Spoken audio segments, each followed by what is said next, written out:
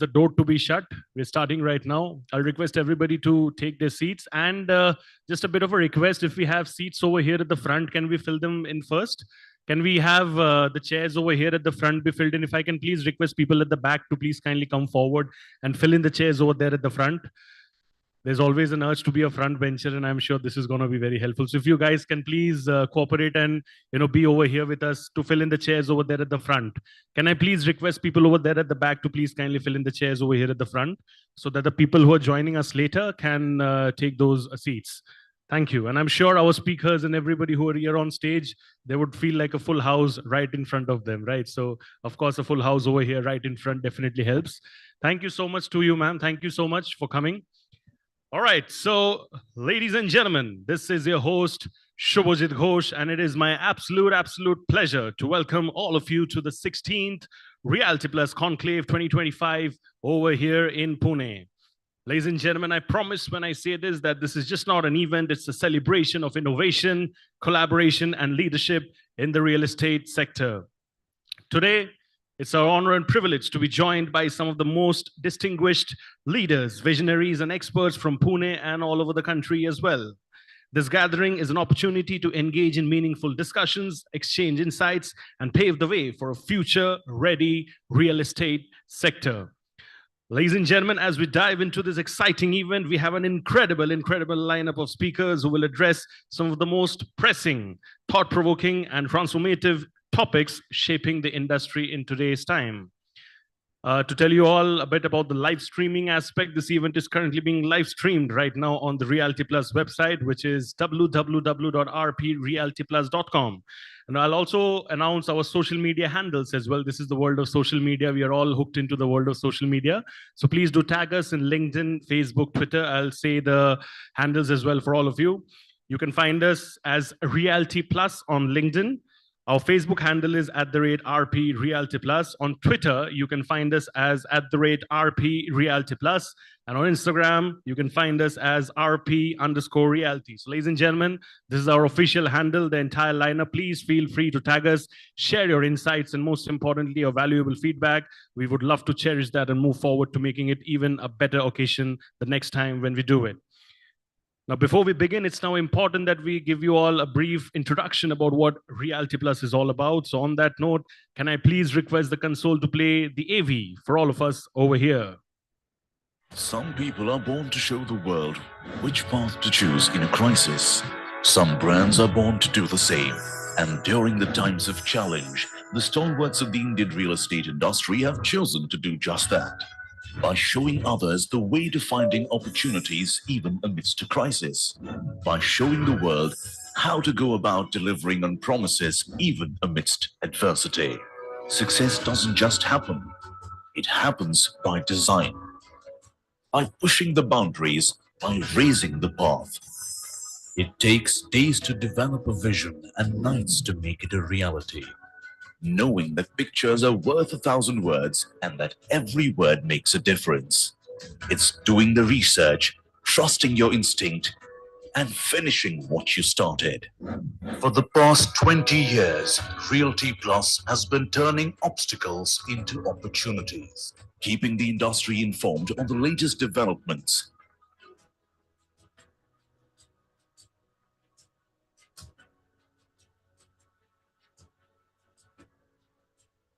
innovating to inspire debates and discussions,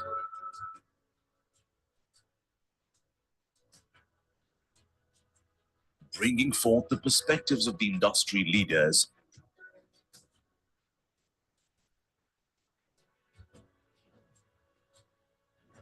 honoring hard work and achievements,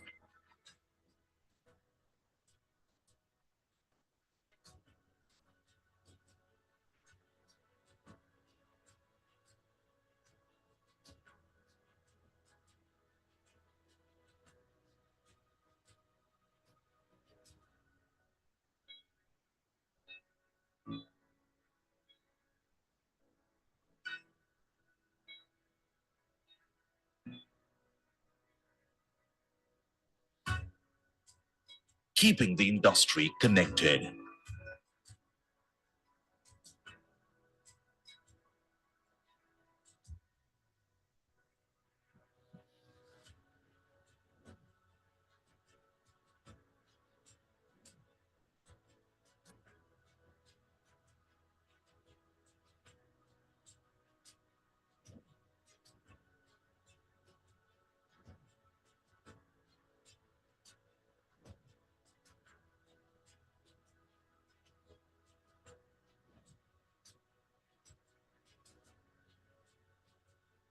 This is what we are built on.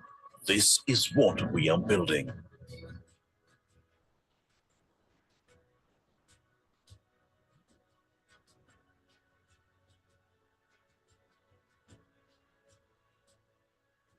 We are Realty Plus, and we lead the way.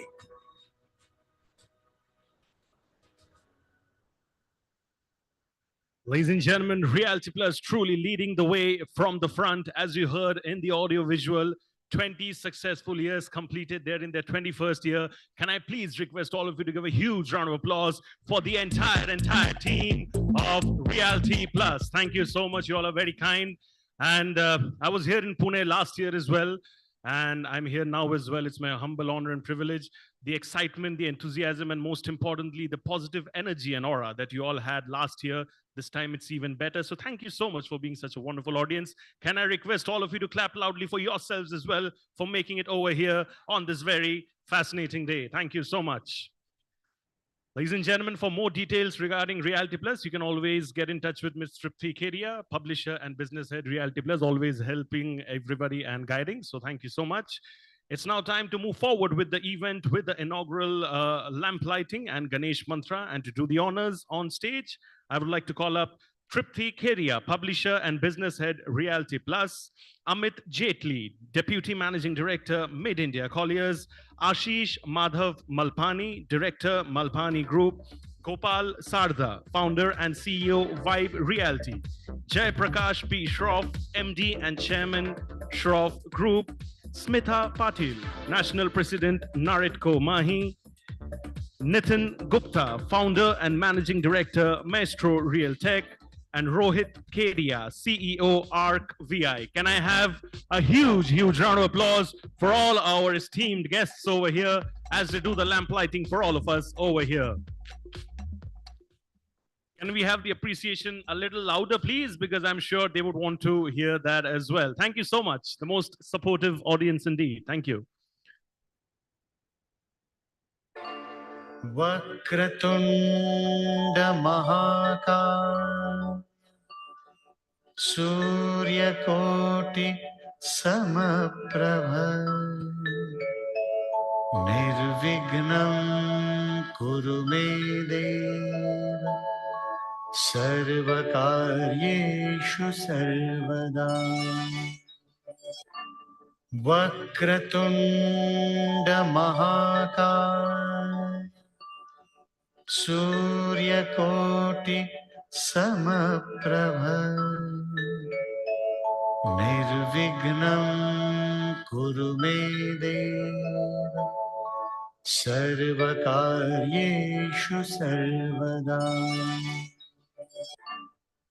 वक्रतुण्ड महाकाय सूर्यकोटि समप्रभ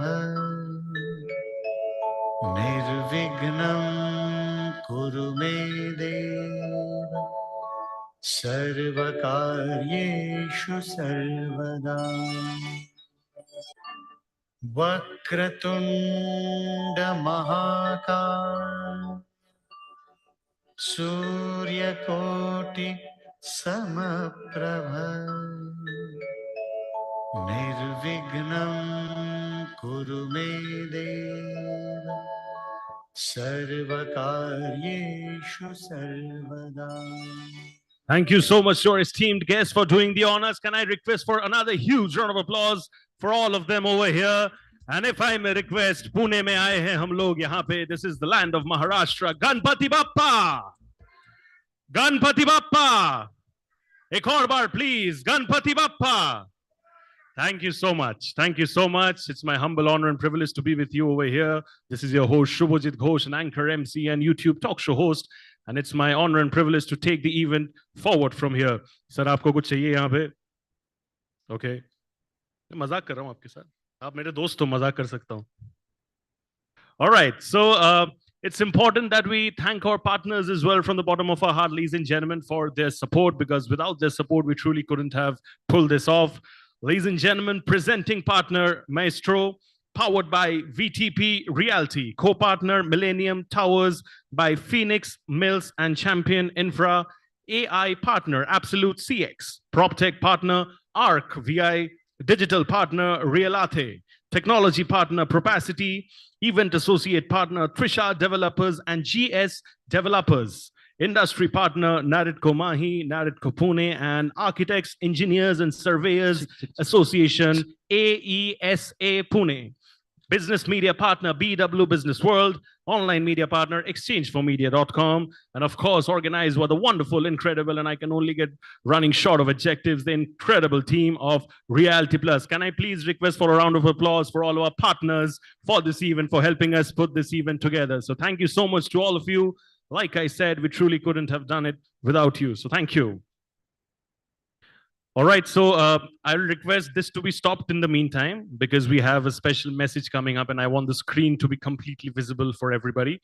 Ladies and gentlemen, we have an inaugural address right now that's set to unfold. It's by the man himself, the visionary, the one and only Dr. Anurag Batra, Chairman and Editor-in-Chief, exchangeformedia.com and BW Business World Media Group. Unfortunately, he couldn't be here physically present, but he has sent a special message for all of us. So can we please play that message by Dr. Batra? Hi, good day. Welcome to the Realty Plus Pune Conclave and Awards. Realty Plus has been doing the Pune initiative for many years, and Pune is a very vibrant real estate market. It's growing year on year. Even when there was a slowdown in other markets, Pune continued to grow, whether in residential or in commercial or in retail or industrial and warehousing. Pune is a market which is a market of actual users. I must say that real estate in India continues to grow at a great pace. It's a sector that is seeing innovation using PropTech. It is a sector which is seeing entrepreneurship, and it's a sector which continues to employ large numbers of people. The Pune real estate sector is the most dynamic, and if I use the term, stable real estate market in the country. And as I said, it is because of the users. Tonight, we celebrate the leaders, organizations, and practices in the Pune real estate sector that are an inspiration to others. So congratulations to all the winners, all the best. We at Realty Plus will be making it bigger and better every year. Thank you. Thank you so much, Dr. Batra. Can I request a huge round of applause for Dr. Batra as well for sending this message for all you esteemed leaders from the industry over here in Pune. All right, ladies and gentlemen, it's now move forward to the first session. This is going to be an exclusive conversation on the topic Pune real estate growth trends and forecasts. I'll repeat the topic of discussion once again for you all. This is about Pune real estate growth trends and forecasts. So what I'm going to be doing over here is I'm going to be announcing our honorable moderator, and then I'm going to be announcing our speakers in alphabetical order, and then I'll be requesting all of them to please kindly join me on stage together, all of you. Ladies and gentlemen, the session will be chaired by Amit Jaitley, Deputy Managing Director, Mid-India Colliers. Amit ji is a seasoned real estate professional with over 20 years of experience in India. He has managed entire aspect of project lifecycle development executed across India. He is skilled in business development, design management, value engineering, and close monitoring of construction activities and leading the team towards the ultimate and best project delivery. We also have with us today Ashish Madhav Malpani, Director, Malpani Group. Ashish Madhav Malpani ji is the youngest director of the Malpani Group. Sangamar. No. The Malpani Group is one of Maharashtra's most diversified business houses, engaged in a wide range of activities, including FMCG, education, amusement parks, water parks, renewable energy, hospitality, farming, finance, tea, transport. You can name it all. It's almost there. Everything is there. In 2005, under the astute leadership of Ashish Malpani ji, the Malpani Group ventured into the real estate industry as well. And since then, they have only been tasting the flavor of success. We also have with us today Mr. Gopal Sarda, who's the founder and CEO of Vibe Realty. Gopalji has a proven track record in right capital allocation, structuring unique deals, and generating strong returns. He's, excuse me, he's the ex-group CEO of Kolte Patel Developers Limited. In his entrepreneurial journey, Sarda founded Vibe Realty Private Limited in September 2022, a new age real estate development company with philosophy of our product, our pride. Under Gopal's leadership, the company has already acquired 5 projects boasting over 2.7 million square feet of development potential and revenue potential exceeding more than 2,000 crores. Phenomenal numbers indeed. We also have with us today Jai Prakash P. Shroff, MD and Chairman, Shroff Group. JP Shroffji is an engineer, lawyer, and mastered in business administration and recipient of National Award for E-Governance 2014-2015 for skill development in the construction sector. He has also been the chairman, IGBC Pune chapter and Kushal, Credai Pune. JP Shroffji is an educationalist and extremely passionate about skilling in the construction sector. Ladies and gentlemen, a multi-talented and a visionary that he has contributed immensely in the fields of construction, skilling, entrepreneurship, and most importantly, sustainability. Can I please request our honorable moderator and speakers to join me on stage and the audience to give them the biggest round of applause. Everybody over here for the first session. Thank you so much to all of you for coming over here. Welcome. Request you to take your seats. Thank you. Thank you so much, sir. Thank you so much, sir. Welcome.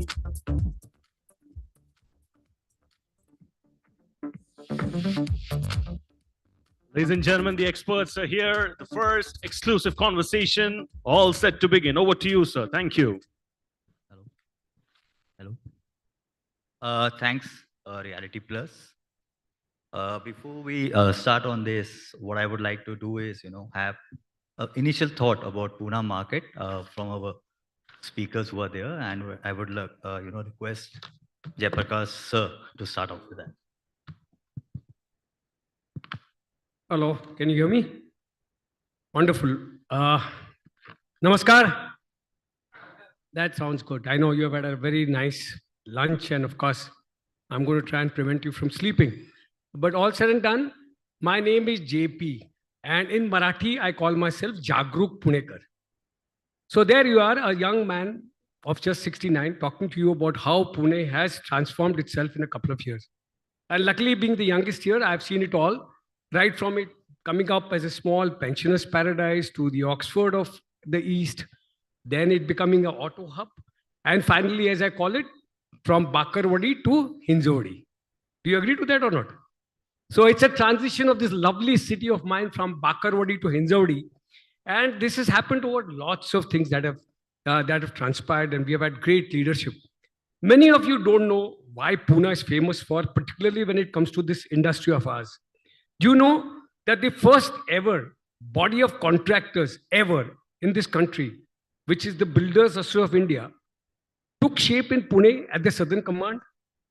This is the city that gave the first body, Builders of India. It was 1942. British were fighting the World War.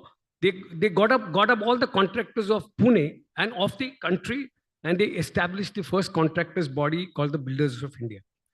Do you know that Kadai, which has its name called Pune Builders Association, PBAP, was also born in Pune?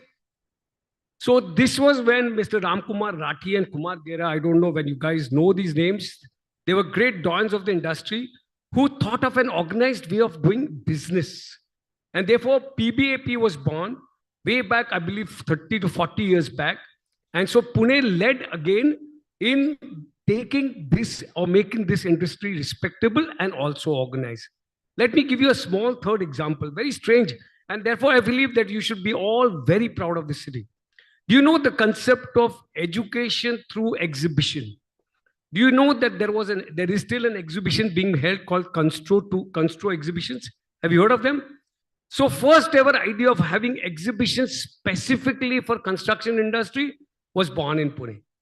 And I was one of the chairmen of that exhibition. And it was a wonderful concept that the children, the youth, the developers all come together under one platform and learn what is happening in terms of mechanization, in terms of so many aspects of this industry. So Pune continues to be the best city. All of you can, we are the second most livable city. You have heard of this much before. We also happen to be the second most software software city, second to probably Bangalore. We are probably the fastest growing city in the country, highest growth rate. Do you know that Pune in 2023 had the highest collection of stamp duty? I think we need a round of applause for this lovely city of mine. Highest grossing of stamp duty was Pune in 2023. Speaks volume. And then, of course, we have the Malpanis and the Mohit Goyals who are doing wonderful job for the city. I'm being old, and these guys are making this city proud. Wonderful structures, wonderful buildings. You go there, and when you enter Vimannagar, you definitely feel you are not a part of this city. So I can go on and on about this about lovely city, but I'll take a pause here and let my other.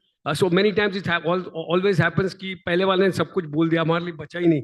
I hope I leave something for the rest. Thank you. Thanks for the note, sir. I would like Ashish sir to take it up from there. Good afternoon, everybody. Thank you, Realty Plus, for having us here. And I was wondering, the young man, if he keeps on covering everything, फिर हमारे लिए क्या रह जाएगा? But when I gave him the first mic, the best of the Pune, I know, should come from the person who has experienced everything. I'll just add few things to it.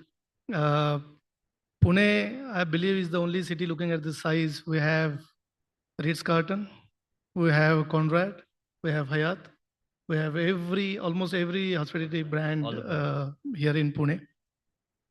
Thanks to those few developers and investors who helped Pune grow towards that kind of thing. The only thing which was missing was metro. Fortunately, that is also happening now.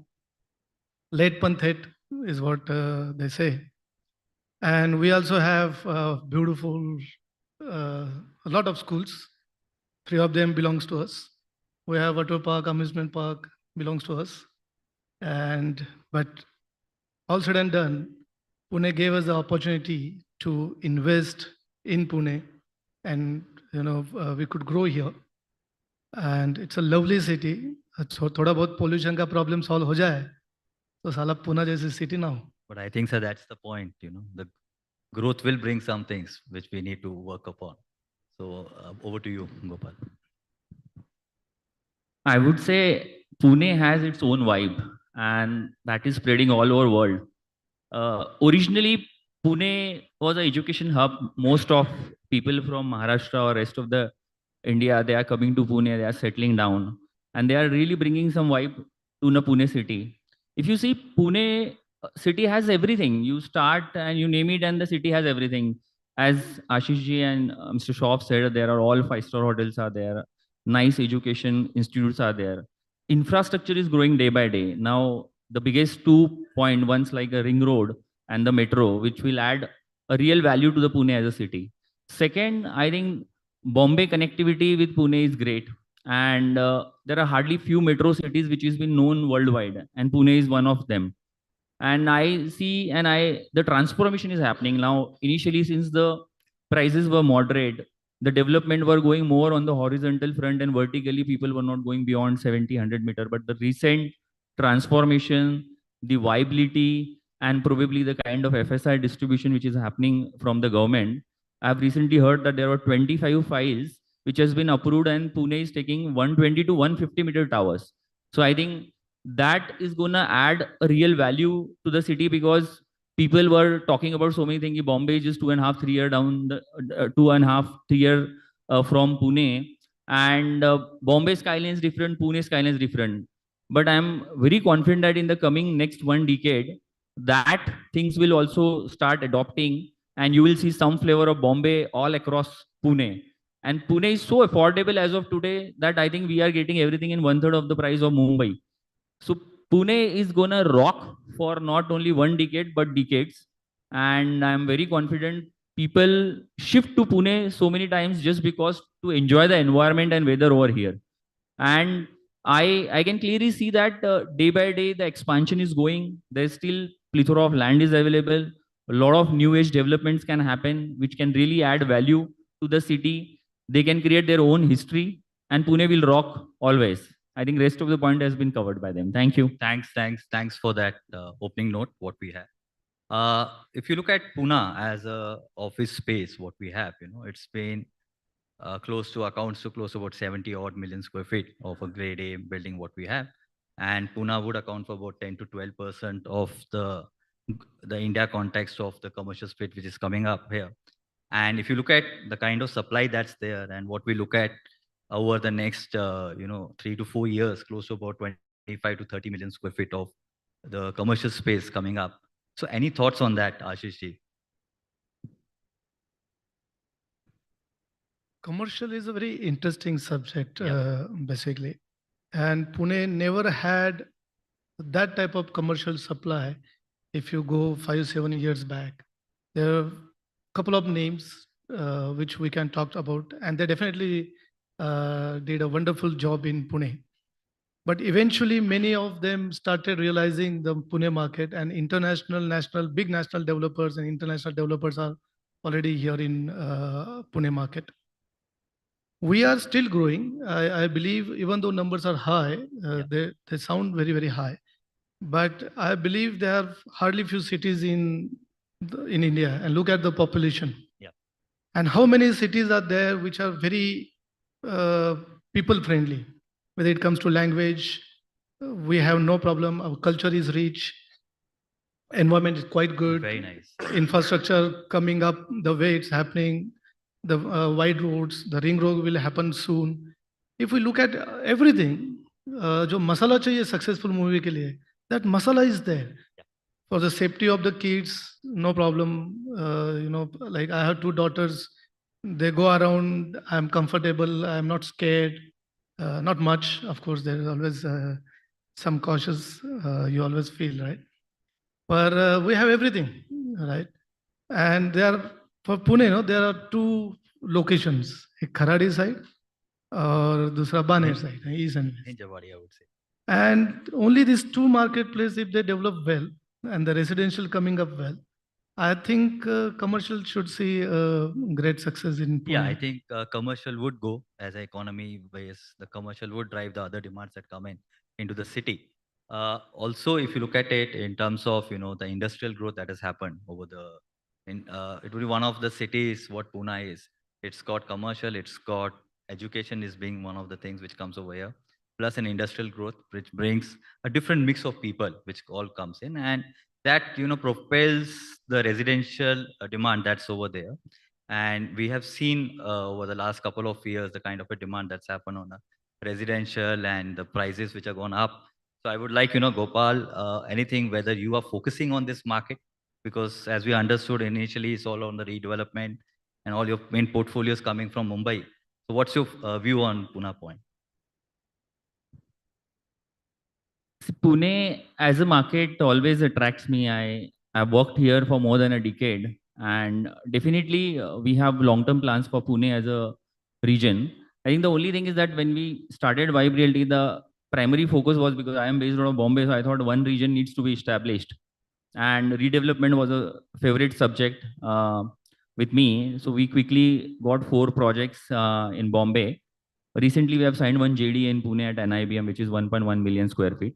And we are now stepping to Pune. So Pune for us, I think in the residential market, if you divide into like affordable, imagine luxury, but post-COVID, you see maximum traction is towards luxury, which is spanning out nice. People are buying home over 1 crore, and that's where the 25 to 30% CAGR growth is going on. So we will look for towards MIG and luxury portfolio. I think being a new entrant, as I said, that the only difference which we can add is we want to focus towards product, and that's where the theme is. Our product is our pride. So what we look at is that for me, product is a collage of 3 things, which comes with interior, landscape, and your floor plan. So we have to minutely study each and every aspect. Nowadays, design is very, very crucial, and design gives you the next level of revenue. Design saves you on the cost. Design gives you a phasing in terms of the RERA cash out. So we are ensuring that the floor plans are having maximum carpet usability. If there is a wastage towards foyer and passage, how we can avoid a wastage of foyer to create a L-shaped living dining, and that can be counted in carpet. If there is a passage between 3 rooms or 2 rooms, so we can create some niche and justify that passage usage also. And we are doing that at the same time, the interior, the specification needs to be well taken care of. And on the product front, typically most of the buildings in Pune were like a 8 to a core, 6 to a core. And then when we go for a 8 to a core, typically corner 4 flats get a ventilation, the middle 4 flats struggle. So we have decided to go for a design which has a triangular in shape, so that a 270-degree ventilation, or sometimes we go 3 flats per building, which gives you a 360-degree sort of a ventilation. So sunlight ventilation is important.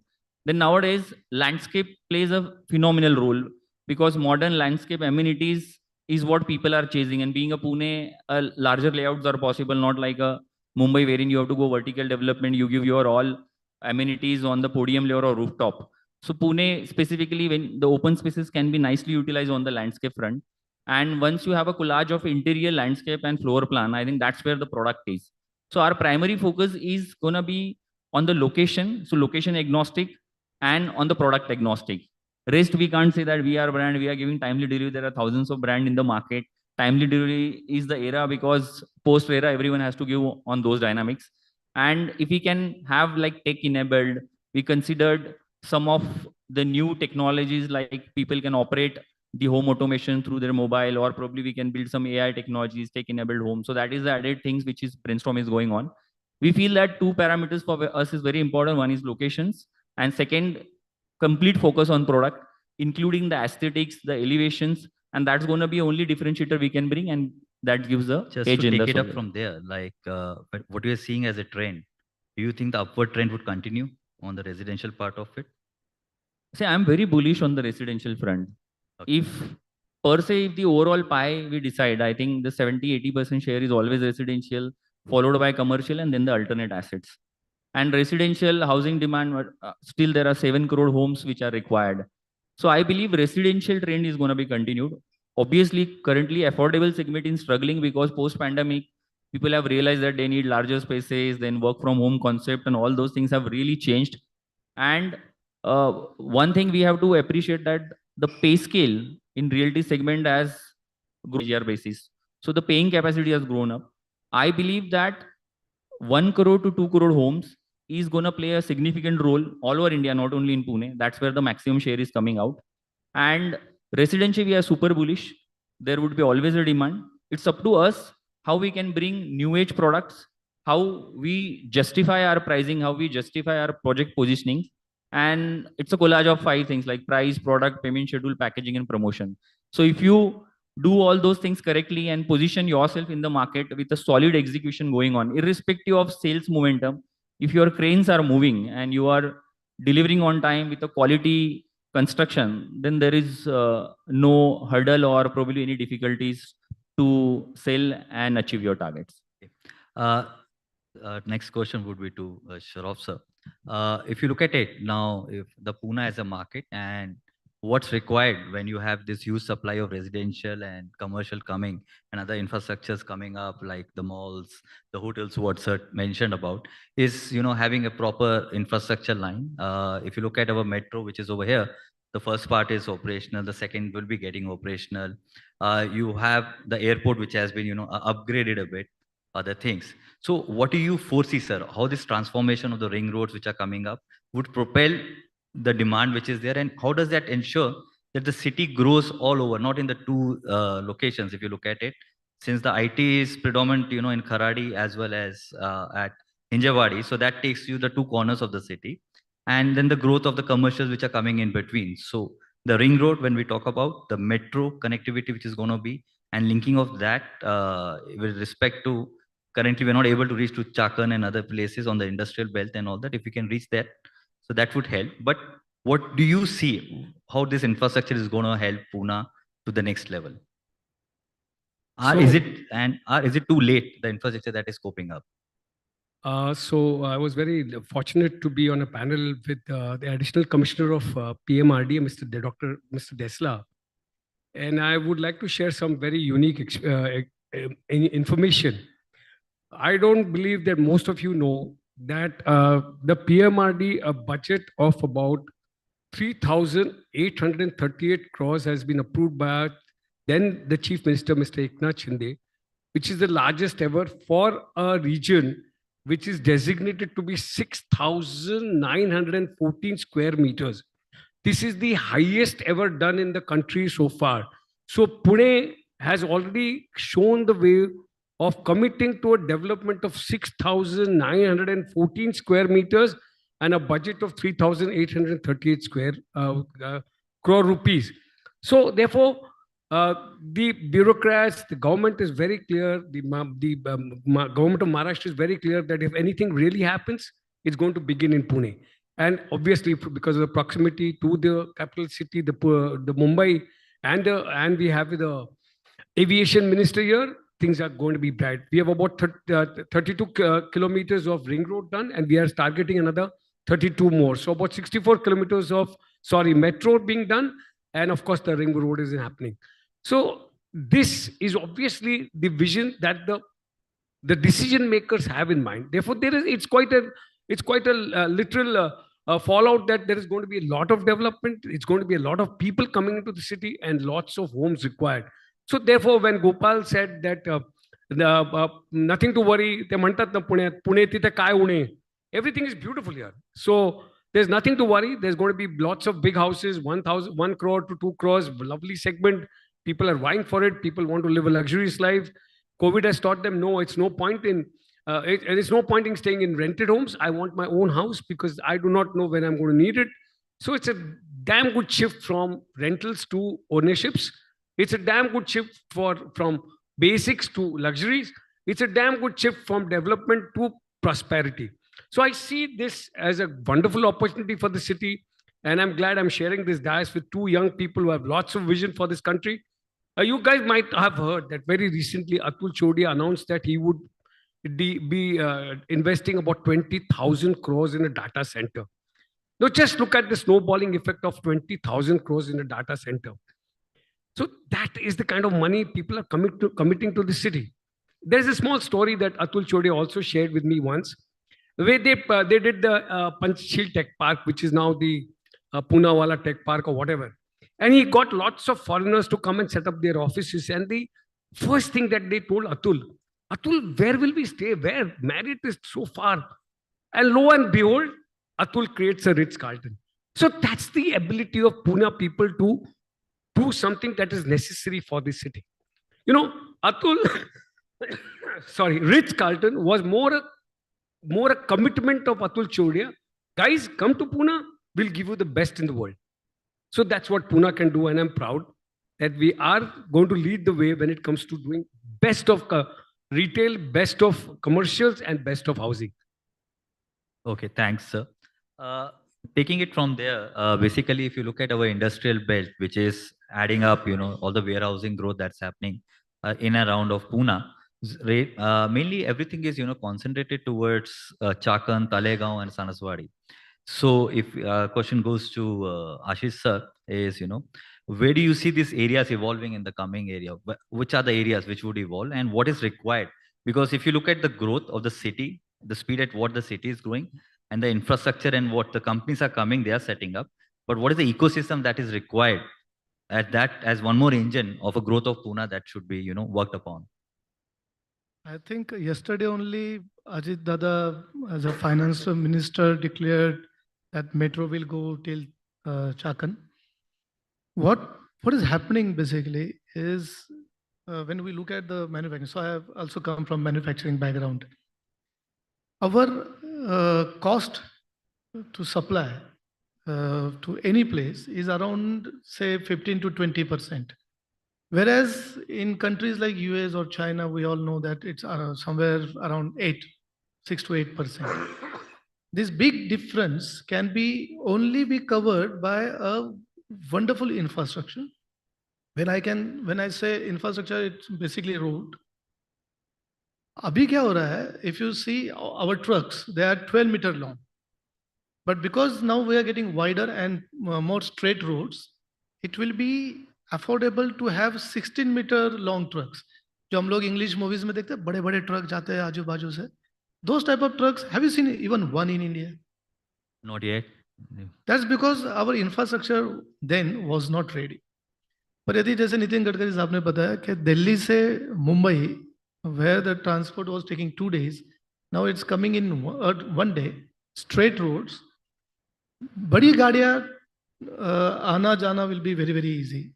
So the way we're also developing our own industrial shades, we're making sure those 16-meter trucks can, turn properly in the industrial area, can get out properly, because those trucks are coming to India very soon. We need big port. Fortunately, Maharashtra is getting one acquisition. I believe I heard that it started. People are going there, buying land and all in that expectations. But this type of infrastructure will boost the Chakan market for sure. We are developing around 15 lakh square feet of industrial shade, 75-acre land. We have got 150 acre land from government. Very soon we will start developing that property also. We have already and this industrial park was our first venture into industrial segment, and Tata already took two, and we believe the third one they are interested in. We are getting a lot of inquiries. The China plus one is actually becoming a reality. I just hope that our officers and government will, understand that and will support the industry. When it comes to infrastructure, uh, thankfully, the linking road which is happening on Express Highway, the ring road which is happening in Pune, Samruddhi ho gaya hai, Shaktipeeth road which Fadnavis recently declared. All this will definitely help Maharashtra grow. And when Maharashtra grows, the Pune is a by default choice for any manufacturer.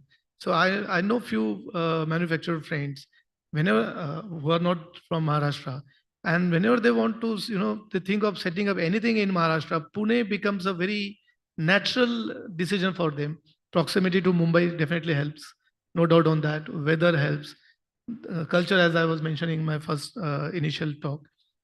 So when I look at the entire infrastructure, it's definitely helping a lot. The width of road in Chakan is still a challenge, which I believe with new fund got sanctioned to for the acquisition of land.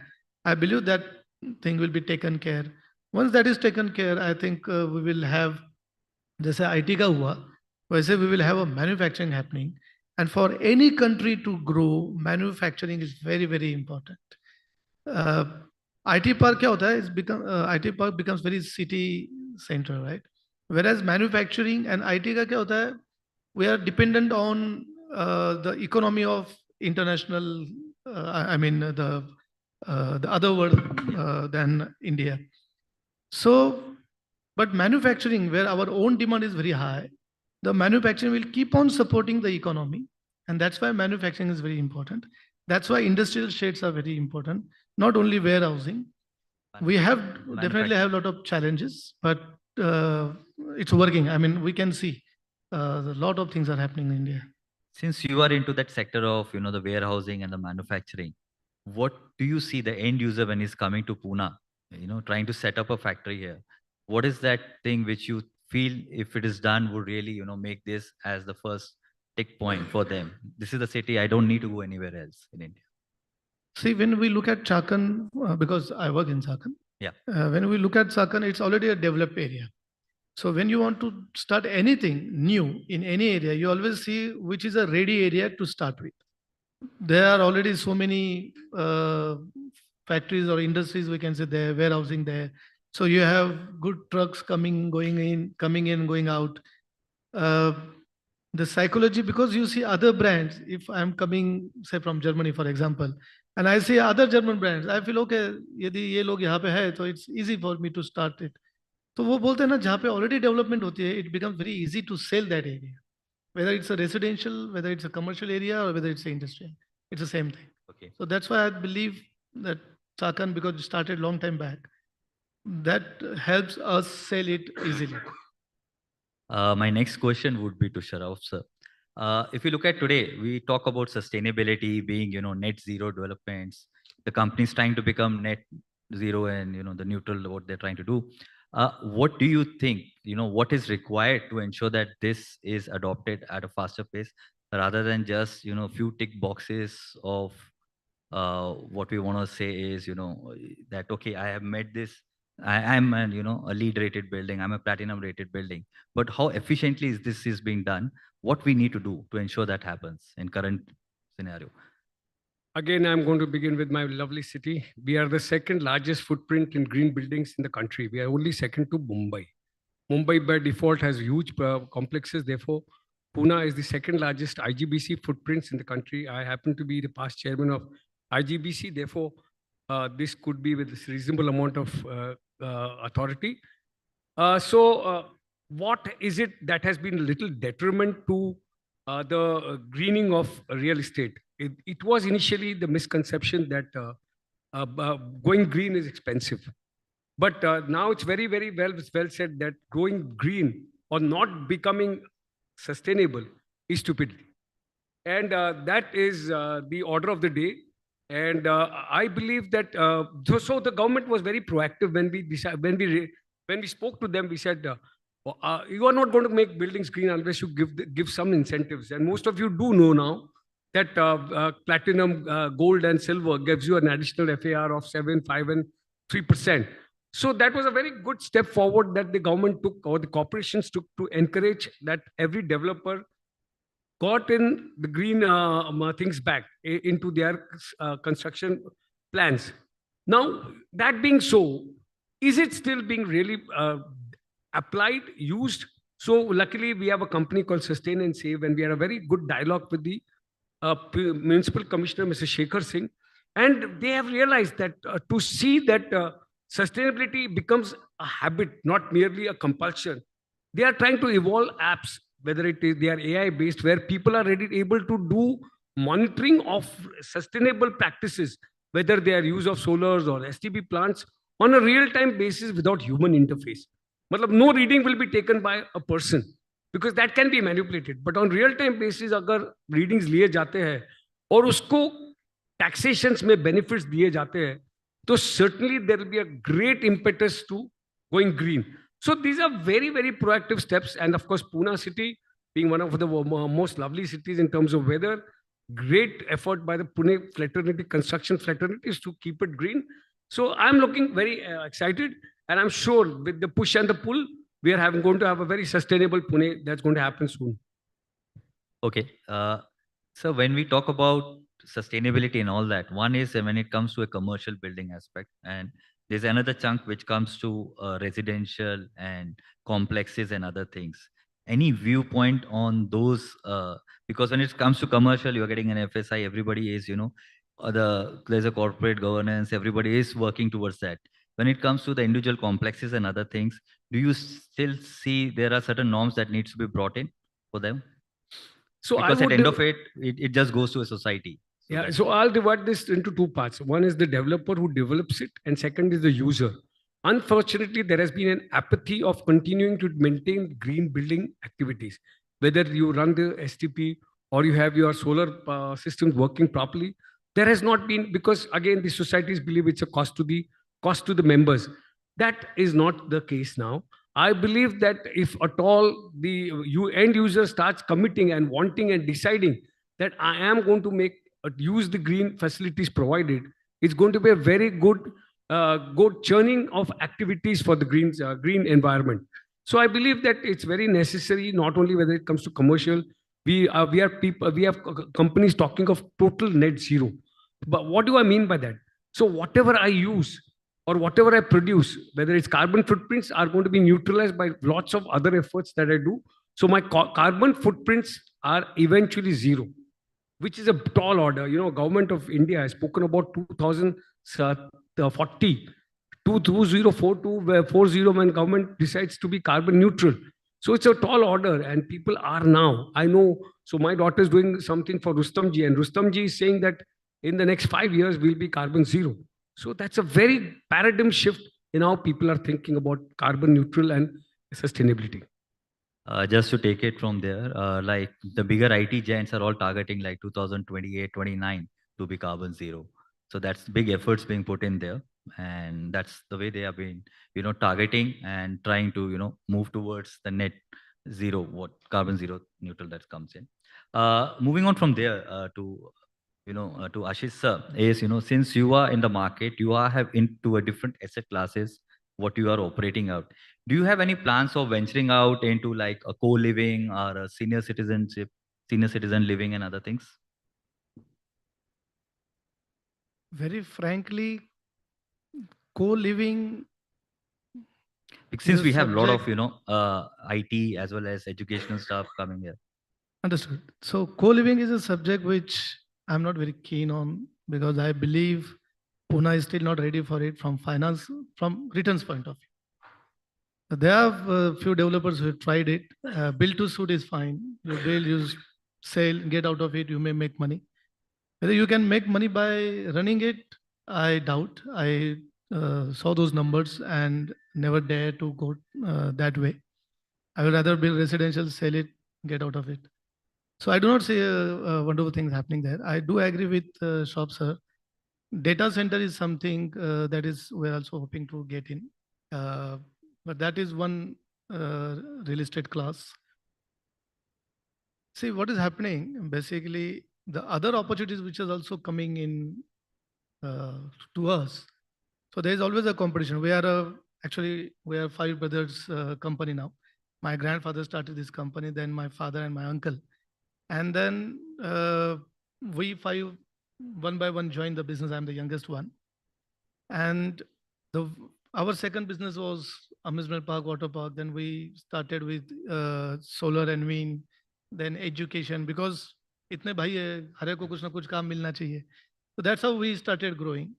Every Wednesday we have a meeting, we come together. And then there is this fund, there are lots of venture capitalists. So one fund is also going to those venture capitalists where that portfolio of ours is growing fast. And that is where the competition to me is coming from my family, right? So when we sit with the board members, I mean my family members, somebody is coming with the proposal where the 20% returns over the period they already got. And I go there, I may get that 20% return if everything falls in line. And there's a competition whether that should be done or not. The advantage with real estate is it's a real estate. When you hold it, you owe it. When you have your own house, there is something which you owe. Uska jo ताकत है ना वो real estate को, that's where we are surviving. So when we look at all these opportunities, I still believe that commercial is a wonderful opportunity here. Data center is something thanks to Modi government. They want the entire data of India to be in India. That I look at a big opportunity. अब तक तो ये understanding था कि नवी मुंबई तक, people are going to Airoli and other places we were. But that thanks to Microsoft, we started wondering कि अरे Microsoft कैसे पुणे में दो बना रहा है? इसका मतलब there is some other science to it.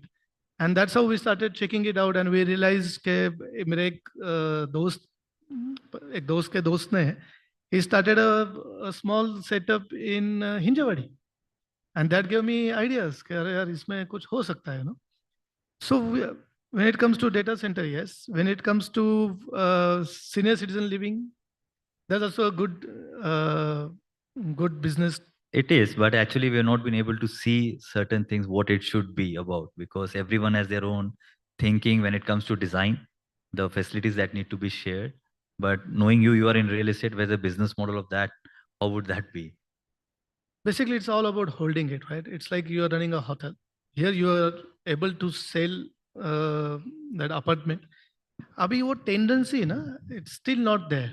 अभी भी ऐसा feel आता है कि यार माँ बाप को वहाँ कैसे भेजा जाए, They're happy staying with us kinda. But now imagine us, right? Today I'm almost 47. Another 13 summers and I'll be around 60.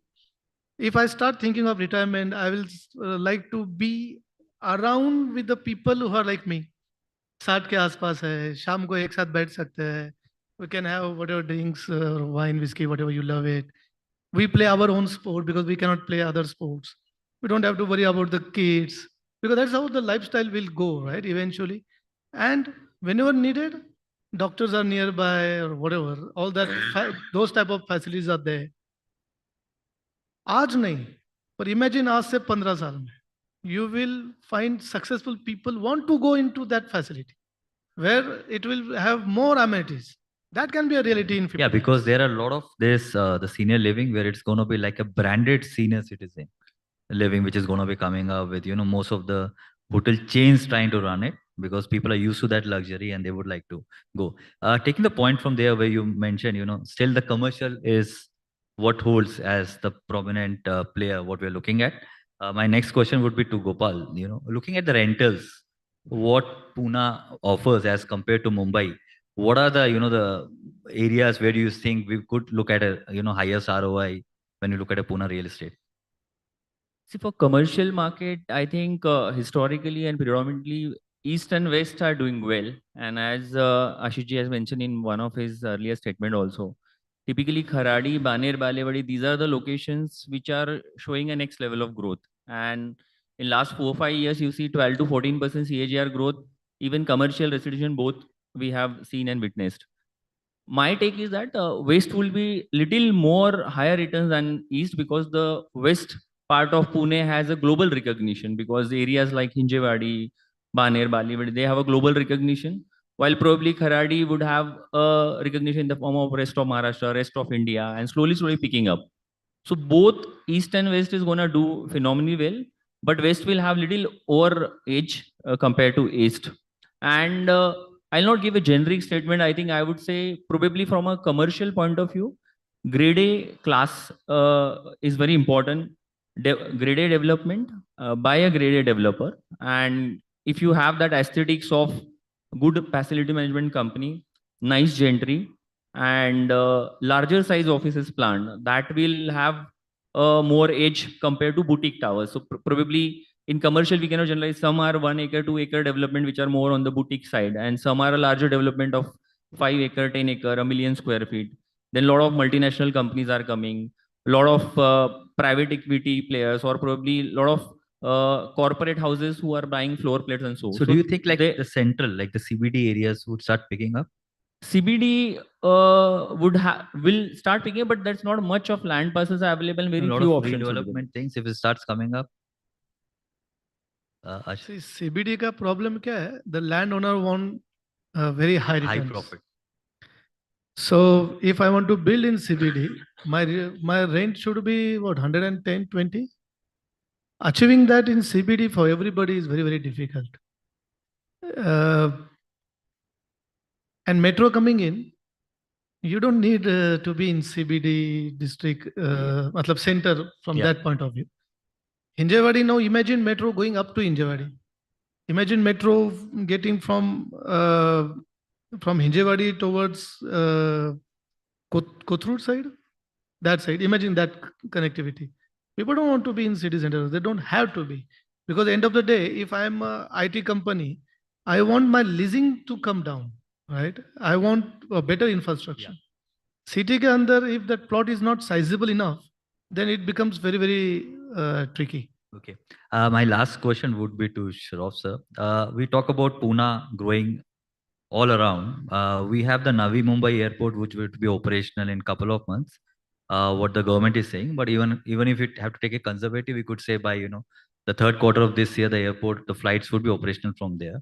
We have a tunnel of Lonavala which will pass through that and bring Pune closer to that airport. So do you see what would be the impact of Navi Mumbai airport on Pune's story? I think it is apparent and obvious that everything is adding up to what we are all looking forward to. Everything is just adding up. So the right kind of environment, the right kind of developers, the right kind of connectivity, the right kind of infrastructure. What was lacking was the airport per se. That also is happening. I think that's it. I sum it up. Thank you very much. Only one thing. Do you think Pune would get another airport, or would it be the Navi Mumbai airport would solve it? Honestly, connectivity is the most important thing in terms of business. When you want to do any kind of business, whether it be manufacturing, whether it be IT, whether it be any other thing, if you are well connected, you always have business growing. And therefore, if you have an airport which is, see, everywhere else, if you have been all over the world, all the airports are normally hours distance from the CBD. So, okay, if it's an airport at Navi Mumbai, I'll still be happy. Though it's not the best that I want, but still it's 1.5 hours away. So that's it. So let it happen fast. That's my request as a Punekar. Thank you. Okay, sir. Any closing notes from you, sir? See, Navi Mumbai, what I believe is, we don't need Purandar, that's what I believe. What we need is a faster road to Navi Mumbai and a bigger domestic airport. Yeah, that's required here. I mean, Purandar may not add much value. They may be helpful to the Kolhapur and those people coming and flying somewhere. But I think Navi Mumbai should solve the problem. We just need a bigger and better or maybe faster railway. Faster. Okay, sir. That's it. Any questions if anybody from the audience would have? We have a bandwidth for one question because we're running a little late. So the other questions, I request all of you to please kindly take it offline. Good evening, sirs. Very insightful sessions. My name is Vinny from Mumbai, Noises Hotel Advisory Firm. My question is to the youngest panelist, Mr. Shroff. How do Pune's property prices and ROI compare with tier 1, tier 2 cities? Sorry. I think all of us are here very much because the prices are doing much better than we thought they were doing. Okay. So, and Ashish keeps on buying land. So, therefore, Ashish is giving you an answer. जितना हो सके खरीदो, जितना हो सके बनाओ. आशीष बात सही है कि नहीं? So this price bubble, is it? बोलता नहीं है लेकिन खरीद रहा तो है. सब जगह बोलते हैं आशीष साहब ने ही कल खरीद लिया ये सब कुछ. Are these prices sustainable? Yeah, that's a very important question. Yeah, there will be some kind of what you call plateauing. There will be that everybody has seen cycles in real estate. Right. Real estate has never been in isolation that nothing happens to it. We've seen cycles. Correct. Therefore, there are going to be cycles, but doesn't mean that there are going to be bad times. All that it requires is sustain yourself, keep tight, and hold on. And Pune is a beautiful city, always will be on the uprise, and you will never make a mistake. Trust me on that. Fabulous. Thank you so much. Let me answer this question. Sure. Whether the prices will go up, come down, or kinda. I mean, I just want to know, is it just a bubble or it's... No, that's what I was trying to Okay. explain. So very quickly, I won't take long. So please understand the aspiration after COVID gone up. People want a good size, a bigger home with a lot of facilities and a very, very, very quality product. Mhm. To give a quality product today with, looking at a very long term, 50 साल building को कुछ होना नहीं चाहिए इस type का. Then the construction cost today, as per the old syllabus, not RERA, is around 4,500 square feet. Right. I'm talking only about construction cost with the outsourced construction. Right. And then interest on it, the premium cost and the waiting period, I mean interest and everything. When we look at it, lot of FSI is coming in. So the landowner wants to, have a very good returns on his land. All of this together, going to take the cost of further up.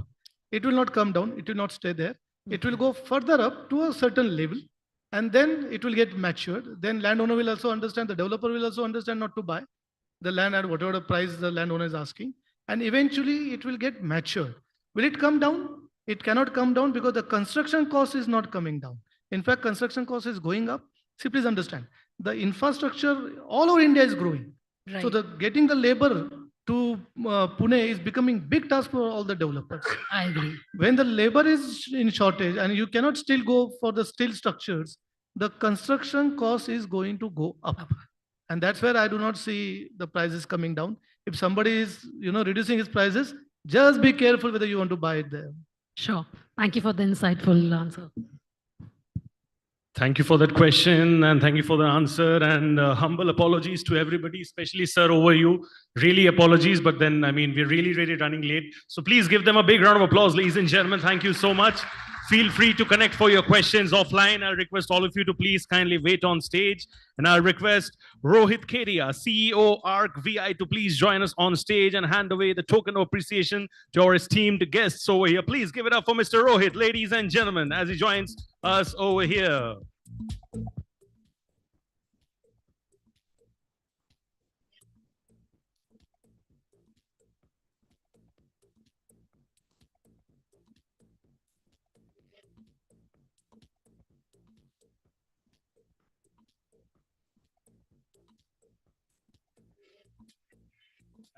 If you wanted to ask questions, please feel free to connect and ask them the questions in the networking zone. Like I said, we're really, really running late. So in the best interest of time, we have to kind of fly through the event going forward. So thank you so much for your cooperation and understanding.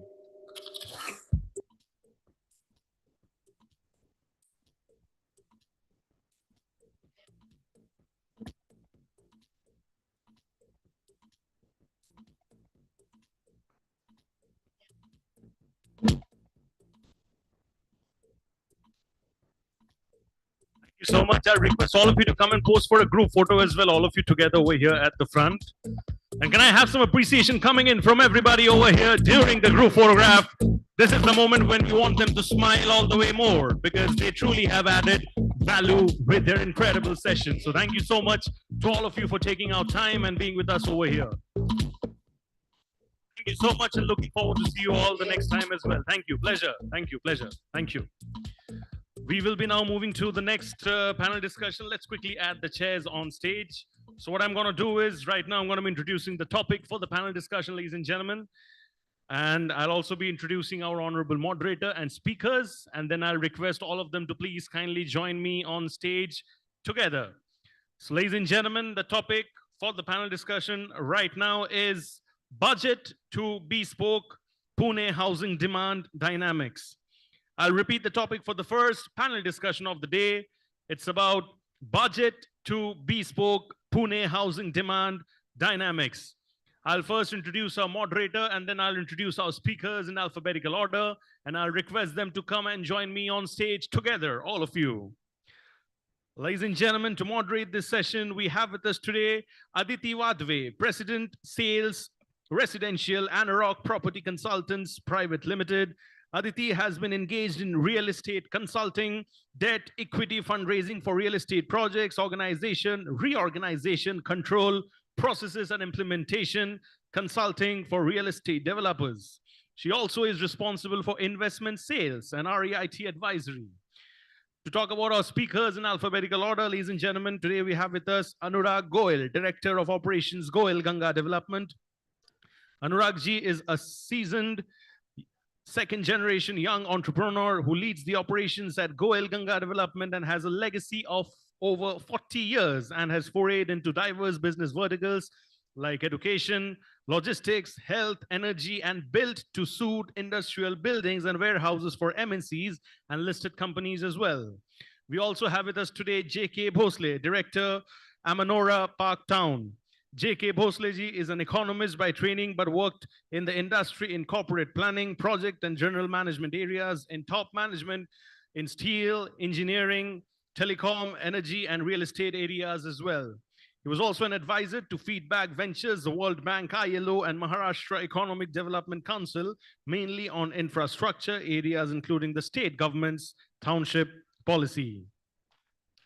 We also have with us today Mohit Goel, Joint Managing Director, Goel Properties, the beacon of inspiration who leads from the front. Mohit ji is the man who has ably taken the legacy of Goel Properties to new heights. An alumnus of the renowned Bayes Business School, London, formerly Cass Business School, Mohit ji epitomizes the fine values of the organization and a man with diligent foresight, exemplary decision-making, who has a keen eye for the future and an incredible vision. We also have with us today Nitin Gupta, founder and managing director, Maestro Realtech. Nitinji's career spanning 2 decades from finance to real estate with firms like India Infoline, ICICI Lombard, and Royal Sundaram transition to real estate, I beg your pardon, and reached new heights with leaders like Clovermark, Vascon, and Lodha. Nitin Gupta expertise lies in organizational development, sales growth, and brand positioning as well. At Maestro, he continues to lead and innovate, driving partners towards new avenues of success in the real estate sector as well. We also have with us today Rahul Bansal, who's the co-founder at Propacity. Rahul Bansal is passionate about building tech-enabled businesses in emerging markets. A real estate and technology enthusiast with a love for solving complex problems, Rahul is helping real estate professionals to scale faster than ever before. Under his able guidance, Propacity is creating a suite of products that enables real estate businesses of all sizes to improve, evolve, and go to that next level. We also have with us today Vipul Agrawal, MD and CEO, SAA. Vipulji, a second-generation entrepreneur, has explored and worked across different verticals and subcategories within the real estate industry, from development, construction, and customer acquisition to even banking and legal procedures. Now under his guidance, the 25 years plus old organization has branched out into various domains, from commercial properties to land verticals. Ladies and gentlemen, I can keep going on and on with the introductions. Such is the legacy of all our speakers. And to honor that legacy, can I please request all of you to clap loudly as I welcome our esteemed guests over here on stage, all of you, for the first panel discussion. Thank you so much. Everybody, give it up for all of them over here. Thank you so much for being such a wonderful, wonderful audience. Thank you. Welcome, all of you. Pleasure.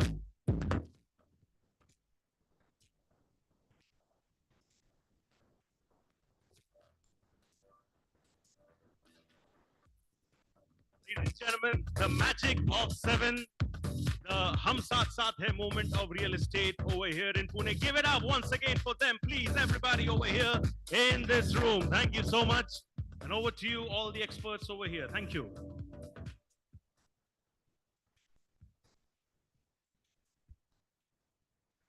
Thank you so much to Realty Plus for setting this up. I look forward to these panel discussions because these are the rare times when I get to grill my clients on and my colleagues of the industry on the matters that bother me, such as why are we the city that is so less in terms of supply of real estate, and our inventory is dropping drastically, some 20% in the last CY. Why are we the city which is not seeing as much walk-in on our sites when there is less supply than there should have been? Why are we the city which is growing in value of transactions in residential real estate per annum, but not really in volume as far as the last few years are concerned?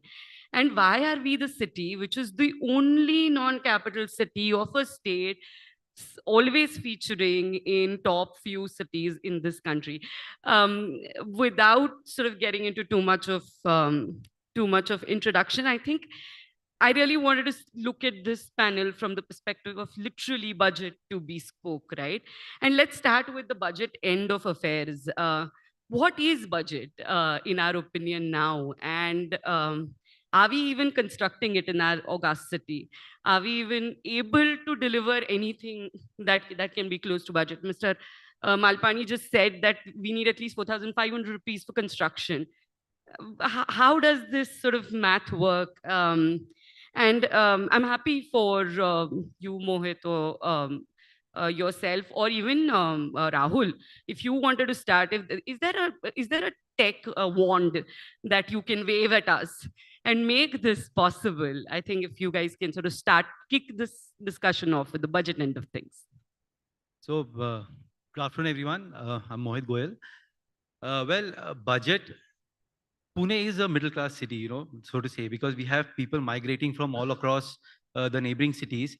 Pune is the go-to city for everybody because of the affordable factor of cost of living, having good social infrastructure, having education, having opportunity to work. So from that aspect, Pune is always going to see a lot of influx of people coming into the city. And like the previous panel discussed, yes, the cost of construction or the overall input cost has gone up. And from that angle, the cost of sale is also going to go up. It's only obvious.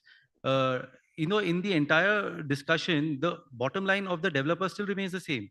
So basically, whatever is increasing in the cost of construction that we are seeing due to the input cost and due to the higher value of land, so the prices of apartments are increasing just to accommodate them.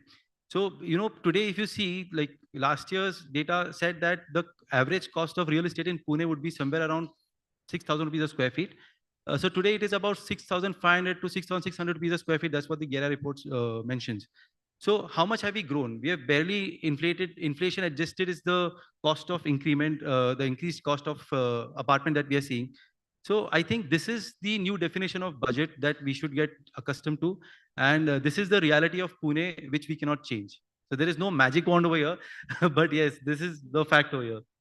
So if I may put that into like a number, may I call 60 lakhs, 75 lakh a new budget now for us? Yeah, absolutely. Yeah, 70 lakhs for a two-bedroom. Is that what all of us are saying? Yeah, 70 lakhs for a two-bedroom should be a decent budget for an affordable, for a budget. That's the new definition of budget. So long as we are clear about it. Can we bring that 70 lakh down to 50 lakh with you? Hi, everyone. I'm Rahul. So that's a great question, Aditi. I have an alternate perspective to it.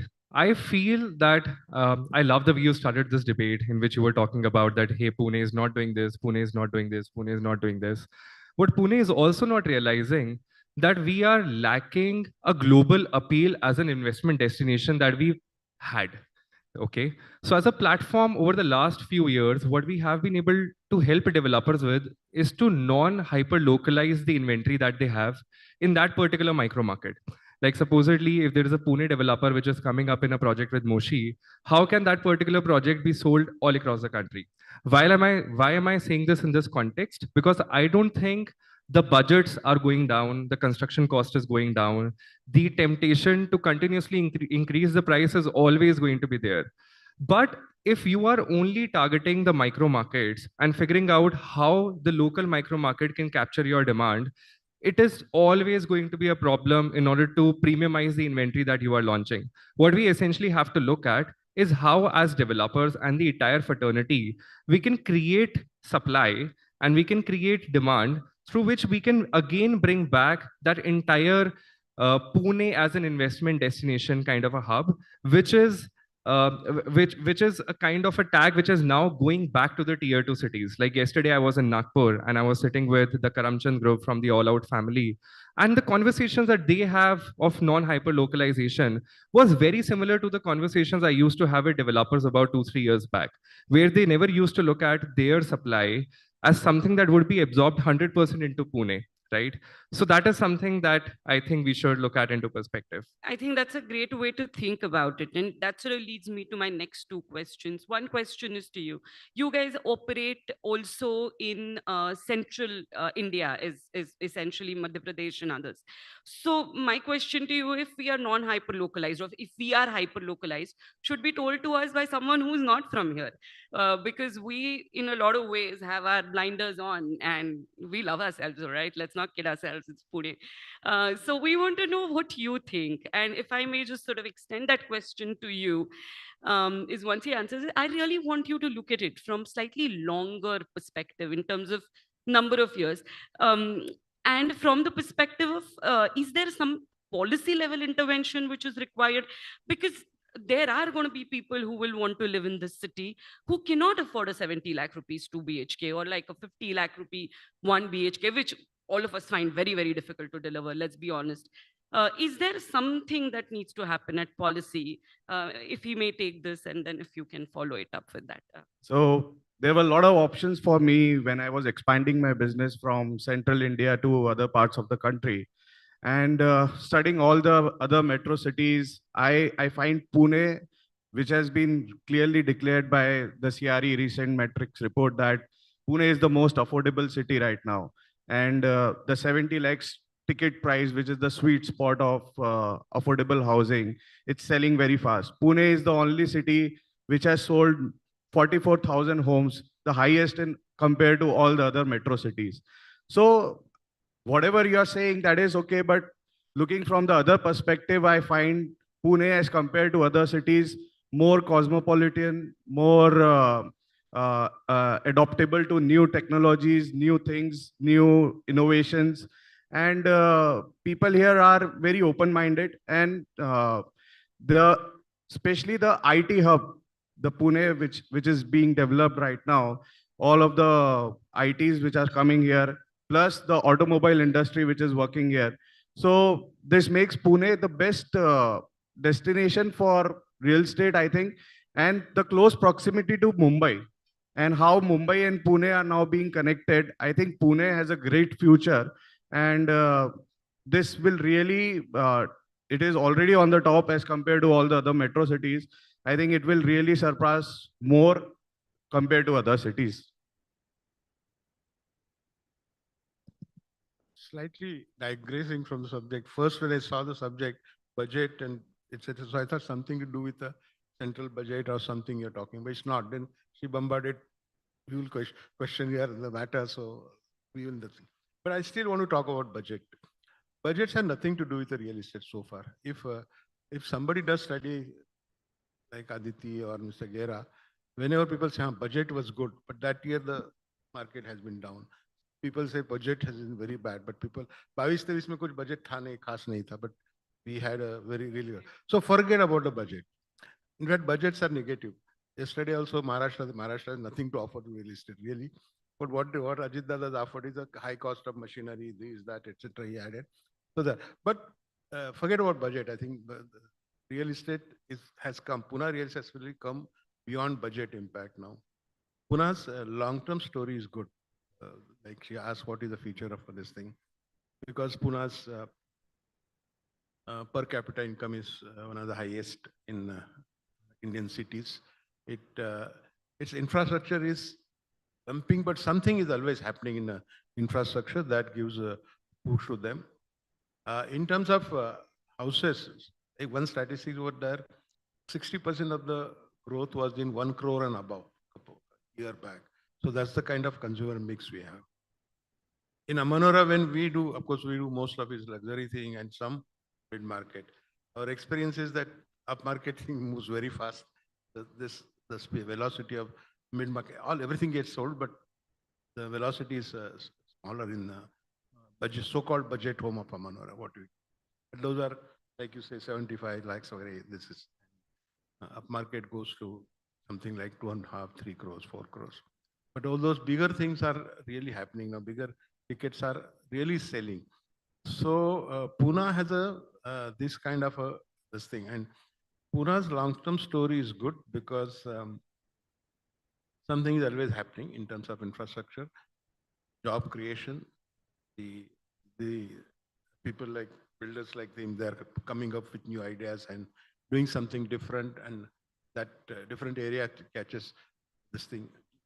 I was thinking 2025 would have been better, but I think still year to just to start, and then we have to see how it goes. So it will pick up this thing in the market. So once again, I think if something like ring roads happen, Purandar Airport happens, this kind of thing, the trains, metros are taking shape, metros are moving. All this is going to add to the story of Pune's real estate. And I think it has a good future. And then affordable housing. PMAY has failed in Pune. That's not a good thing to happen, actually. Affordability for a common man, that is the real contribution features. Most of us don't go in a PMI. They go, even the social housing karte waqt hum log last karte hai township mein, and because it's a losing at the moment, the way it is structured. But PMI, that affordable housing for a real sector is Pune is behind, and all of us really should have a look at it, and credit type people should help. There are government projects which are don't do well. We can help them to do better. PM already had a housing, social housing, but the quality was poor. Because this is a government built offices, houses cannot be good. There will be always quality problem. Where credit type people can help in some kind of PMC, free PMC for government projects, and they do it, and affordable housing should pick up. Rest of the housing will pick up because of its own push and weight and the economy of Pune. Thank you. Then I want to ask you, be the voice of that customer for me. Tell me, what does the buyer want? We have a lot of opinion here from service providers / developers that exists on this panel. But Nitin, from you, I really want to know, where is the customer at when you deal with tens of thousands of customers per annum? What does that customer want? Is it really true that more and more people, not aspirationally, but their pocket allows them to be in that 1 crore, 1.5 crore plus region, or are they being pushed into that region because of the lack of availability in the slightly lower segments? Is 70 lakh to 1.5 crore a segment they want to be in, but they're being pushed to 1.5 plus? Where are they? Where are most of those guys? Give us a cheat sheet so that the developers can happily go and sort of place ourselves in that sweet spot. And like I said, like I did earlier, I'm going to sort of add another question from him. Just like you are giving a voice of customer, I want to know, you're the youngest member of the panel, Anurag, and I really want you to tell us, what is the Gen Z and young millennial really thinking post-COVID? Because all of us think you guys like to buy houses. We don't know how much you can afford. We will hear that from him. But I really want you to sort of then follow on and tell us and be the voice of your generation of customers rather than anything else. Over to you, Nitin. So Aditi, first of all, we need to understand and see a lot of things from a different perspective. Today, we have to understand the customer buying behavior has changed and evolved over a period of time. I will try to explain this from an example. We are talking about affordability, the sweet spot of between 60 lakhs to 1.5 crore or even below 60 lakh. Now, I see young college going students or the freshers who started with their first job with iPhone. And I'm surprised. Even I think twice to buy a 1.5 lakh phone today, and they are flaunting it. So, and that gives me an insight ki now how the younger generation is thinking aspirational. If you look at the data and consumer behavior over the past 30, 40 years, in 1990s, I'll start. The average age of a person who was buying a home was around 45 and 50 years. Now, when it comes to 2000, the average age has come down to say 40 years. 2010, it come down to say 35 years. Now, the average age in 2025 is around 30 years. So it's a drastic change in consumer buying behavior and what they want. Everyone now, even cheaper phones are available in the market, but everyone wants an iPhone, everyone wants a smartphone. Similarly, with affordable housing, you have options with 60 lakh, 70 lakh, but really, is the consumer interested in buying those houses? If they are interested, I know developers will sell and will make. So we have to look at the other way around. It's not that developers are not making those inventories. It's that consumers are not showing interest in those kind of inventory. You see markets like Talegaon, there are a lot of inventory supplies there between 25 lakh to 40 lakh rupees. Customers are not ready to move there. Though the distance from Hinjewadi is 30 minutes Talegaon, still they are not ready to buy. And those who wants to buy, obviously government policies, eligibility for bank loan becomes a problem, becomes a challenge. So no one wants to be there. Talking about 1.5 crore and above, are we pushing? If we can buy a phone of 1.5 lakh and above, then certainly when I am buying a home, I will obviously look for those kind of luxury, those kind of amenities, lifestyle, and lot of other things. So that consumer buying behavior is important. And as a developer, as a strategic partners, we need to understand and derive the product, understanding the consumer buying behavior. Thanks. So I unfortunately have not had the opportunity to buy my house yet because I live with my family. But I think something that has really come into existence post the pandemic is this concept that I would call experiential living.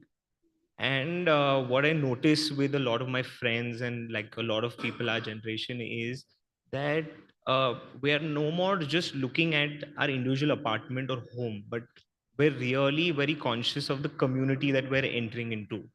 And with growing nuclear families and people living by themselves, I think they have increasingly become more focused to their surroundings and noticing how their surroundings can really improve the quality of their lives.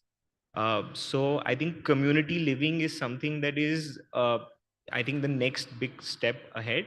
And I think as developers also, we've become more conscious of how we can create such communities that really enrich the lives of residents living there. I think that's a great answer. I agree with you. Experiential everything, right? Yes. Experience over things, experience over everything for your generation. And I get it. And that sort of beautifully ties in with what Nitin said, that when someone's going and buying, they are very much demanding the kind of necessities. I wouldn't even call it amenities anymore. The kind of necessities they think have to be a part of the entire ecosystem. Then, Bhusle sir, then is the township the way to go? Because um, in the house you have a sphere of control, then you have like a community, a complex, a standalone building, 3 buildings, whatever. So you expand that sphere of control a little bigger. But in a situation like Amanora, the sphere of control is 400-acre large, right? So is the way to attract this generation, catch them in their 30s and allow them to grow into your 4 crore plus kind of a product over 25 years of their growing up? Is that the way forward? Is that what all of us should be thinking about? Township, I was associated about 25 years back with Maharashtra government when the first township policy was written. And that's where we said 100 acre should be a norm. But, and that's what we should do. But what has happened is most of people have taken a large chunk of land and made a bigger township. But I don't think that's the way. We really have to have 50 acres townships. So which are manageable, where this kind of people, community can be experimented. There's a lot of pain. Of course, there's a lot of pleasure also in a big township. But what we should do, what government should encourage the smaller township, keep some infrastructure load on government, which they're doing anyway for this thing. And then it will be more successful. Bigger township has a problem, the issue that you need to spend a lot of money on infrastructure, and you have to pass on to the larger this thing. So go on building, and it really becomes an. We built almost 1.5, 1.8 crores in last 10 years. That become sometimes you feel like it's getting cement jungle. So it is not. There is a lot of greenery in our township, and everybody does that. Where you also work, there's a lot of greenery. But to make it work, there has to be smaller township to be developed, and the government should do that. We are also trying to, at a policy level, doing some kind of a thing, especially 100-acre land. Committee aggregating itself is a big thing. So 50 acres is a manageable, 50, 75 acres. So minimum can be made 50 acres, and then you can have a smaller habitats where you can have most of the thing. You don't have to have big mall like Amanora, but you need a good convenience shop and some this thing. That's the kind of a thing. You don't need to have colleges. You can have the schools, preschools, and these kind of a thing. So I think mini township is a better thing, which we have not done as yet. In everybody goes for a bigger thing, and then many people suffer also. There are half the township are languishing right now. They built collected 200 acres, 300 acres, but they're not gone ahead. So township life, community life, as you say, is important in a city like this, and that can be done with a mini township of this kind. We are telling the government to do that, and hopefully one day they will accept us. I sometimes think this whole cycle of real estate, it's so long. 3 years minimum or more. You've been at Amanora for more than 20 years. And it is now that we are realizing what is the right bite size. I think generations sort of go by before we actually discover the right sizing, right solutioning. But technology, not just your kind of technology, construction technology is not stopping for anyone. We recently had what first 3D printed villa happening in Pune. Sounds great. It's actually sounds rather cool. And all of us have seen those videos coming up on Facebook, right? It just goes like that. I, I, I don't know. This is me asking you this question as a customer, who whether a customer will be reasonably okay to buy. The customer is still not okay with the non-civil work walls in their houses in high rises. Will the customer be okay with it? My question is also to the developers saying, do we have a thought on how the cost impact is going to be? And is it scalable? Doing a villa is different, and average height of buildings in Pune is 20 stories now, right? Doing multi-story sort of a tower is different. Any of you, I mean, I'm happy to let the entire panel opine it, because I'm super excited about 3D printing from earrings to houses. I don't know. After I saw your 3D write-up yesterday, I spoke to Mr. Deshpande. Let's have one building. I mean, we have a S Foundation kind of a social connection. Uska office, uska community, let's do it 3D this thing. And he एक said, we'll करके do it. देखते हैं. We'll do it. And he said, yes, do it. Amen. So I believe that 3D printed buildings is a future for us, long future, distant future for us. Yes, a villa is finally is okay because the overall cost, like you mentioned, for a 3D printed structure is humongous right now. So I was trying to, recently I was trying to explore this option that let's make the show flat and the sample, the sales office in a 3D printed structure. And when I was trying to evaluate the cost that it was going to, it was costing me 3 times more. So it didn't really make sense. It was just a novelty that, okay, we are the first 3D printed office, but it didn't make sense.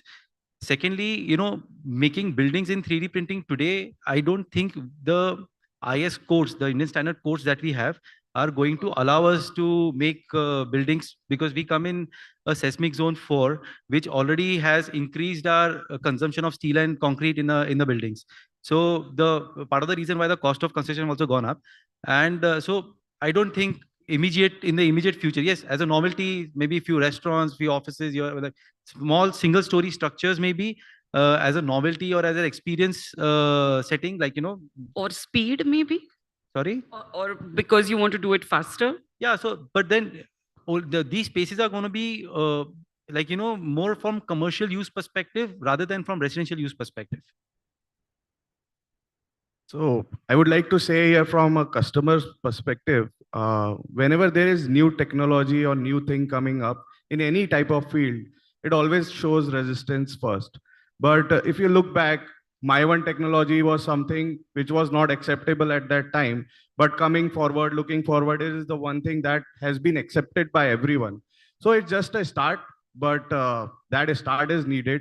These type of technologies should we should do such experiments, and we should come up with this kind of thing on a smaller scale first, see the acceptance, see the problems which are there, improvise, and in coming years, in future, maybe 10-15 years, I think things will change, because that's the only way how we can bring down the cost, how we can speed up the construction, how we can give a better experience, more experience through technology. So I think for future, we have to keep experimenting such things, and customer, not today, not tomorrow, but in future will definitely accept it. So I think from a construction tech perspective, when it comes to 3D printing, because Prapacity as a platform, we operate primarily in tier 2, tier 3 cities, it could be a great addition, because when it comes to infrastructure being created where you don't have inroads, this is the kind of technology that can actually help us create that entire ecosystem, right? So we work across 18 plus cities across the country. And what we are seeing is that these technologies are often getting adopted in cities which are non-tier 1 like Pune, but I am seeing the adoption of 3D construction tech also being there at a smaller scale in Dholera, which is a semiconductor hub being developed in Gujarat, or at holiday homes where you cannot go deep into creating inroads or infrastructure, but you're already creating a township right in the middle of a hill. And those are the kind of infrastructures that we are going to see. So when we talk about Pune, we have to also talk about the entire investment that goes outward to the entire Konkan belt. And when you talk about the entire Konkan belt, I feel because the premium for the developer is so much, even if the cost is a little higher and the delivery of speed is more, these kind of technologies can make a lot of sense in creating an initial ecosystem in those markets and then create a ripple effect for that entire micro market. So not just commercial, but non-core city residential is also Absolutely, perhaps absolutely. Like real estate over the area. last 5 years is not just commercial and residential. Like Anurag talked about experience. Experience is not just limited to the city that you are operating it. You can go 100 kilometers, 50 kilometers and take experience and create experience. And the creation of that experience can be facilitated by technologies like these. Very well said. Very well said. I think the biggest challenge with 3D printing today is the inability to go vertical. So, given the abundance of FSI in cities and land prices, etc., I think vertical scale is important for affordability. And till we are not able to, master that technology and create structural durability, I think it's still quite far away. The WIP Yeah. in that sense. No, but what I like about it is the experimentation is happening. The experimentation has sort of reaching pretty much every office. Experimentation is sort of inspiring all of us to try and sort of do more, assess at least, right? I remember a time not too long ago when pit puzzle parking used to be called an experiment. I mean, it's a norm now, right? And it's been not been that many years either, right? So yeah. Um, uh, in all of your opinions, when we are talking about budget, we were talking about affordable and things like that. Then we went into the luxury, which is midsection, which is the fastest moving, sort of lowest hanging fruit, so to speak, when it comes to selling. But the subject given by Realty Plus also speaks about bespoke, right? And when you're talking bespoke, in India's context, everything was bespoke. Even today, we get a carpenter home and get the furniture made, which is unbelievable in other countries, right? Though we also find the novelty of IKEA and do it yourself, but bespoke is natural, normal, and still a norm in this fast-paced world. Um, According to you, do you think it pulls at the repetitiveness that is required to keep the costs in check for the kind of real estate that all of us do in a city like Pune? Can you genuinely give a bespoke product slash service to a customer, whatever is the price band, right? And we have seen price bands extend up to even 8 to 10 or 12 or 18 crores in the city. Few and far between, but we've seen those. Is that really bespoke, or is it just ultra luxury thanks to the location, thanks to the finishes? What is all of your opinion on this other end of the spectrum, which in volume may be small, but value and influence is massive, massive? And sir, again, I would want to start with you, because Amanura, as a rule, has always been head and shoulder above everybody else in that micro market when it came to pricing, when it came to innovation, be it Swarovski, be it the way those buildings look like. Those buildings are bespoke, right? So what were you guys thinking about when we couldn't even, I didn't know the word bespoke. Just buildings, 180 meters height building, 150 was the limit. So that's what I mean, and that building got sold before we got a RERA kind of thing. So height is important for the economics and the kind of living you want. But then this experimentation we should do. There are, like I said, for a small CRS kind of a building, we can do this 3-print this thing. But for a bigger township to be viable, we need to have those high-rise building. And we have a mix of bungalows, which thing, but it's very little. And well, I think the future is in high-rise, make mass produce this thing, and to make it, you use of technology, then you give a lot of comforts, then you can give gardens on the top floor, a bungalow tucked 23rd floor or something. And these are the things which are there are people who want to buy also. So while doing that, I always feel that PMI, we are doing very little in Maharashtra. Every government has failed. Private mein koi kar nahi raha hai society. There has to be some kind of, that's where the government can incentivize and make this PMRD people to work with the private sector to bring good quality, volume. So that's what I see today. So specialized islands of luxury in a mass-produced situation. What's your sense on that word? I mean, how would you do it if you had to do it? How do you do it when you have to do it?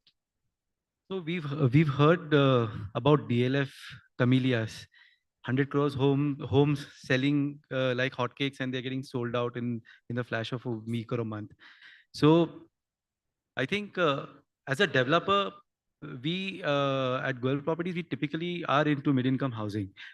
So we don't currently are not looking at getting into development, which is more in the higher end segment. But from what I've understand from the needs of the buyer, and maybe if I'm a buyer and if I have to buy a home, so I'm looking at finishes and everything is just okay, like, that anything can be done. But what kind of a built environment is there? Like what kind of features, not in terms of amenities, but like Anurag mentioned about the experience. How am I going to, me or my family, my kids are going to enjoy the space that has been created? So that is something which is very important. And for me to able to spend some more time with my kids in the premises of the building, which is going to add a lot of value in my life, like, because creating those memories with them is something that is the kind of infrastructure that I would want to create, wherein the inhabitant is not wanting to send his children for a tennis class to some academy or this academy somewhere outside of the premises, but everything is there. So that's actually like, that will be bespoke for me, like, because I'm able to spend more time with my family. And yes, the finishes and the size of the apartments, that is fine, like, that is available everywhere. But this aspect of it is something which is not available everywhere, and if that I get, that is a bespoke apartment for So me. bespoke lifestyle. Yes. Lifestyle. Nitin, your take on this? See, bespoke, and when we talk about, creating larger societies or communities, they are contradictory to each other. But I vaguely remember I did a campaign in 2019 with one of my projects, where at the pre-launch stage, uh, I actually, ask my buyers to choose their amenities, what they want in the project. And I gained a lot of traction because of that power giving in the hand of customers. Ki what amenities, obviously, we have given them a list of amenities, and out of that, they have to choose. So, but having that power at the pre-launch stage where they are, booking an apartment and choosing that amenities is kind of, I can relate to a bespoke for them at a larger level, at a community level. So a customized sort of experiential community. So yes, so we have to get into that kind of zone, because today, everything is pre-decided by developer. Ki this is what we can give and this is the price. So obviously, if shifting of this power happens in a systematic way and in a structured way in the hand of customer, it will pave and gain a lot of traction from the consumers. I like to add to that. I think I agree with everything what people have said here. I live 10 minutes from DLF Camellias, so I understand that experience really, really well. And about over the last couple of years of building this entire technology ecosystem of brokers and everything, last 6 months we entered into transactions, right? Because we really wanted to make sure that we actually bring that bespoke element in. I'll tell you why. So if you go to a DLF Camellias or a Aralias, Mongolias, or you go to any of the other DLF properties, though DLF is top notch in construction when it comes to any other property as well as the Camellias and that entire golf links complex, the experience of being bespoke doesn't start when you enter the property, but when you first interact with the pre-sales guy, right? The problem with bespoke is that as soon as you scale bespoke, it doesn't remain bespoke, right? So how do you curate an experience? And I think a couple of developers across Pune have been able to do a great job, in which you look at 24K when it comes to Kolte Patel or Burgundy when it comes to new developers. You really have to understand, or one of the developers that I really feel is doing a great job is also Isprava Total Environment. You really have to choose how do you separate out the current value system that you have as a developer and create a new value system and amplify it well. And that amplification is not something that needs to be projected only in the construction that you're doing in your project, but also how you are training your brokers, how they are taking up that communication with that customer, which is actually wanting to experience bespoke and nothing that's standardized, and trailing it down to your team, then your entire post-sales experience, how you're integrating technology, how you're making sure that there is no miscommunication, because the kind of customers that you're now dealing with in this particular category are not essentially coming to buy your property. Like, I don't quote me for this, but if you look at the layout for DLF Camellias, it won't impress you. But that visit, that 3-hour long visit of that customer knowing of that DLF personal, knowing everything about you, where you come from, it actually feels like that the person knows more about you and has amplified more about you than you can yourself, right? So that is something that all the developers, and possibly if you want to really experience that, you can also partner with Capacity, plugging myself there. But that is essentially what I really think, that the construction part of it is just about 30-40%, because the person will only understand what you are creating when you create the value system, and then you make sure that you integrate all the stakeholders across the pre-sales and post-sales cycle and create magic, right? And that's missing. So a brand experience is what you're talking about, rather than standing on the rooftop and I don't call it just shouting brand that we are experience. I call it the exclusive overall luxury. transaction experience. Overall transaction Yes. experience. Overall. I think we are at that point in time in our panel when I want to put you guys on spot. I need you to pick up each one of you. If you had 100 crores of kitty and you were to go out and buy or transact or JV or whichever other fancy model you can, or the consultants can think of, and engage into a land in the city of Pune, what would be your preferred location and what would be your ticket size, given that we're talking about the ticket sizes today? And let's start with you, because you're not a developer by the day, right? No, I think I'll buy as much land as I possibly can near the Khadakwasla Dam, right? Because I really think there's a large potential with developers going non-hyper-local. You should only think of a micro market. Like, I fail to understand why is Dubai Dubai, right? Only because there is this one government who really operated like a developer and said that, boss, the world is my market, right? So I genuinely think that that micro market, when it comes to Khadakwasla or anything, like if you look at India, it's holiday homes, greenfield infra, industrial cities, you have religious markets, you have tier 1.5, which was say as different micro markets. So you have just given me 100 crores. So I'm talking about one micro market, which is about 45 minutes from Pune's airport, Khadakwasla. And I think I can easily sell every villa for about 4 to 5 crores there. So a luxury, but not city central kind of a luxury.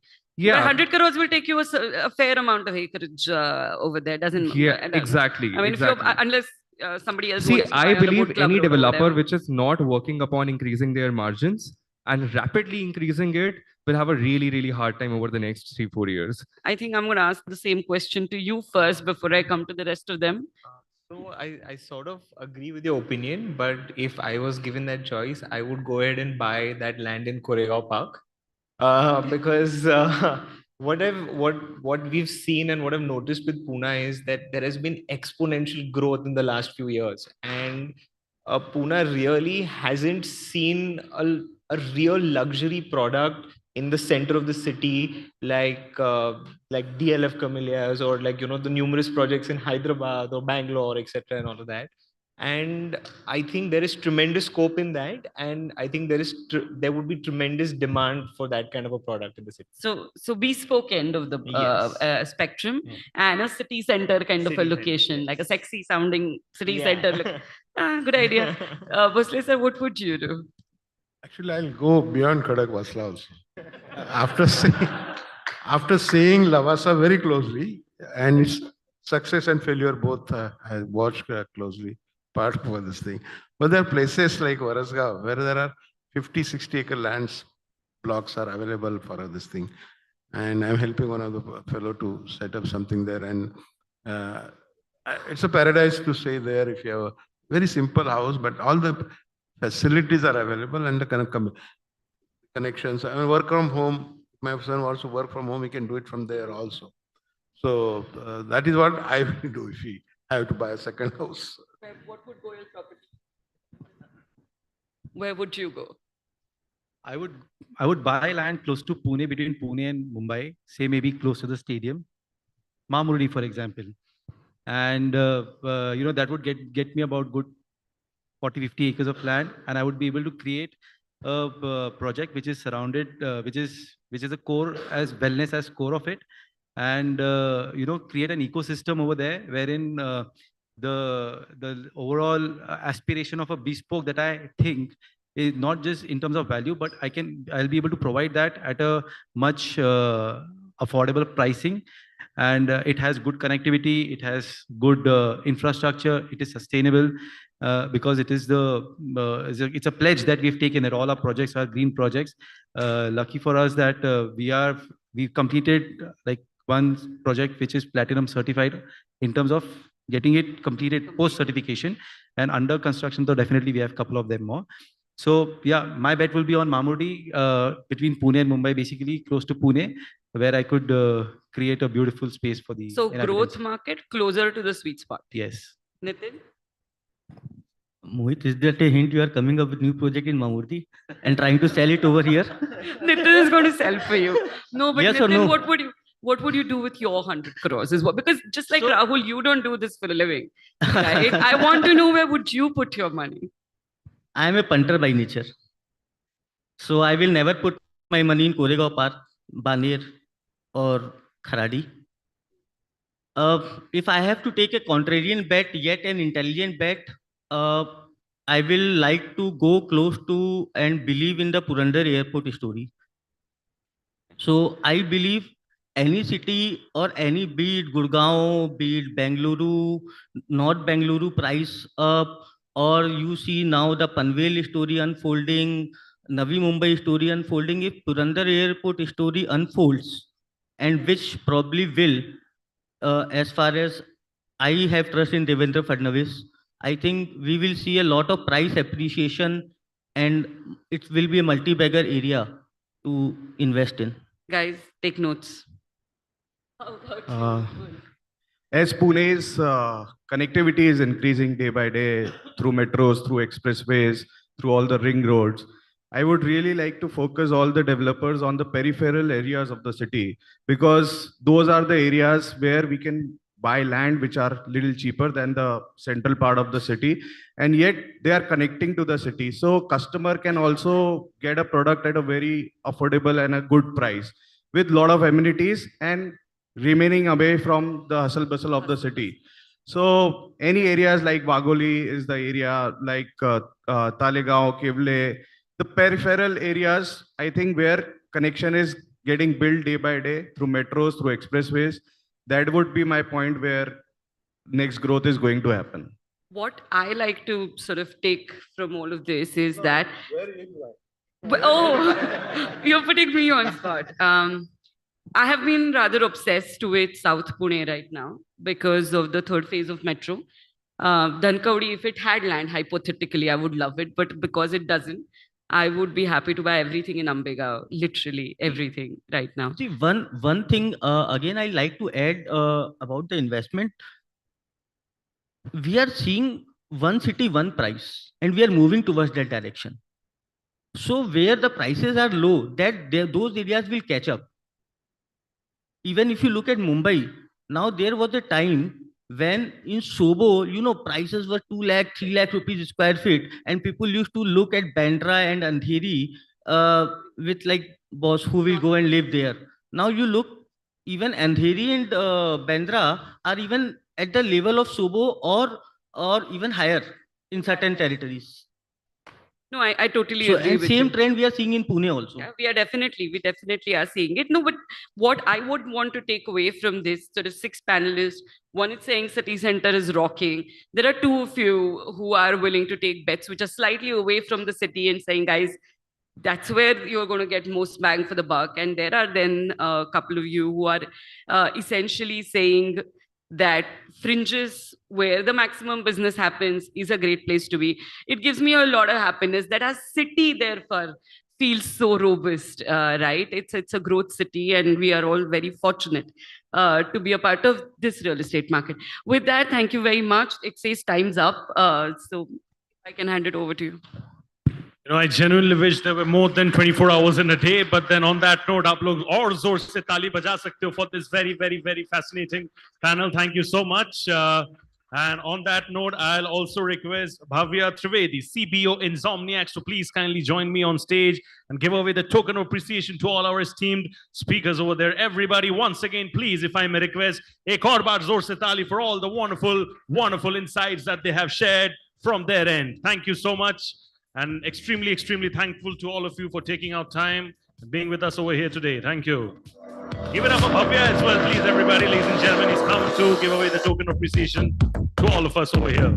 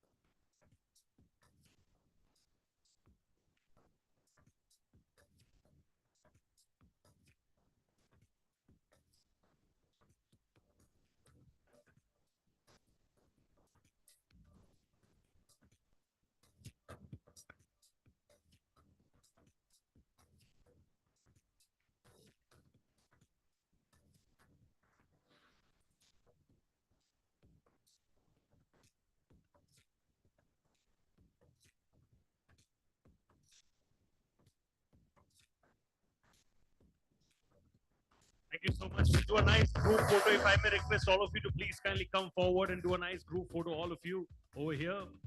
Ladies and gentlemen, this is the moment that we need to appreciate everybody. Please, if I may request, zor se bajaiye tali, show the wonderful spirit that Pune is known for. Thank you.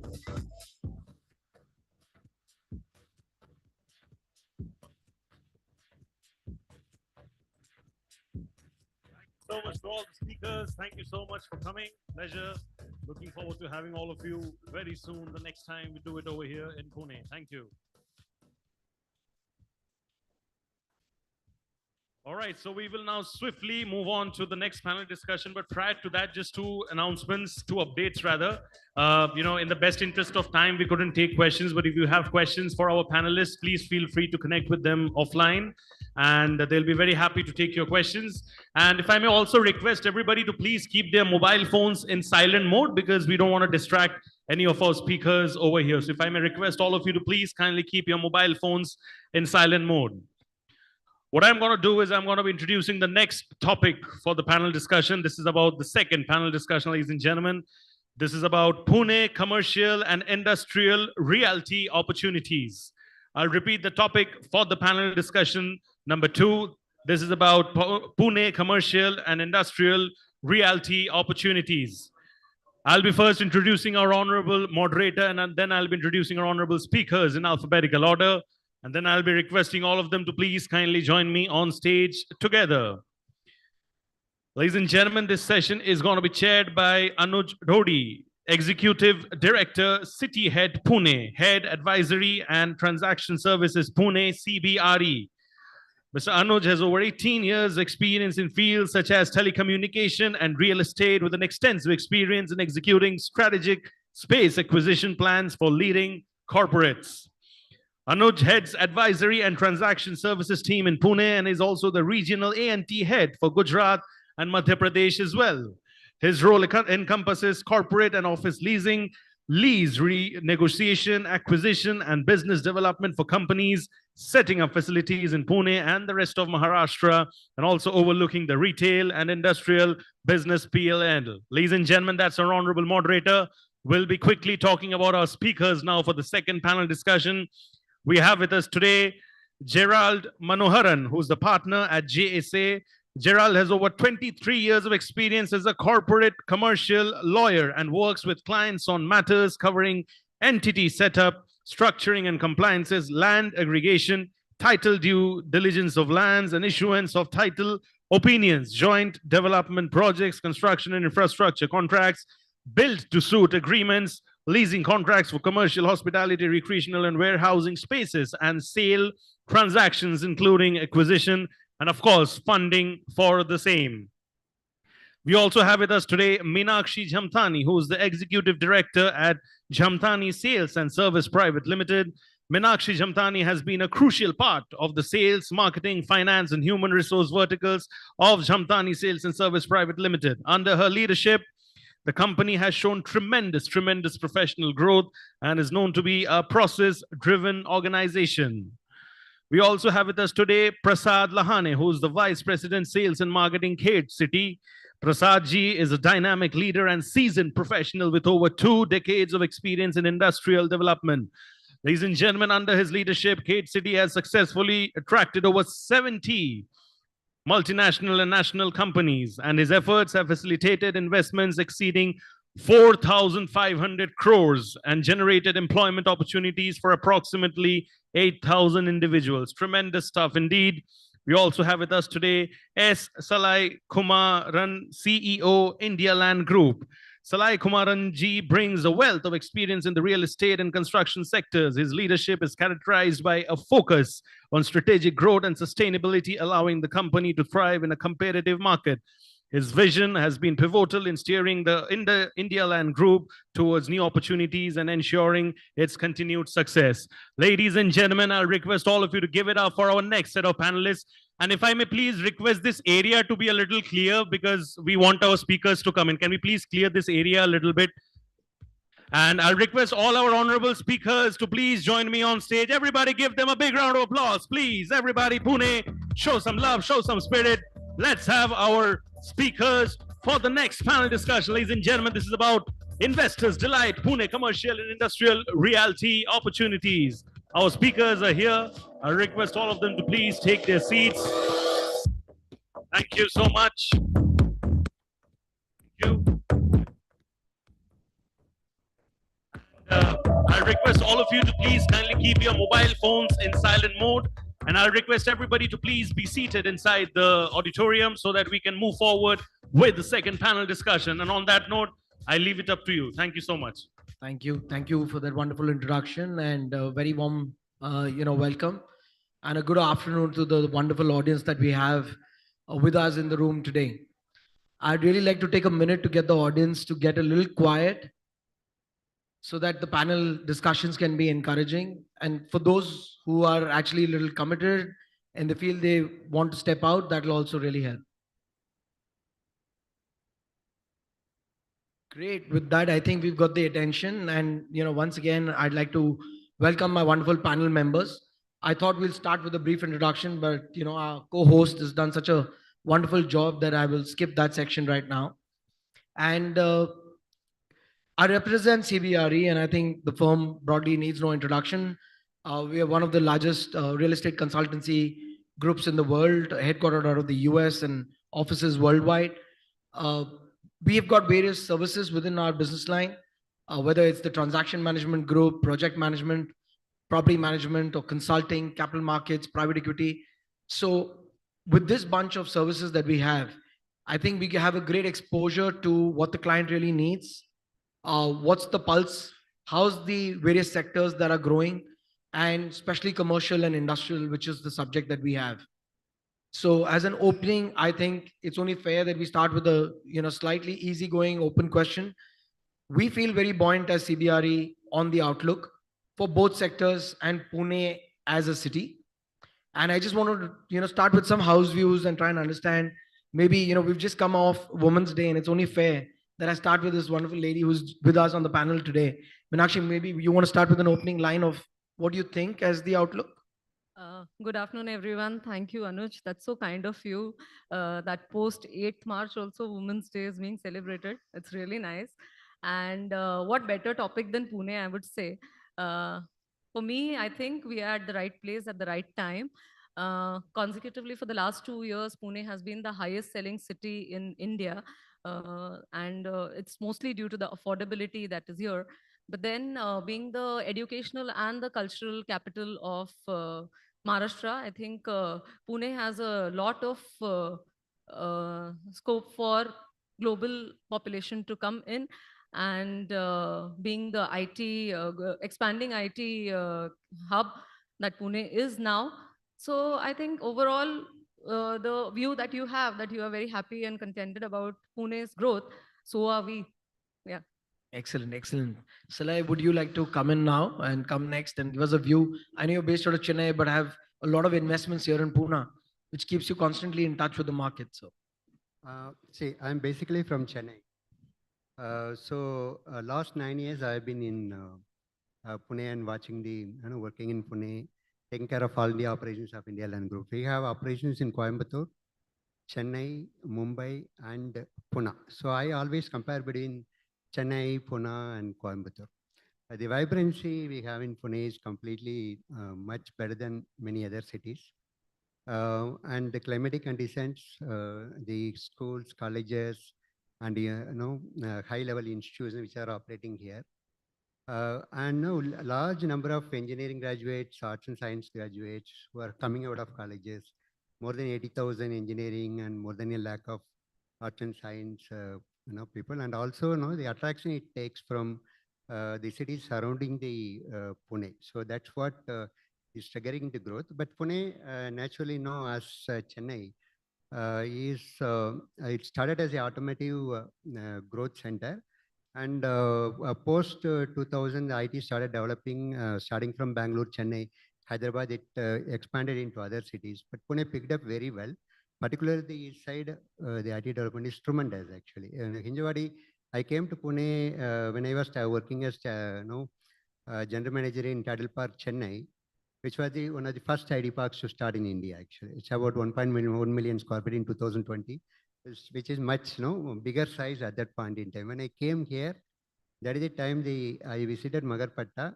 The first building was up in Magarpatta, and Hinjawadi was about to start. So just now one building was there in Hinjawadi. So over 23 years, if you imagine the scene I saw that year and what is there now, actually I'm not able to compare the place at all. So that's the tremendous development which has taken place in Pune over years. Yeah. Thank you. Thank you for those opening remarks, Saleh. And, I think, Prasad, I'd like to bring you in here. And on the industrial sector, which is one of the key topics that we're going to be discussing today. Kate City, I mean, no one better than you to give us a view on Pune and your outlook in terms of manufacturing in the industrial sector. Yeah, so first, good evening to everyone. And let me admit I'm a Puneri boy. Okay, so for birth certificate sake, I am born in Nasik, but brought up, since then in Pune. So I have over 2 decades of experience, professional experience, being Pune always as a base. So I travel across pan India, but Pune was always a base where I used to operate, or I'm operating from. So I have seen over these 2 decades, Pune has grown exponentially. Like earlier, old days, Pune was known as a auto city, or Detroit of East, we call it. But it was known, it had its identity as an auto city, being all the industrial development corporations around the north side of Pune. But now no more that tag is there, because IT is there in Pune. Most of the FMCG, e-commerce, food processing industries are there in Pune. So the question remains, why this exponential development has happened? Because a lot of features Pune city carries along with it, being its cultural capital. There is a tremendous opportunity in terms of various sectorial industrial growth segments. Real estate is growing like anything, because that's the backbone of whatever the city left and right growing. So real estate has to be there. And having said so, Pune believes it still doesn't have a metro status. Okay, so it has everything, and it still wants further to have into its kitty. Like we always say, Pune is spreading like an amoeba. Across all direction it is growing. So yes, still it has a tremendous potential. And since I am coming from the industrial background, so my topic would be why industries are preferring Pune as a preferred destination. Because of the conducive environment, the infrastructure, yes, is still a very good infrastructure. I would say the traffic management is still okay. And having all those infrastructure projects going on, the future of Pune city is definitely good. And lot of industrial investments are coming. And if we are inviting the industries, we are inviting, or we are generating employment, right? And we are generating employment means we are bringing families in the city.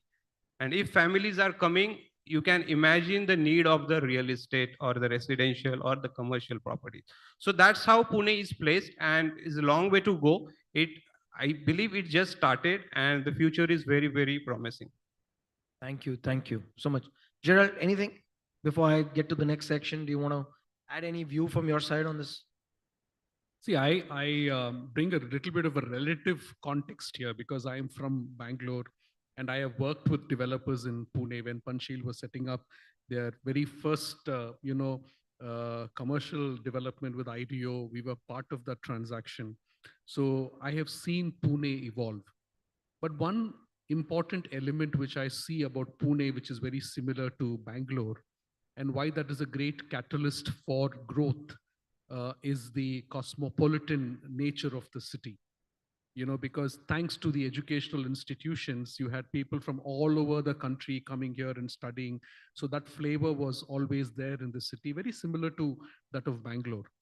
And therefore, what you're beginning to see is that the acceptability of the city from people from across the country is very high.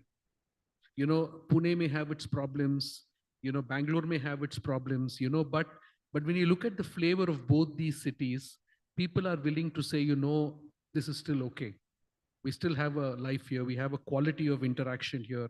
We can grow old with community here. Now, that is really what is the importance that we see when you're looking at real estate developments also. And someone else also, I think Mr. Goyal mentioned, uh, sorry, Ashish mentioned in the very first session that you need to have communities and societies where you can grow older. And I think that these cities have got, and Chennai has also caught up phenomenally well. Chennai did not have for a long time the cosmopolitan flavor, but now when I go to Chennai, you actually see a lot of it. So which is nice. So India is becoming like a large, integrated kind of a country, which is very positive. Thank you. That's a very good macro view that you've opened with. And I think you briefly touched upon talent, which coincidentally happens to be the second question that I had on my mind for, the panel members. Prasad also, spoke about Pune being coined as the, Detroit of the East, but it's also called the Oxford of the East, right? So Meenakshi, the question is really leading to you. And I wanted to get your opinion on, fundamentally, I think Pune boasts of great talent.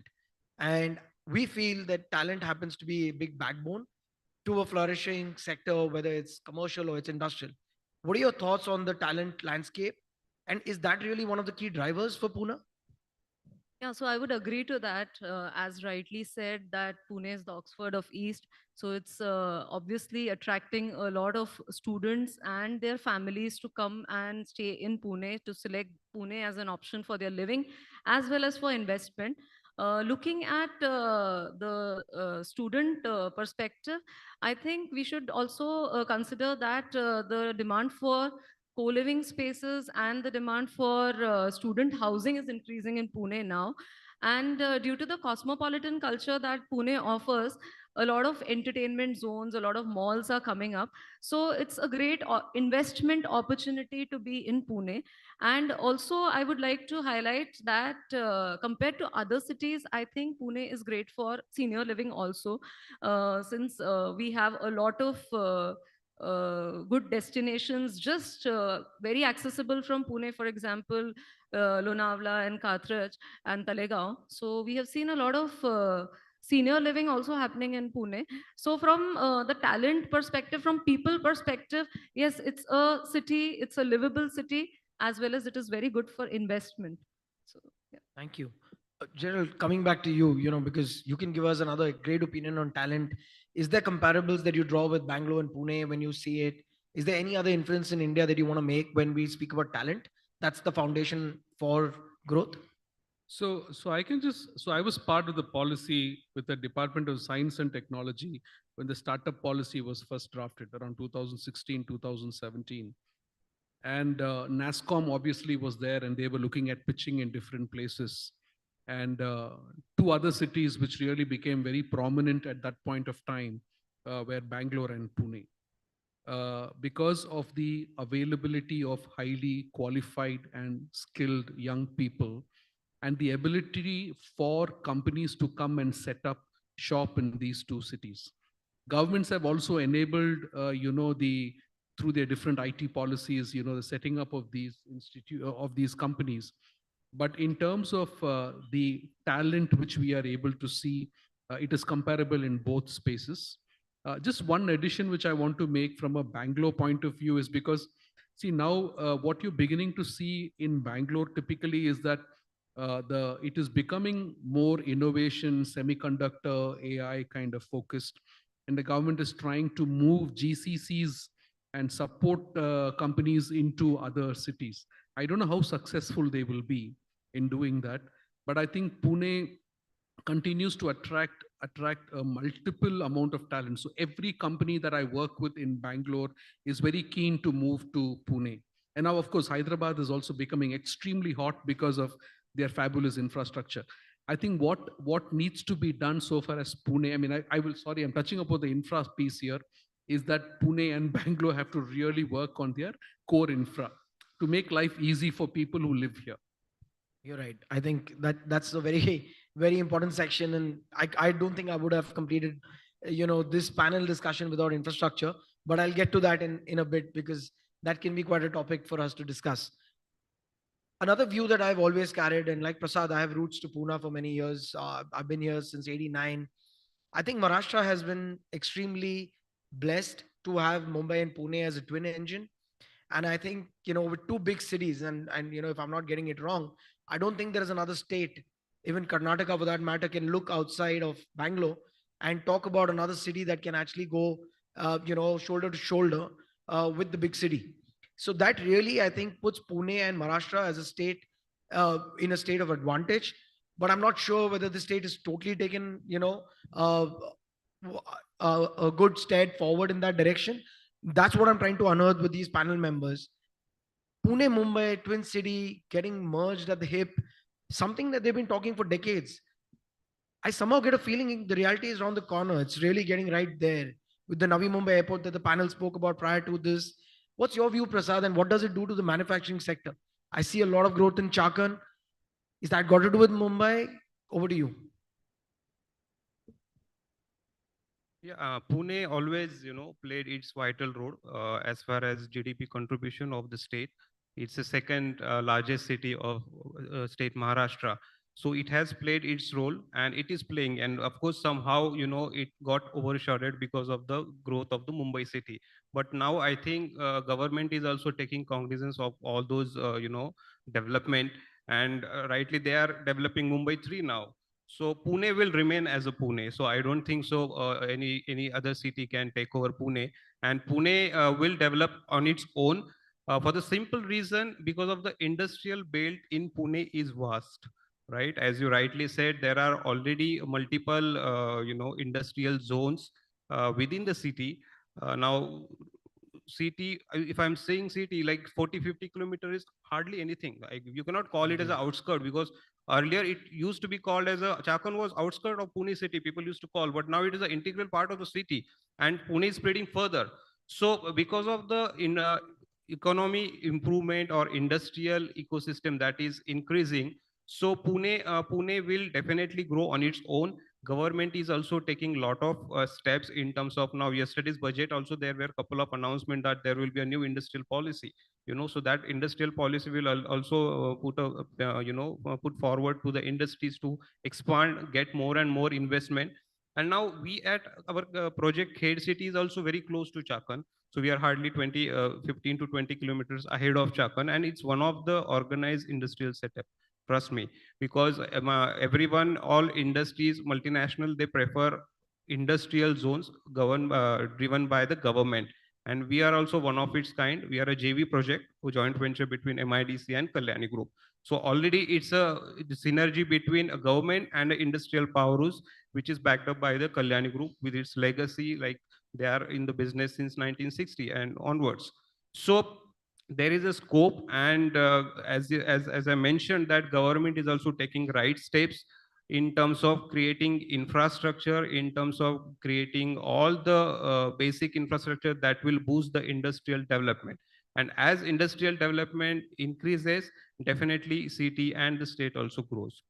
I agree. The industrial development in Pune and the clients that are there from the manufacturing domain, whether it's Volkswagen or Daimler Chrysler, we've seen a lot of such names that have also connected towards ITITES with R&D as a captive, right?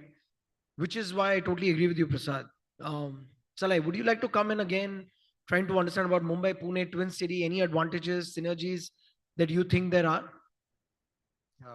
See, Pune industrial, see, out of the Pune's GDP, 50% comes from industrial. And even the FDI which is coming into Pune, 50% of the total FDI coming into Pune of 53,000 crores, 50% comes to industrial. And we see on day-to-day basis, because we are running an industrial park, we see on day-to-day basis the tremendous amount of demand which is coming in now, which sometimes we are not able to meet also. So the big constraint is in terms of the rental yield of these properties, as well as the comparative land price, which is going up every day actually. So this naturally, pushes the industries to the area where the land price becomes cheaper, and our return matches with with the rental yield which is expected by the industries. So ultimately, everything boils down to the investors' requirement, what kind of cap rate will be able to make.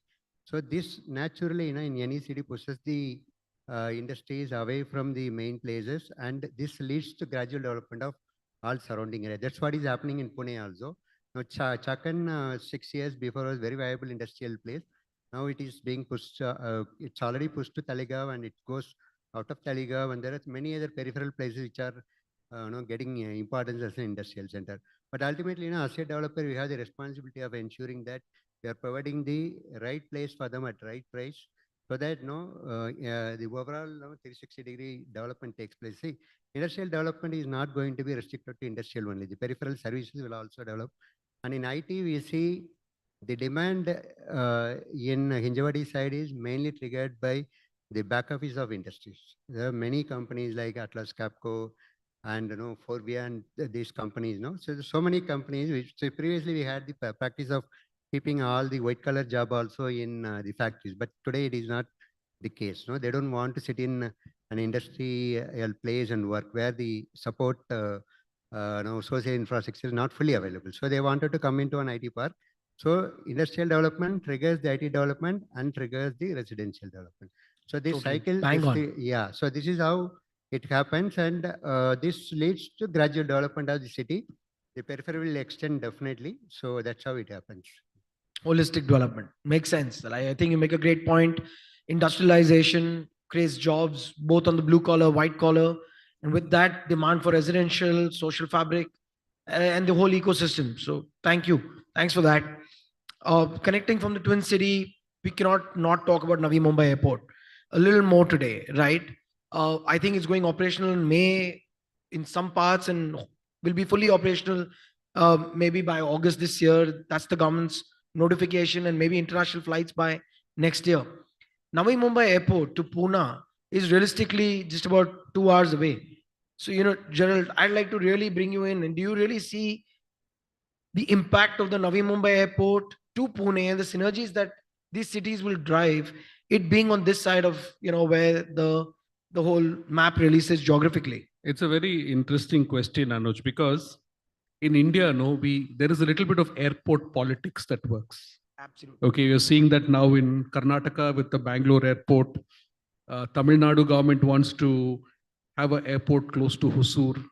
Okay, here we are having, the Navi Mumbai airport, which is in discussion. Of course, it's already implemented here. What we are beginning to see with air connectivity and aviation, and given the role that India is going to play in the aviation as a market, I think that is going to open tremendous doors overall for the industry, parallel industries, parallel employment, parallel services. In terms of accessibility from Pune to Navi Mumbai, and for that becoming a kind of a traffic zone, okay, you will find a lot of hinterland development which will happen, right? So you're looking at almost 143, 150 kilometer stretch, of that entire traffic way getting developed in some format. So there is going to be a lot of action, definitely that's going to happen there. Some kinds of urbanization, semi-urbanization from a real estate point of view. Okay, there is absolutely no doubt, because I think even in the previous discussion, when an airport is set up, I think for some reason in India, right, airports, demarcate and redemarcate urban boundaries very often across the country. So whether it is going to help with mobility or no, that may be a second aspect before people get used to the distance. but the establishment of such a large infrastructure in that area and providing the access to that particular infrastructure is going to make a huge change in that entire belt, is what I feel. Thanks, Gerald. At CBRE, again, we're constantly hosting different clients, existing, most times new clients who are coming into the city for the first time. And I can't, fail to agree more with the panel members. The importance of a good airport connectivity, something that Pune historically lacked. I think the domestic airport at Vimannagar has seen, in the city center, some expansion, realistically putting Pune, in a good phase outside to the world. But the Navi Mumbai airport just gives it the additional impetus. When I compare this, and people are going to take 2 hours or more driving to locations from the airport that Bangalore boasts of, realistically, that's really the drive time. The kilometers may be more that we're going to take from Pune to Navi Mumbai. So I can't fail but to agree that Pune is in for a good time. It's seen a good run for the last 10 years and only grow further. Meenakshi, your views within Navi Mumbai airport, anything that you see at your group in terms of investments that you're making? Is it towards the Western corridor? Anything that's going to happen? Yeah, so I think Navi Mumbai Airport is a boon for both the cities, Pune as well as Mumbai, Navi Mumbai. And obviously, it will be easier for, Pune people to travel to Navi Mumbai compared to the Mumbai airport that there is. But then we also are seeing both the cities expanding, like an amoeba he mentioned. So there will, in the future, maybe there'll be no Pune as such or Mumbai as such. There will be a zone between Mumbai and Pune, which we are seeing developing now. So definitely there are some pros and cons to this. And definitely Pune needs its own airport also. Cannot be dependent completely on Navi Mumbai. But then if Pune focuses on its growth as it is, this impact of businesses being drawn towards Navi Mumbai compared to Pune, or not choosing Pune over Mumbai because of the airport, they will be taken care of. So I think, yeah. And about your view on investments happening in the Western Corridor, everybody I think is looking forward towards Western Corridor. The last panel also mentioned that we would want to invest near Gahunje and ahead.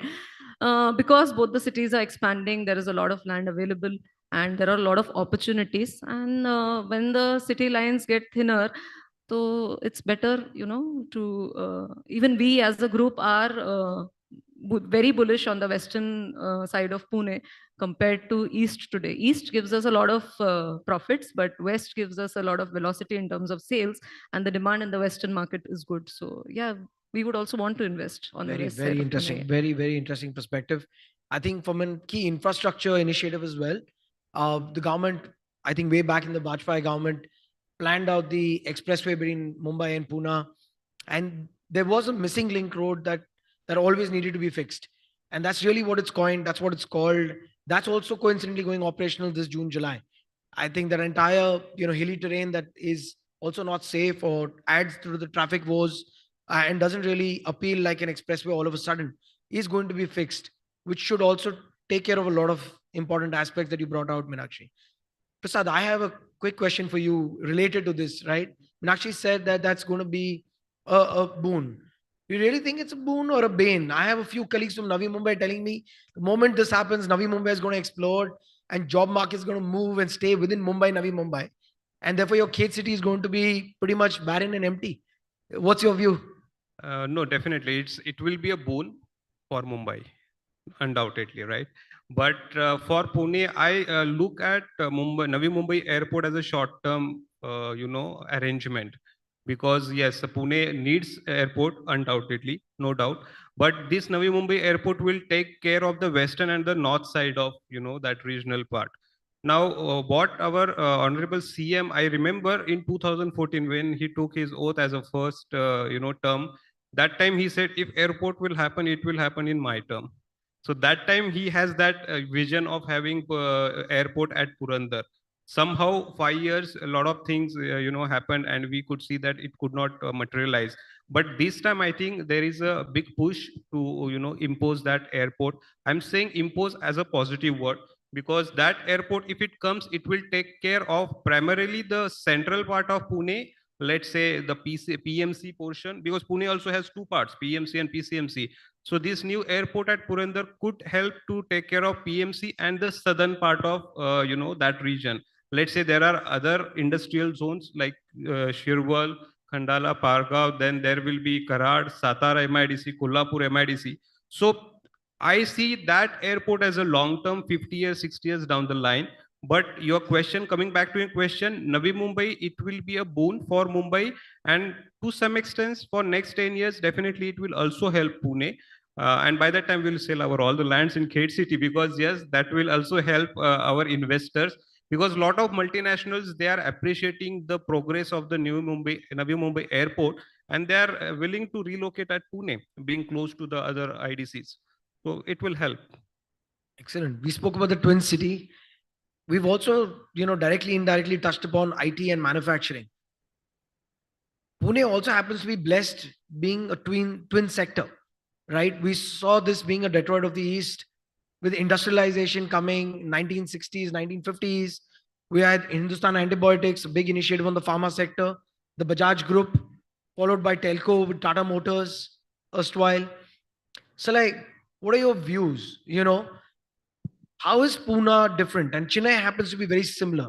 Again, IT, manufacturing, right? Not a lot of states can talk about two big sectors that stand in its own stead and do very well for a state and have big clientele and big investments that are drawing towards the state.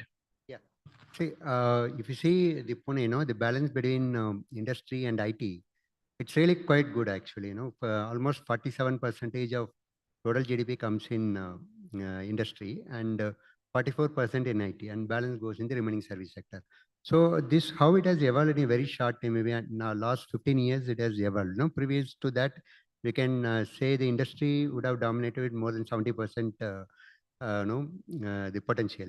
But when the value chain moves from industry to IT, but in terms of growth, not in terms of any reduction in the production potentials, that naturally brings up the demand for the quality spaces, the residential, the social support services, and all that. As you said, no, this compares with Chennai also. Chennai being fortunate to start the IT development in early stages, but because of the developers in Chennai are not as vibrant as the people in Pune. Pune actually, I have the comparison because of my presence in Coimbatore, Chennai, Bangalore, and Mumbai, and in Pune also. Pune developers I see are more vibrant and more, large, broad-minded than what is there in other side. So though Chennai started in 2000 itself for development of IT and gradual upgradation value chain from manufacturing to IT. Pune started late, but it really grown fast to manage this balance. So, so this is a good thing for the industry. You have the opportunities for all the people in the value chain, from bottom to top in industries as well as in IT. So that is what is required in any city which is developing up. Great, great. The government plays a key role, Gerald, for any growth, right? For the state, they are someone who's right up there in front. Do you think the state of Maharashtra has actually gone and projected itself with support of the government? When we sit, look at the newspapers, look at articles, somehow we see this Hyderabad story. We get to hear that the Hyderabad government went and canvassed for orders in the Silicon Valley of the US. How do you see? Have you heard anything sitting in Bangalore with Karnataka government, the Hyderabad government? Have you seen Maharashtra really go out there and canvass? See, I think what is amazing about the Maharashtra culture, and specifically with respect to Mumbai, the entrepreneurial atmosphere that prevailed in Mumbai, not now, maybe several decades, also because it was a very prominent presidency town, there was the DNA of Mumbai was very different. Okay, people explored, people looked for opportunities, they pushed their envelopes, and they were able to build economies of huge, structures and huge volumes. And And thankfully, I think the business really drove a lot of the policy which the government had to catch up with. Okay.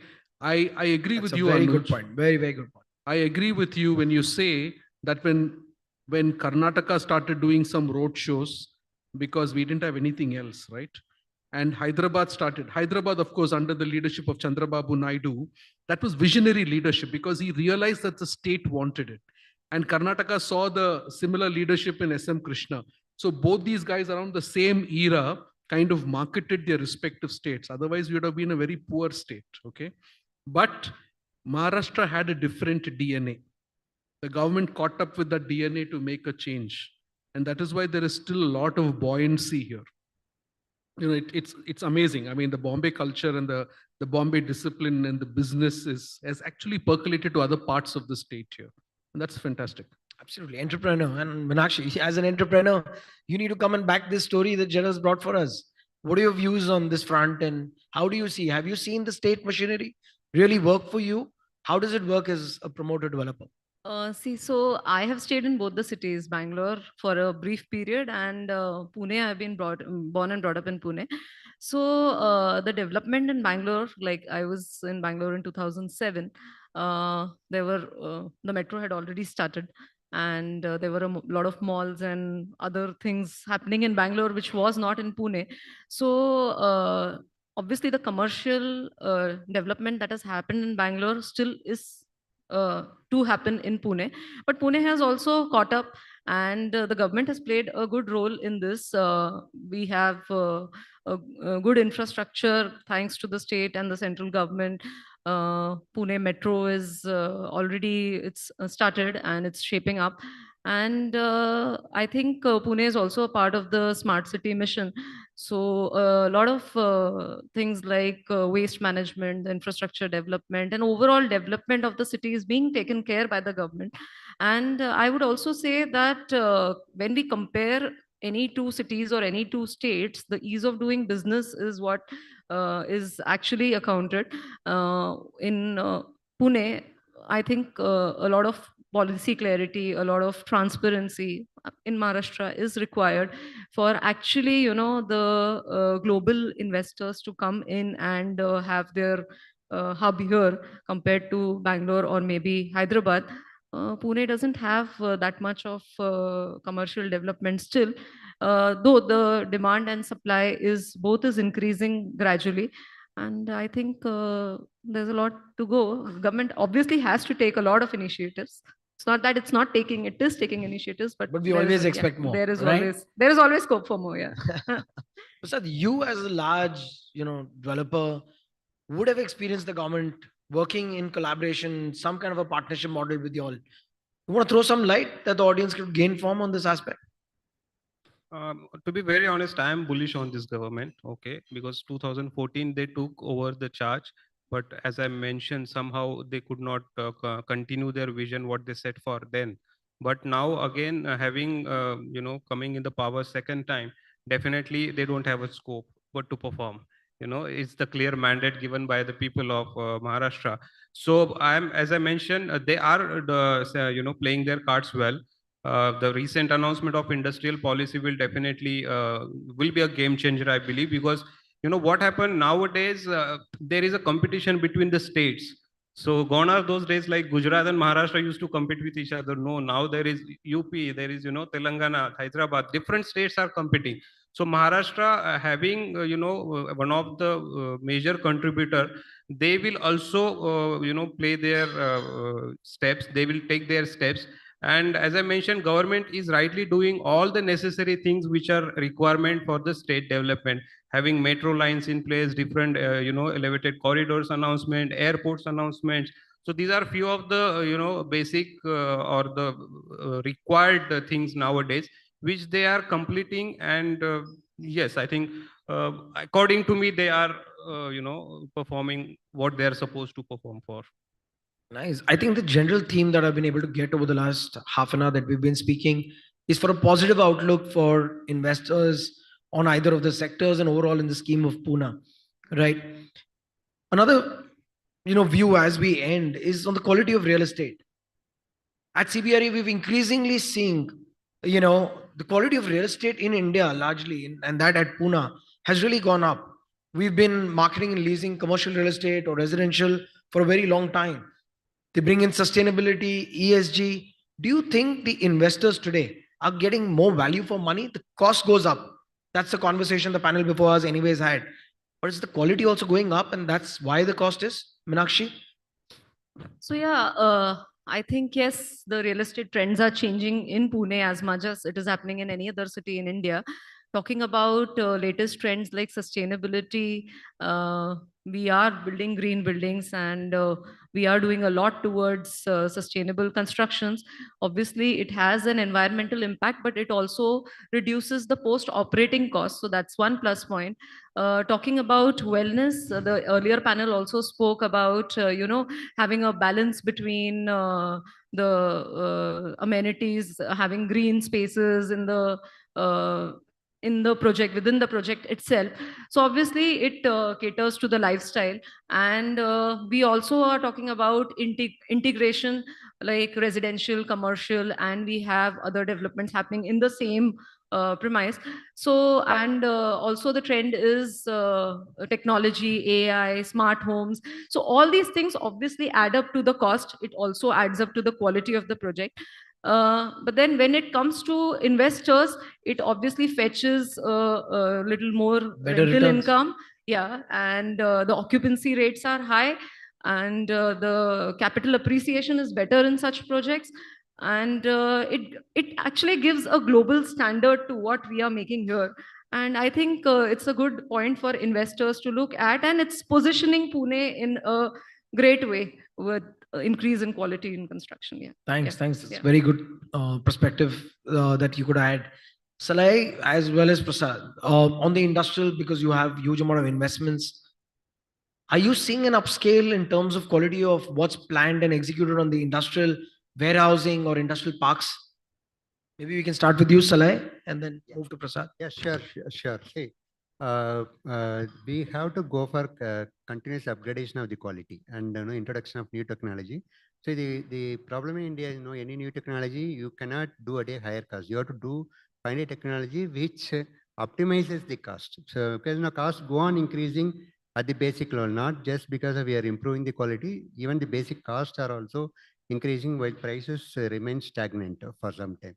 So you have to find a technology which reduces the labor. The proportion of labor cost to the total cost is also gradually increasing now from 20% to 30%. Now it is catching up to even 40% now. So we have to find a technology where you can reduce the cost by increasing the equipment usage and reducing the labor cost. See, even way back in 2008, I did the first biggest building in precast technology in Coimbatore.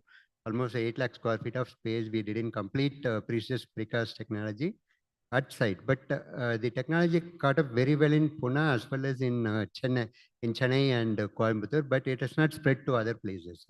Now there are so many other technologies like steel fabrication and hybrid system of precast technology with the normal industrial technology. These things can really reduce the labor, increase the cost, reduce the wastage, which reduce the labor, reduce the cost, and at the same time, the cost reduction is achieved by reducing the wastages. So we have to combine the technology with quality and cost, which will definitely succeed in giving the place at right price to the customers. Thank you. Thank you. Prasad, any innovation at CADE over the last 10 years you've seen different happening now? Yes, definitely. Especially after the COVID period, there is a huge surge in terms of the overall investment, scenario.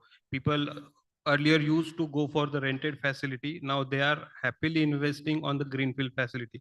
Means they are looking, industrial destination as a long-term bet.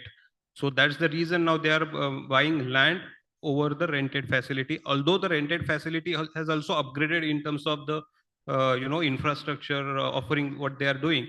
But that's the biggest change I'm seeing. And in terms of Pune, yes, there is a lot of OEMs already, and now the recent entry of Hyundai Motors taking over that General Motors facility, again, that is acting as a magnet.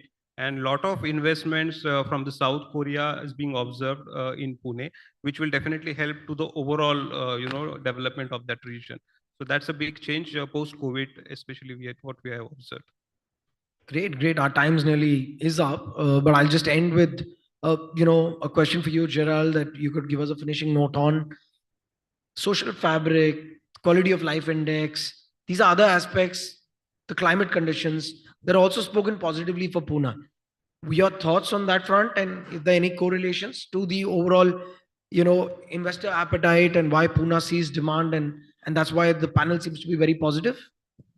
So, so I think what is happening is that the real estate lift that is happening in Pune, given the cost structure of, or the pricing model that is being largely followed, is quite interesting. So from somebody who is, I'm talking from a funder's point of view, right? Some institutional funding. An institutional funding agency wants to deploy his money into a secured asset, recover the money easiest and the fastest way, and also make a decent return. That market is in the residential side as well as in the commercial side is available in Pune. In other cities also, we are seeing a lot of the trend lines happening in Chennai, in Bangalore, in Hyderabad as well. But I think Pune still has a happy flavor to it. The old soul of Pune is still not destroyed.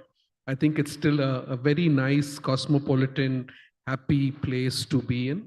And I think if developers still continue to retain that texture, I think it'll be a fabulous city. Like the other day when I was talking to someone, they said that Pune and the surrounding areas can really become huge hubs for, elder living. The elder living world itself is a huge market in itself, hospitals, elder care, all the peripheral activities. True. But that is possible. That is definitely possible in and around Pune. And I hope it happens. Thank you. So Thank you. I will invest.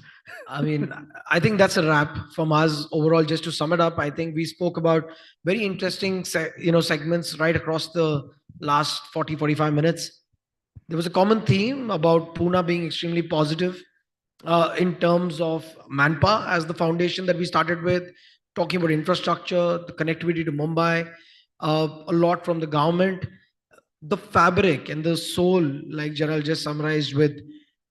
All of this is auguring very well for our city, and I think the overall investor outlook, whether it's the commercial, it's industrial, the topic that was for us this afternoon, it seems extremely positive.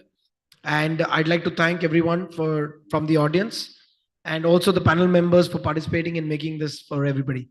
Thanks again, the Realty Plus team. Thank you so much. And please thank him and give all of them a big round of applause. They certainly deserve every bit of it. Like it is said, investors delight in the true sense of the term. That's what Pune is. That's what the future lies for Pune. I'll quickly call upon stage Mr. Rahul Bansal, co-founder from Propacity, to please kindly come up on stage and give away the token of appreciation to all our esteemed guests over here. Give it up for Rahul, everybody, please, once again. Thank you.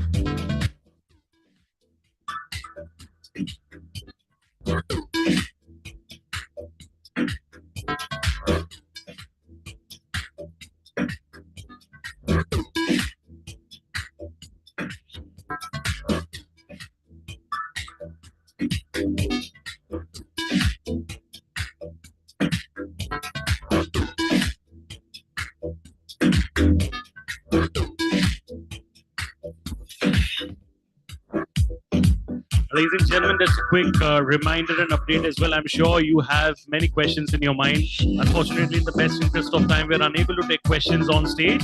But please feel free to connect with them in the networking zone for all your questions. They'll be more than happy to answer them. Thank you.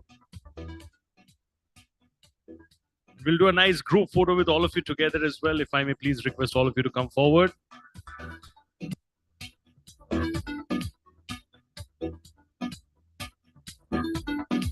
Ladies and gentlemen, this is the moment. The group photo आप लोग से please उम्मीद है जोर से तालियों की गूंज. Everybody, for all of them over here. Thank you so much. Thank you. Thank you. Thank you so much to all the speakers. Thank you so much, Rahul, for coming up. And we will now, ladies and gentlemen, we're moving to the third panel discussion. And what we'll do is, in the best interest of time, we'll get the chairs and everything sorted. We actually need to add 2 chairs. So can I please have somebody to add 2 chairs on stage? What I'm going to do is, in the meantime, when the chairs are arranged, I will be now talking about the topic for the panel discussion. And I'll be also introducing our honorable moderator and speakers as well. Ladies and gentlemen, the third panel discussion is going to be about digital disruptions, redefining real estate sales and marketing. I'll repeat the topic quickly for you all once again. This is going to be about digital disruptions, redefining real estate sales and marketing. What I'm going to do is I'm going to be introducing our respected moderator, and then I'm going to be talking about our speakers in alphabetical order, and I'll request all of them, our moderator and our speakers, to please kindly join me on stage together. Let's get this moving quickly, please. Ladies and gentlemen, the topic for the moment, digital disruptions.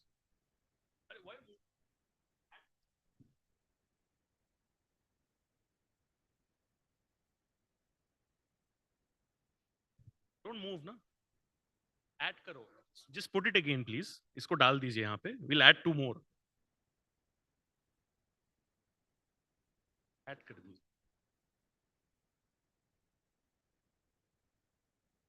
Please arrange it as per the frame. Is the frame fine? Huh? Want it to be? So let's arrange it as per the frame, as per the videographer. उनके हिसाब से हम लोग को करना है. So आप लोग थोड़ा सा इसको इस तरफ लेके जाइए. Is it fine?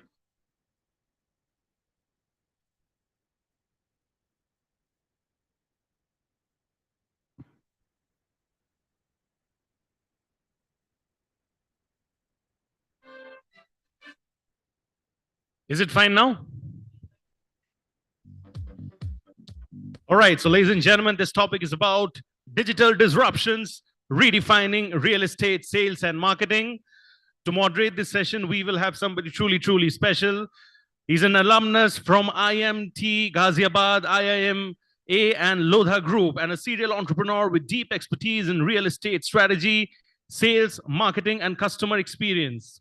As the founder and CEO of Sellability, he's built a business accelerator and a turnaround platform that helps developers drive sales, optimize cash flow, and scale profitably while elevating their brand equity. Before launching Sellability in 2020, he's played a key role in driving 30 plus projects across 6 cities in West and South India, handling around 8,500 plus crores worth portfolio across real estate categories. Ladies and gentlemen, I'm talking about Mr. Abhishek Mishra, founder and CEO of Sellability, as the moderator for this session. Can we have some more appreciation coming in? Yes, thank you. I'll be now talking about our speakers in alphabetical order. We have with us for this session Bhavya Trivedi, CBO from Insomniacs. With over 10 years of experience, he has demonstrated expertise of working in the marketing and advertising industry. He chalks out a growth strategy and business plan for the company to meet its vision and goals, builds out a robust sales and business development strategy for the company, and is expert at nurturing the right partnerships and building the ecosystem for the company. We also have with us today Harish Shroff, who's the Director, Sales and Marketing, Niyati Group. Harish has an active experience of over 2 decades in the field of real estate. At Niyati Group, he has been a strong pillar in the organization's growth, holding the credit of successfully setting up an international markets representative network across London, Hong Kong, Singapore, and the entire Middle East, facilitating the setting up of huge defense clientele base and a strong network of channel partners for the organization. We also have with us today Kajal Shah, Vice President, Marketing, Kohinoor Group, with over 25 years of total experience, 15 of which are in the real estate sector. Kajal has a deep understanding of customer needs and preferences, as well as the market dynamics and the competitive landscape. She has successfully spearheaded marketing and brand communications for various prestigious real estate brands across Pune, achieving significant growth in sales, revenue, and of course, most importantly, customer satisfaction. We also have with us today Naveen Thakur, Senior Vice President, Sales, Marketing, and CRM, Vascon Engineers Limited. With over 20 years of experience, is hands-on developing and implementing sales, corporate branding strategy, brand architecture and positioning, go-to-market strategies, advertising campaigns, and marketing strategies. He has diverse experience working with several sectors and with renowned brands like Reliance Infrastructure Limited, Godrej Properties, Reliance Metro, Mudra Communications, Vascon Engineers Limited, and many, many more. We also have with us today Rohan Shah, who is the co-founder at Realty. Rohan Shah is a pioneer in real estate digital marketing, having early roots in India's digital journey and over 20 years of multiple entrepreneur roles in the domestic and international market. In the year 2017, he founded Realty, where he continues to lead using his in-depth digital knowledge and business acumen, growing the business and reaching more than 500 plus pan-India clients, including some of the top listed developers in the country as well. We also have with us today Rohit Kedia, who is the CEO of ARC VI. Rohit Kedia is a dynamic entrepreneur transforming the PropTech industry with his visionary approach. A certified chartered accountant, he possesses deep expertise in business strategy, financial acumen, and market dynamics. In the year 2021, that's when he created ARC VI, India's first browser-based immersive customer experience for real estate marketing and customer engagement, or one of its kind indeed. His ability to translate industry challenges into innovative solutions has established him as a thought leader in the PropTech space. Ladies and gentlemen, can I please have some appreciation coming in for our speakers for the third panel discussion of the day? Everybody over there at the back, Pune, you all can do a lot more. Can we have some more appreciation coming in? Thank you so much. Requesting all of you to take your seats. Thank you so much for being with us.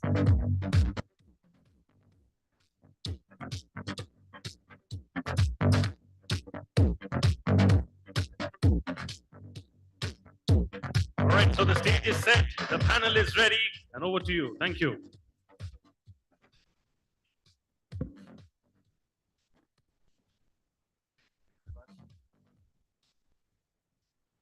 my absolute pleasure to invite all of you and the stellar panel of experts.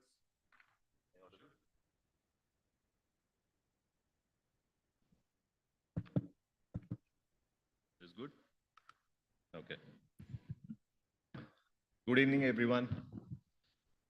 It gives me absolute pleasure to invite all of you and stellar panel of experts for this insightful session on digital transformation in real estate. So while we are hearing this term since long and it's prevalent across various industries, I'm sure you guys will be keen that, how it's shaping the present and the future of real estate marketing and sales in India. So let me start with, asking the audience first that, what is the first term which comes to your mind when you think about digital transformation in India? Anyone?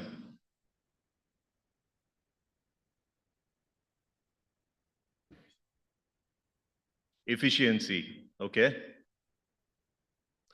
I'm just trying to gauge the understanding on this topic of our audience as well. What else? Targeted marketing, okay. UPI payments, okay. Thanks to Modi ji. What else?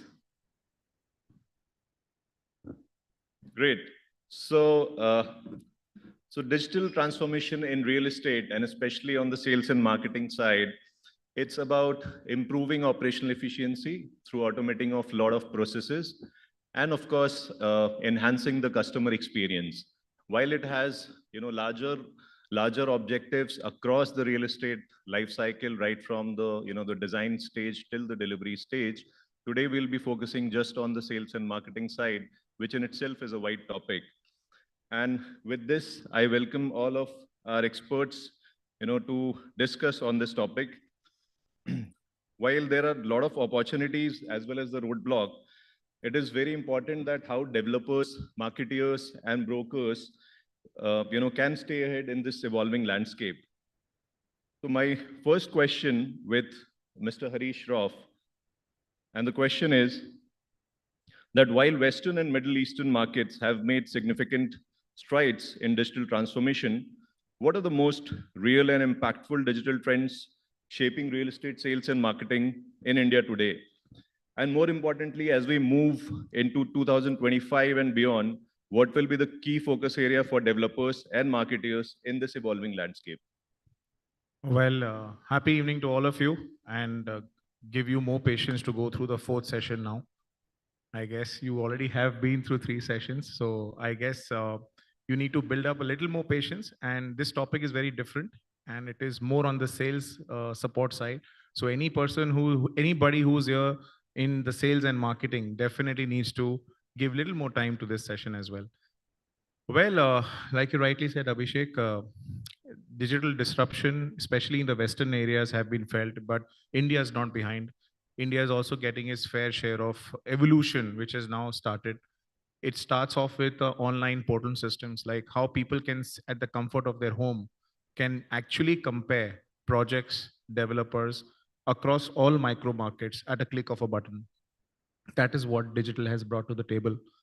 Second, any kind of a sales assist tools, like you have the virtual reality experiences, augmented reality, that gives the consumer a better perspective about the product, how it can get closer and closer to reality. And that is something which he can actually envisage. So that is something which is on the sales experience side. Then you have digitalization, which has come in the payments. People can actually book a home online, pay online. That never used to happen a couple of years ago. So that has done the ease of business part. And overall, I mean, there are some more assists like the AI chatbots, which make the communication seamless, real time. And that has also assisted more and more knowledge sharing. So such things have actually evolved, and digital has a long way to go because here the acceptance level across different target audiences varied. But I feel the day is not too far where digitalization will take over a substantial part of real estate. That's my viewpoint.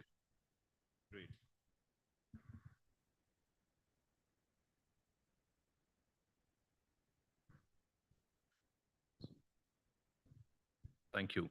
Thank you, Harish. Thank you for the introduction to this, explanation of the term digital transformation, how it's impacting the current landscape.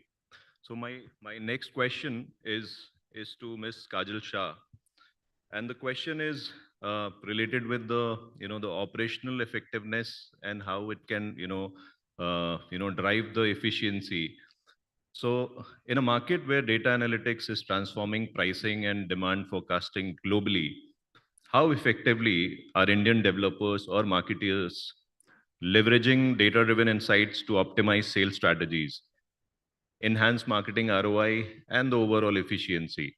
We have been using a lot of data in demand forecasting, in product design, arriving at a lot of conclusion. And you have been into this field since long, and have driven marketing, for big launches. So, what's your view? How these new technologies can help us in having better efficiency, or maybe in reduction in cost? Thank you, Abhishek, and good evening, everyone. So digital transformation in sales and marketing is not a new topic. It's not a new subject. I think professionals, both in sales and marketing, especially in real estate, have been studying, discovering, going around this topic for a while. A lot has happened, and I still believe a lot is yet to be uncovered or used, rather. While there is a lot of data available today now, as far as micro markets are concerned, forecasting the demands is concerned, I think very little is really known about the consumer. What I really strive to do are psychometrics of my customer. What is it that drives him to buy a home in a particular micro market, for example? I think as marketeers, what we should be doing well and use tech, probably AI in the going times, is who really is my customer, at what life stage is he at, what is his consumer behavior on the internet outside of his home buying cycle. Can I look beyond the funnel? Can I look at what really what is his usage? While we do have these forms, all of us have a lot of booking forms. How much of it are we studying? Also, what is the sentiment of a micro market? And I'm not purely talking from a digital point of view right now. I think the minute you start understanding the psyche, marketing is a psychological game. If you do not understand the consumer's psyche, you will be then in a hit and miss, or you are casting a net which is so wide that you're not really focusing on who your buyer is. So apart from the digital campaigns that we run, I generally use a lot of sentiment analysis tools. I try and listen to a lot of chatter that goes on in various micro markets.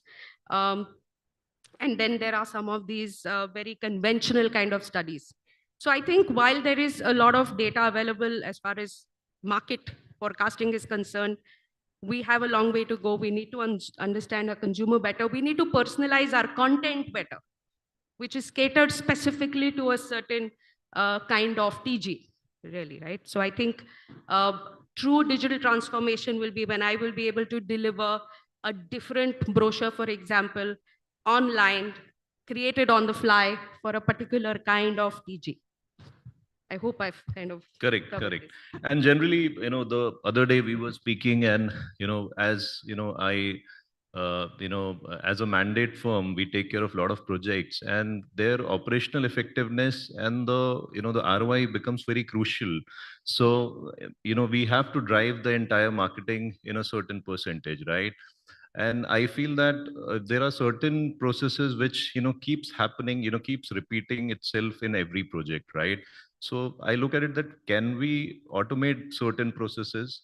We were also speaking that can the chatbots really replace the pre-sales people? That's a question that many of us are looking at, and I'm sure Bhavya will be able to put more light on it. But at the same time, I also see that can we look at improving the ROI with the right methods, with the right technologies? Can we look at personalizing the communication? Say we have, different buckets of data, and we are looking at thousands and thousands of database when we, optimize the marketing campaign. So what I see is that, as an industry, and that's another talent is another topic here. But when we talk about using that data, so same data has many various buckets to it. Typically a hot customer or a warm customer or a cold or lost customer is defined differently in different organizations, right? And generally marketer tend to shoot the same content, same messaging, and just blast it on the entire database, right?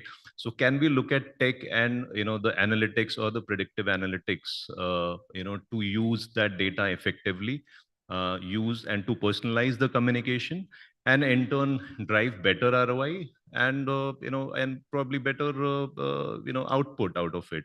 So can we are you also exploring any kind of tools there or any approach? Absolutely. Two parts to this question, and I'm going to tackle the operational efficiency first. I think AI is going to do a brilliant job of qualifying your top of the funnel leads, right? When you have a lot of leads and you typically are trying to recruit a large pre-sales team, given how there is a massive talent crunch, and the more manpower you hire, and then you have your efficiencies kind of go for a toss. So there are already tools in the market which will help you qualify a lead. For example, you've got progressive dialers, which will use AI to now only connect the verified leads. And then probably once the verification process is done, then you can have more senior guys to speak to these leads. And then that is where the personal messaging comes into the picture. So yes, increasingly we are going to see fewer people handling pre-sales, and a large part of this can be outsourced by chatbots and conversational AI. There is a lot of that happening. In fact, there is AI available in the market which you can install on your cameras at the site offices, which will, by the medium of the cameras, study demographics. What are not only the number of people who've come to your site, but what age group, how much time they've spent at site. So there is a lot of data. And then coming to the second point, you're right. We need to then build the intelligence to read all of this, to put it all together, right? I think as far as personalized content is concerned, storytelling is not going anywhere. It's only your medium and your mode of delivery that's going to really change, and how smartly you're able to do it. And I think that's where that's the last mile in marketing that is yet, and I'm looking for it myself as well. We've got all the drips and we've got all the workflows managed. We've got all the creatives. But like I said, are we still ready to do this on the fly? I don't think we're there yet, but that would be the actual golden period for marketing. So of course, efficiencies will come, but I'm not talking about efficiencies from a cost point of view. I think I am pushing for efficiencies more from a delivery of content point of view and far better standard of communication point of view. Yeah. Right? Yeah. So what are the generally challenges that you face? I'm just shooting the follow-up question on this. Is that what are the challenges that you face while trying to, implement whether it is the new tool or the new tech or any automation of the processes with respect to the marketing function? I think if it doesn't excite us, then there is absolutely no hurry to implement anything. So I think the biggest challenge is resistance. I've seen, and I'm going to talk about smallest of the tools like a chat GPT or a mid journey for image creation right up to an SFDC, right? And bigger the tool, bigger the disruption, bigger the insecurity. So there is a sense of resistance in sales, marketing, CRM departments. The minute you have automation, the minute you've got more tools, there is an inherent resistance that comes purely out of insecurity. The other thing is, I think real estate historically has a lot of data which is in silos. Most of the times, this data is also not clean. When I say it's not cleaned, the data fields don't match. They cannot be merged typically in a single database. They're lying probably from Excel sheets to various different servers. So putting this together, even before you make any sense of it, I think is in itself a large task. So I think mindset is the first challenge. Second would be data not being in the place and the amount of time that you will put into getting all of this together. Third, I think, is the cost. Sometimes becomes prohibitive. I see these are the large three topics, apart from a lot of various other small issues that you will Correct, face. correct. And I totally agree with you. Mindset is generally the biggest challenge. And we have seen since the industrial era that, whenever there was any big transformation trying to take place, mindset always become the biggest challenge. And especially for leaders, driving that change becomes very, very crucial. When we talk about digital transformation, as basic as implementing a good CRM system, it actually loses its effectiveness. Culture has always become the biggest roadblock in implementing any changes. I see that chat GPT has become so common. There is a servant for you working round the clock, but many of us still are resistant. I see that, no, I don't want to use chat GPT. This is something new, right? So there is always a resistance, and once you start using it, you see the wow. I mean, technology is your servant, right? The biggest So- difference is chat GPT people would love to use because it makes them lazy. But if you're implementing a CRM, people need to work harder, because the fourth point, and I just kind of recollected while you spoke, is implementing a large CRM in any organization means, do you have the right kind of people who understand what is needed also? Right. Correct, And that's correct. where you're seeing a lot of messy implementations. And we were just speaking about it outside, right? We've all been a part of those messy scenarios where the best product has just simply not been implemented very well. And that's Yeah. where then sometimes it has to be just thrown out. So I think training will play a very important role here. Generally, with a lot of systems, when you try to implement it, the lack of knowledge of the overall process becomes the biggest roadblock, even to implement best of the tools. Right? Great. So with this, I'll move to Mr. Naveen Thakur. And the question would be that in a digital first world, and this is more related with the, we have discussed, from the developers or marketers point of view, you also being an avid marketer and a salesperson, uh, this question is more inclined towards the broker side, which who are very, very important for the overall ecosystem today. So in a digital first world, do you think that traditional brokerages have a solid future? Number one, and how can a real estate agent evolve their business model in the face of AI-powered real estate platforms funded by, the biggest, investors? So how do they, evolve and how do they survive? Good evening, everyone.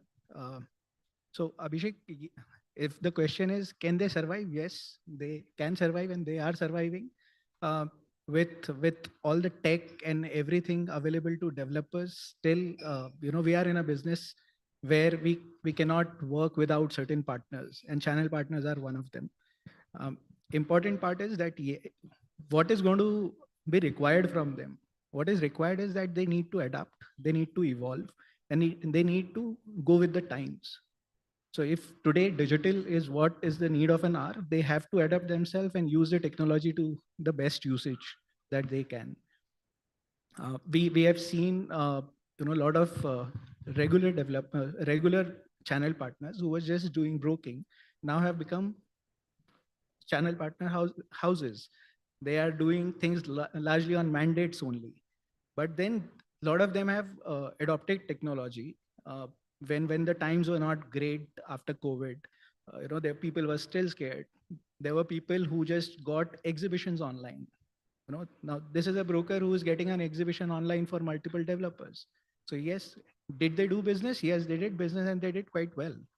It worked for few developers. It might have not worked for few developers, but as a broker, it worked for him because he has invested and he earned out of it, right? So at the end of the day, what matters to a channel partner is whether he's able to make money or not. So if he's able to make money, yes, he can. And we all have seen how digital per se has grown as a media. It was a very small media a few years back, and the kind of exponential growth this particular media has seen, it has become an industry in itself today. Largest real estate expenses today happens on digital, whether developers, whether channel partners, or whether anyone else. Okay, right? So it has become an industry which is very critical and important to real estate. Here, we have seen a lot of disruptions happening, whether it is in terms of portals, whether it is in terms of AR, VR kind of things which are happening, or even prop tech. Prop tech is a very big business today in our country. So that's where the things are changing. What a typical channel partner needs to do in these times is, one, of course, they have to adapt to technology. Look, while Kajal spoke about how pre-sales function can be reduced using up chatbots, but I still feel real estate is one thing where there would be a human interaction at certain point, which will be inevitable. You have to. It's the biggest purchase for anyone who's buying a home. Is the kind of money that you spend is the biggest buying that you are doing as a customer. So your human interaction would be required. Tech can help you. Whether it is your lead to verified lead to qualified lead. After that, of course, and first interaction with any brand or any person is going to be a make or break with the client. The impression that you leave. So while your technology, if implemented well, can help you impress a customer, but if not done very well, then it's going to disappoint. So if I'm on an AI chatbot and I'm asking certain questions, which probably is not in the back end, it will keep throwing you, sorry, I didn't understand. And it's going to frustrate you to hell. And then you will not want to interact with that brand. And that's where, as a developer, you take a lot of, effort to do your backend with these, but are the same efforts done by channel partners? Because they are not dealing with one project or one developer, they are doing it for multiple. And hence it is more critical for them to look into these aspects more. Second, what they need to do is they need to build on their personal brands. Today, you have to move out of that middleman tag and you have to become more a consultant where people can trust you, where they will come to you for advice in terms of investment, legal and other aspect. As a regular buyer, people don't understand legalities. And then there are so much of issues which customer faces when it gets into legal aspect of things. Whether it is not only about, dispute, it is about the agreement that I'm signing. So that's where they need to, from a broker, they need to become consultants. These are certain important aspects. They need to build personal brands. They need to get into influencer mode. We see a lot of people, they have started doing video shoots of various developers and posting it on their websites. Like they are working like influencers for you. Though they might be small as of today, but they will grow. So these are the things that brokers need to get into. And I think with this, it's not, and all the developers are going to support them. If somebody says that I want to shoot your sample house, I'm sure Harish is not going to say no, right? None of the developers. We are happy to promote the product as much as possible, and that's what is required from the channel partner side. Agree. And I think we should take a cue from the developed economies or the developed markets, whether it is the Middle East or the Western economies, where the broker, setup or the industry as an industry, they are much more professional, much more structured. I think with RERA coming into place and, with better training, focus on the, understanding of the market and how much value you can add as a broker has become very crucial.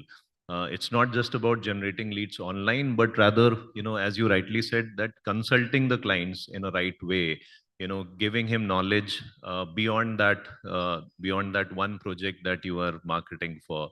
And yeah, correctly said, whether it is the legal side of it, the infrastructural developments, the micro market trends, and probably, giving an update on or probably, educating the client on the credibility of the developers.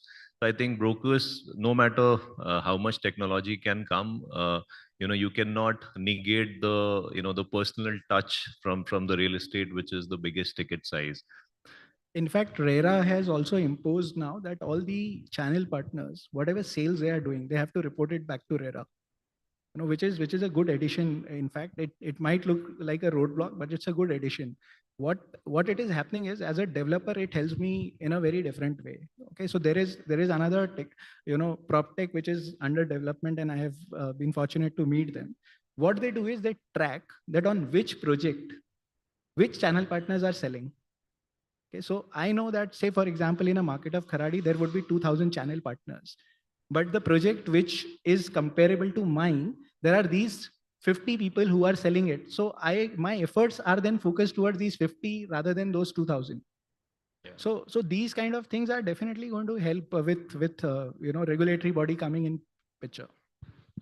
Great. So with this, I take this conversation further. And my next question is to, the gentleman sitting next to me, Mr. Bhavya Trivedi. And the question is that, is AI, we have been hearing about AI since long, and in real estate context, it's still is at a nascent stage as far as the implementation is concerned. Yes, there are a lot of prop tech firms working on developing various products and services. But do you think that is AI in real estate marketing more hype than reality? Number one. And with this, can you also give us insight on how can developers and marketeers leverage it to create truly personalized campaigns, which will drive higher engagement and in turn, maybe better brand equity? So before reaching out to your question, answering your question, I would love to come on the aspects that other panelists touched upon, the challenges, of course, the implementation issues and everything.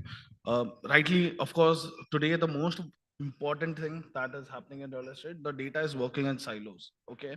And that's where it's stopping most of the implementations on the technology. I'm talking about the top 5 developers of India, okay? That's where the problem is starting off. Now, I would love to, the question that he asked me, I would love to ask the audience over here, sitting over here, Do you think AI and real estate are disrupting it right now or not? Because the people who are going to think that AI and real estate are not disrupting or started disrupting, trust me, I'm sitting over here. I can put a bet of a lot less than a crore, but I can put, okay, they'll be running out of business. The kind of things with the agentic AI models, okay, and the kind of the propensity models. She rightly spoke about the chat GPT also, right? The models that have been developed that helps the real estate developer to take a overall completely on the marketing automation on the back end. The scalability, the kind of scalable operations that we are able to do it. Today, we launched a product called Convo AI, okay, which is more on the conversation, humanizing the whole uh, chatbot, or I would say not chatbot, but having a humanized touch to the pre-sales team. And yes, I would love to replace the whole pre-sales thing. That was something that we were discussing outside. So you're Okay. going to be responsible for a lot of job losses. That's okay. But yeah, as I told you, the question that remains is the efficiency. Okay. When I'm putting a money, certain ROIs onto certain marketing activities, always question comes on the Meta, Google, or anything. But really, is the question really asked to the pre-sales team also? Okay, how the churning has happened when they're calling 100 leads, okay, in a day? This is the real efficiency that is coming out. And that's where the whole idea for us also when we are working on the back end, okay, how largely we are implementing this is something that we are also working. We have already, I suppose, with certain successful brand, we have already done that. Now coming on to the next question that you have talked about it. Today, one of the biggest problem that we also have is the hyper personalization. So let's for example, the shirt that you have bought, probably it would be online. Okay. The guy you have bought it from must have more data than you're sitting with. Okay. Real estate is something is very much, I don't know why the developers are really happy with two things only, the email IDs and the phone numbers. And that's where we have to change our mind. That's where hyper personalization comes into the picture. Okay. Today, Rohan, if you can help me, we take we would love to, if he can relate it easily. When we are running ads, 2, 3, 4 BHK campaigns and everything that we are running, largely can we have our data sets कि lead generate हुआ, lead system में आया, उसने एक 4 BHK का entry दिया है, he is interested in the site, he has landed on the site. Next time he is landing up or I'm doing remarketing, can I show him a 4 BHK ad with that swimming pool that he mentioned in his conversation? That is something hyper personalization. And we have already, as I told you, we are already doing that. We are already implementing. But the idea remains, this is only going to make the experience better. This is only going to bring your cost per acquisition down, because tomorrow with more and more customized solution, you're on a good. And apart from real estate, most of the industries are already doing it. Okay. So that's where the question that really lies, how fast we can adapt to this on the marketing automation. And that's where the whole hyper personalization and your question is answered. So tell me more about this, AI bot, which you spoke about. Generally, I feel that the biggest problem that it also solves is, and what we face as sales and marketing leader in our industry, and please enlighten me, any one of you from panel members. I feel one of the biggest issue also is the standardization of pitch. When you are explaining a typical, no matter what the ticket size is, 70, 80 lakhs or a 5 crore, flat or duplex that you're selling, maybe Kajal's pitch will be different from Mr. Harish or Rohan or maybe Bhavya. So this is one of the biggest issue. You are selling a high ticket size product and the pitch varies. And with this, the lot of efforts which the architect or the top management or the developer has taken, it is gone. It is gone in that 5-minute pitch. And especially also applicable for pre-sales, where the time that you get as a pre-sales executive to explain the product is hardly few seconds, maybe 30 seconds to 1.5 minutes. That's it. My attention span is very low as a customer. So the pitch varies from person to person. And with that, the best of the product and strategies fail. So does your product or any of the product are able to answer this? Okay. As you mentioned rightly, since I'll give it on my personal experience, I've worked with around, at a launch, 100 pre-sales. you're not able to control anyone's conversation. You don't even know कि वो desk पे क्या बात कर रहा है. You don't even, till the time you hear the recordings, okay? With the AI, with the backend, you are able to control the whole narrative. What do you want them to speak? What do you want them not to speak? It's something that you can control. The second problem is the scalability. When I look at the pre-sales, larger jab launches aate hain, please tell me, you have to train like 100 and 200 of people at a given in just 1 month or 15 days. And that's largely a problem for me also. How do I reach out to, I have a database of 10,000 leads, and how do I churn it in 2 days? Okay. So largely when you're coming out, this is how our Convoy, right? We call it as Convoy as a product, largely sits on two bots. One bot makes the call, and the second one acts as a head where it improvises. Okay, you can be better over here, and that's how you can improvise it. So you don't have to even monitor the AI with the, as I told you, with the agentic AI, you can do anything. Trust me. I have stopped replying to my mails in terms of with Gemini AI. I'm sure you must have used it. A lot of automation that is coming, and I love that. I've kept an EA who usually replies my answers, but I would love if Gemini is closing it, I can customize the whole thing, and that's how efficiency for me at my level. It could be good, it could be bad, but from the perspective when I'm running a business, it helps me to scale. That's where always business wants to. It's all about the scalability that you wants to achieve. So that's machine learning for you. I'll just like to second Bhavya here, whereas in the traditional way of marketing, when we have pre-sales and sales teams, trying to explain a product, I'm sure most of the marketers here, have this very famous saying that there is an elephant with 6 blind monks. If somebody's touching a trunk, somebody's touching a tail, somebody's touching a back. So everybody has a perception about the elephant, but nobody can draw the whole elephant together. So you need a lot of things to come together. That's what I feel AI can be a solution for that problem. Correct. Great. So with this, I move to Rohan. And the question is that you are running a digital agency and doing a lot of work across India. And this is a very general question, but I want you to enlighten the audience and the real estate fraternity in general. Is that India sees a 40 to 50% and maybe more, lead drop-off rate in real estate digital campaigns. So as per you, and you are free to blame, what are the biggest mistakes developers or the marketeers or brokers are doing? So firstly, I would like to split this into 3 parts. One is, why is there a lead drop-off, right? Second is, what is a drop-off? Where is it happening? And third is, what do we do to make it better? So firstly, coming to, why is there a drop-off? Basically, in digital, we are able to generate loads of leads, right? We've had cases where we can generate 10,000 leads in a month. We've had projects where we generated 20,000 leads in a month. Now, what we try to do is an optimal, an optimal ratio of cost and quality. So what we look at is cost per qualified leads and cost per visits, and then obviously cost per bookings follows. So there is always going to be a certain ratio of leads which are going to be dropped off, and that is due to the nature of digital. How Instagram is an image first platform, or it's a video first platform, wherein somebody could just appreciate a certain video or a certain project and kind of fill a form kind of passively. So these are very this is the nature of digital. But then you're getting so many leads, you're getting it in a very cost effective manner. You can measure your ROI. These are the benefits. Now coming to what are the drop offs. Here we have two main reasons. One reason is somebody who is kind of a passive buyer. He's maybe looking to buy a property after 1 year, 2 years, 3 years. We don't know when. And now how the real estate market is moving towards luxury, towards more of premium, premium projects. So what we see is that these guys are already well settled. The guys who are filling forms. There's no reason for them to buy it today or buy it after 2 months or 1 month. They could take a year. They could take 6 months.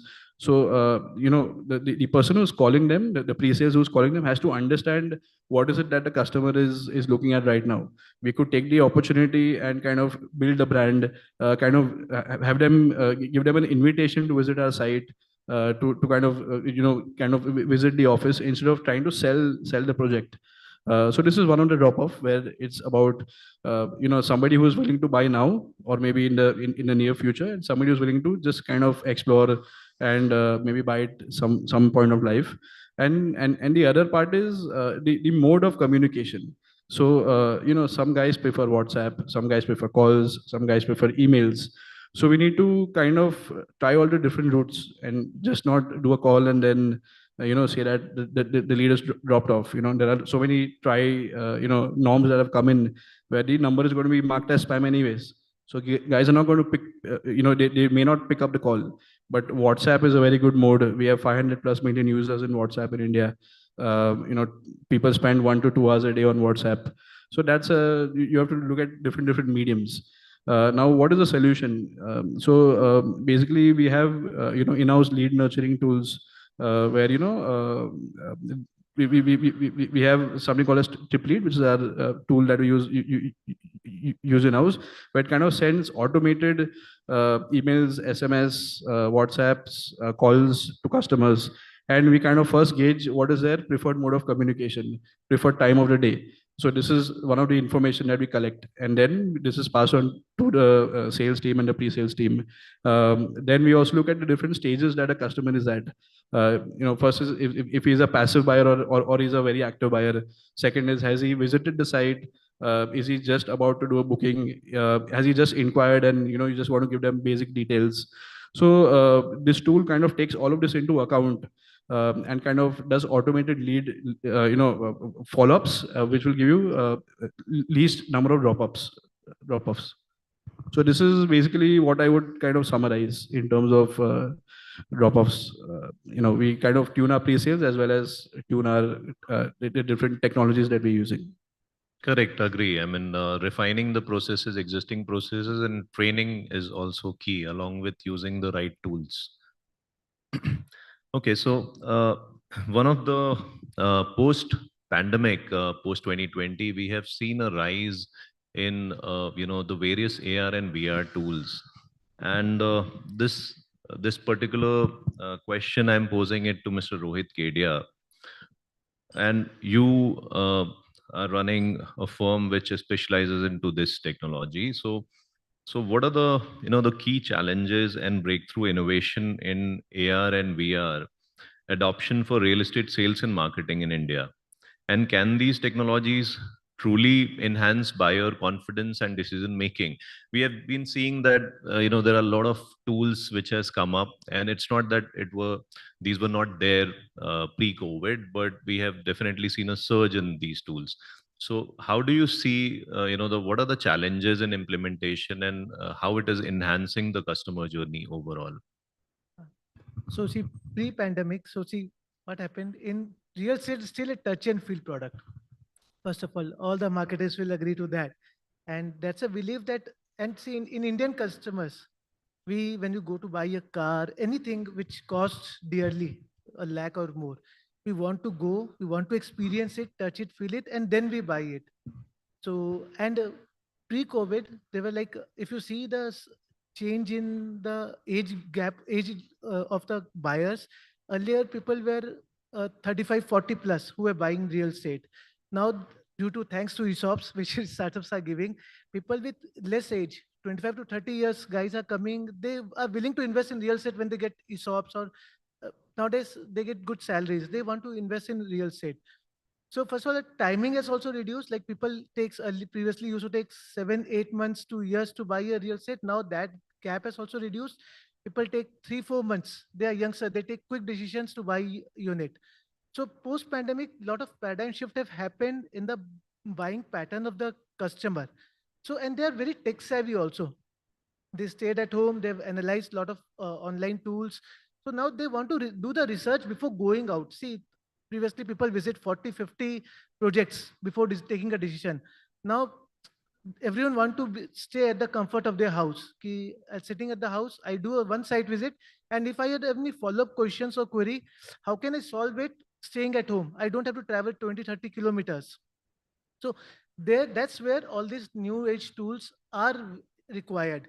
See, I don't say it is a replacement of your actual site or something, but this is an add-on benefit which supports the sales team, sales and marketing team to handle the customer. And when a customer comes to a site, he comes with hundreds of queries.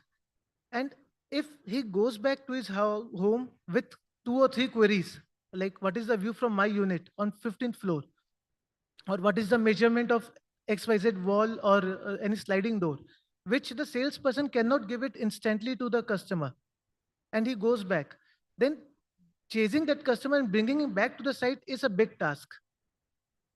Like Rohan will agree that nowadays the cost per site visit is 15 to 20K for the marketer. So it's very costly to lose a customer. So he's one of the prospective lead who has come to the site. Now he's went back with some queries. Maybe the salesperson doesn't have the answer to it instantly. So it doesn't it feels really that, okay, I missed a really prospective lead. He came here with his family and now he went home.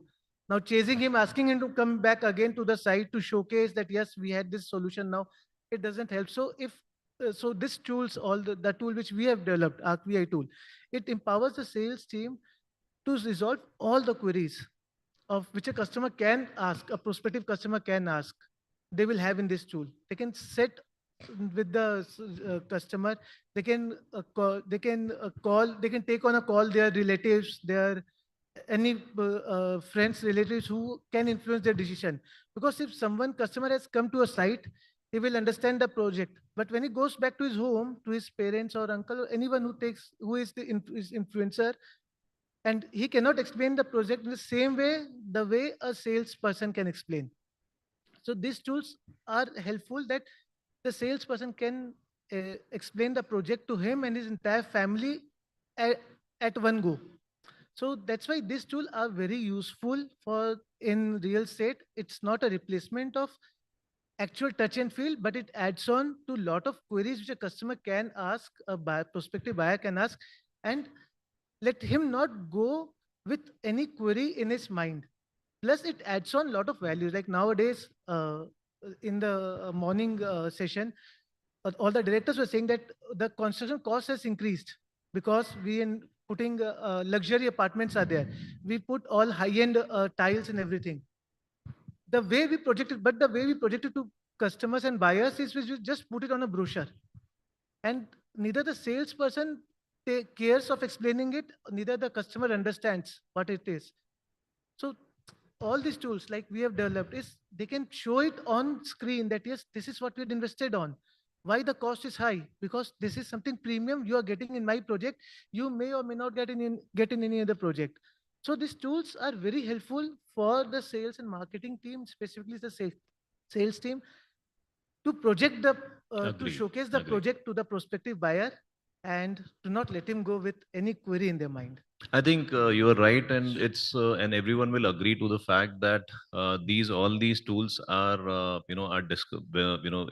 help in improving the customer experience, and it's more about mindset shift which is required, not just for the marketers as well as for the overall real estate fraternity and the customers in general. Abhishek. As we move beyond I'd like to Yeah. add something. I'm sorry to. Yeah, sure. I would like to add Rohit's sub point.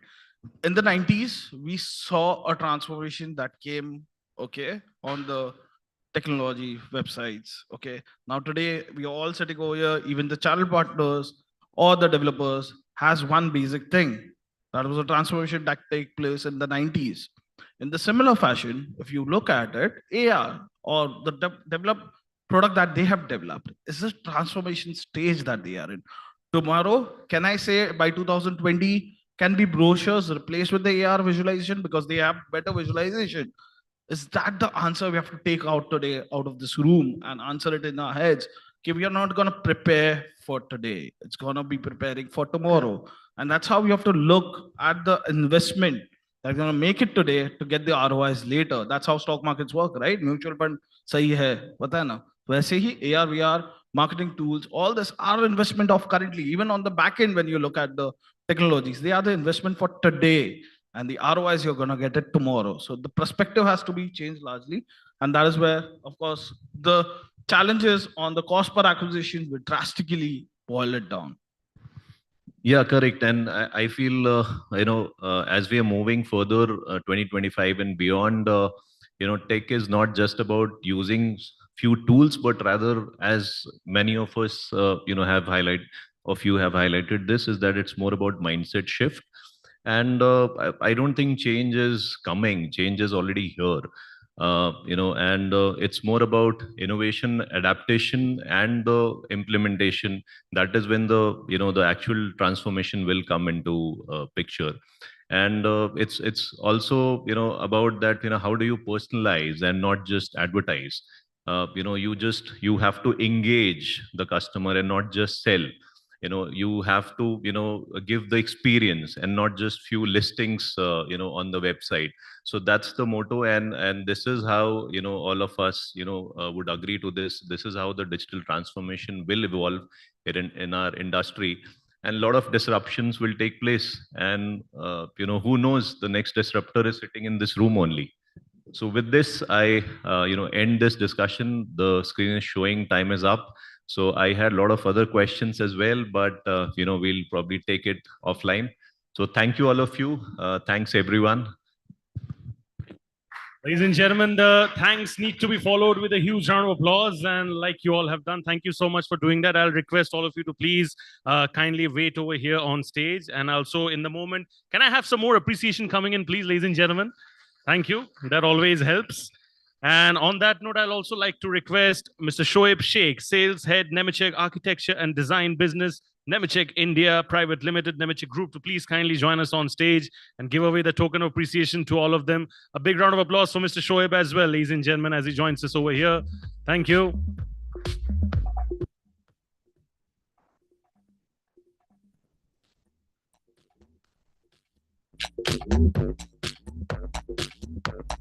And like we have been doing so far, the questions we can take and connect offline. I'm sure you have interesting questions for our speakers. Please feel free to connect with them offline. They're more than happy to answer your questions.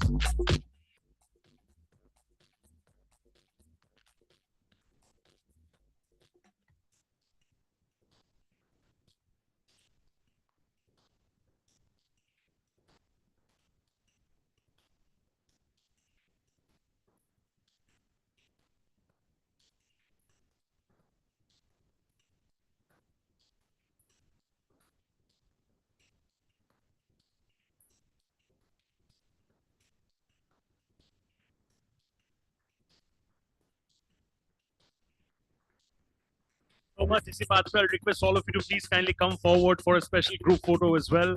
Give it up for all of them, please, ladies and gentlemen. The beaming smile comes the best when we do the group photos, and I'm sure with your smile and appreciation, they will be smiling even better.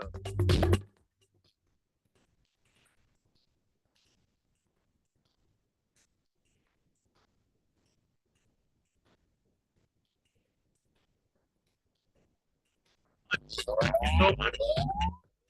Thank you so much to the DJ as well for pumping up the energy over there. That's exactly what we want, keeps the event alive, definitely. All right, so we will now be going ahead with the final session of the conclave, ladies and gentlemen. This is going to be a fireside chat. So, ladies and gentlemen, this is going to be a fireside chat on a very, very important topic. And I'm sure this is going to be spreading knowledge and insights like never before. Like always, I'm going to be first talking about the topic. Then I'm going to be talking about our honorable moderator. And then I'll be introducing our speakers in alphabetical order. Ladies and gentlemen, this is about Nari Shakti Zindabad. Ladies and gentlemen, this is about women leaders building the blueprint for change. I'll repeat the topic for you all once again. This is about women leaders building the blueprint for change. I'll be first introducing our moderator, and then I'll be introducing our speakers in alphabetical order. To moderate this session with the wonderful women out there, we have Shoaib Sheikhs. Can I please have a huge round of applause, ladies and gentlemen, for Shoaib Sheikh, Sales Head, Nemetschek Architecture and Design Business, Nemetschek India Private Limited, Nemetschek Group. Can I have Shoaib on stage, please, for the session? Thank you. Give it up for him, please, ladies and gentlemen. This is going to be a special panel on women. But I'm sure he, being the proactive and the progressive kind of personality that he is, he's going to be shedding light on his own terms. So please, can I request you to take your seat and because I want to call them, together and then take it forward. So, and if I may please request for some silence in the room, and if we can please keep the door closed. Ladies and gentlemen, if I talk about our speakers in alphabetical order, today we have with us Ananya Sharma, architect and urban planner, Godrej Properties Limited. Ananya has been working with Godrej Properties for the past few years, managing the design of mixed-use, high-rise portfolio of 5+ million square feet in a 100-acre integrated township project with various successful handovers. She has been responsible for high quality consumer experience creation of 23 acres, including a 5-acre retail high street and an ongoing 12-acre riverfront development. She's also worked with Lee Associates South Asia on the development plan of the proposed Chhatrapati Shambhaji Raje International Airport notified area, Purandar in Pune. We also have with us today Jyoti Panse, Principal Architect, Jyoti Panse Associates, former Vice Chairman, IIA Pune. Jyoti ji is an award-winning practicing architect, urban planner, and water management expert, active in the mainstream for more than 30 years. She's engaged in various architecture and interior design projects of different magnitudes. Jyoti ji is an expert on water management systems, mainly rainwater harvesting, and has been involved in the policy formation of Pune Municipal Corporation. She's also on National Committee of Arcacia of IIA. Ladies and gentlemen, we also have with us today Rucha Watve, partner JW Consultants LLP Pune. Rucha ji is responsible for designing structural systems of various residential, commercial, and industrial projects and leads a team of 100 engineers under the partnership firm, handling over 400 to 500 number of projects every year. That's a massive number, definitely. Rucha ji is also member of Indian Institute of Structural Engineers, Pune, member of the Institution of Engineers, India, member of the Council of Tall Buildings and Urban Habitat, member of the Indian Society of Earthquake Technology, and member of the Indian Concrete Institute as well. We also have with us today Smita Patil, Managing Director, SSPL Group and National President, Naritko Mahi. Smita ji is a strong advocate of women's empowerment with over 18 years of professional experience. At SSPL, she is responsible for managing sales, marketing, human resources, finance, and other operation realms of the company. She has also been elected as the National President of the National Real Estate Development Council, Naritko Mahi, adding a new feather to her incredible cap already. Give it up for all our speakers, ladies and gentlemen. And like I said, moderating this session is Shoaib Sheikh, who also deserves a great amount of introduction for all the work that he's done. He's a dynamic sales leader with over 12 years of experience across the AEC infrastructure, plant engineering, automotive, and software sectors. He specializes in helping AEC stakeholders enhance time and cost efficiencies through the implementation of innovative technologies and workflows, as well as guiding venture capitalists and corporate innovation teams in identifying promising startups for investment and M&A. Ladies and gentlemen, building the blueprint for change. This is about women leaders. Can I please request all our speakers and Shoaib to join us on stage? Give it up for them, everybody. Ladies and gentlemen, the final session of the 16th Realty Plus Conclave 2025 over here, the Pune edition. Can't get bigger and better.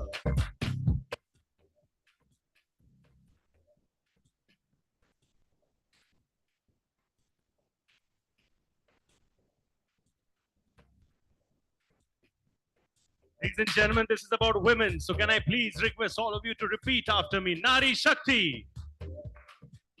Nari Shakti Zindabad. That's all that you need to repeat. Are you all ready? Nari Shakti. Zindabad. Nari Shakti. Nari Shakti. Now we have set the momentum for the session. Over to you, Shoaib. Thank you. Thanks for that powerful introductions and yeah. So yeah, I've been speaking with these wonderful women, like women achievers, right?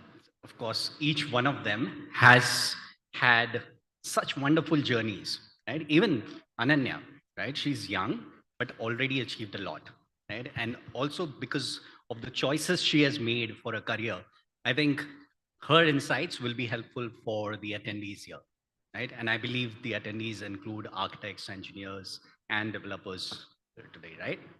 Okay, great. So maybe we could start with that, right?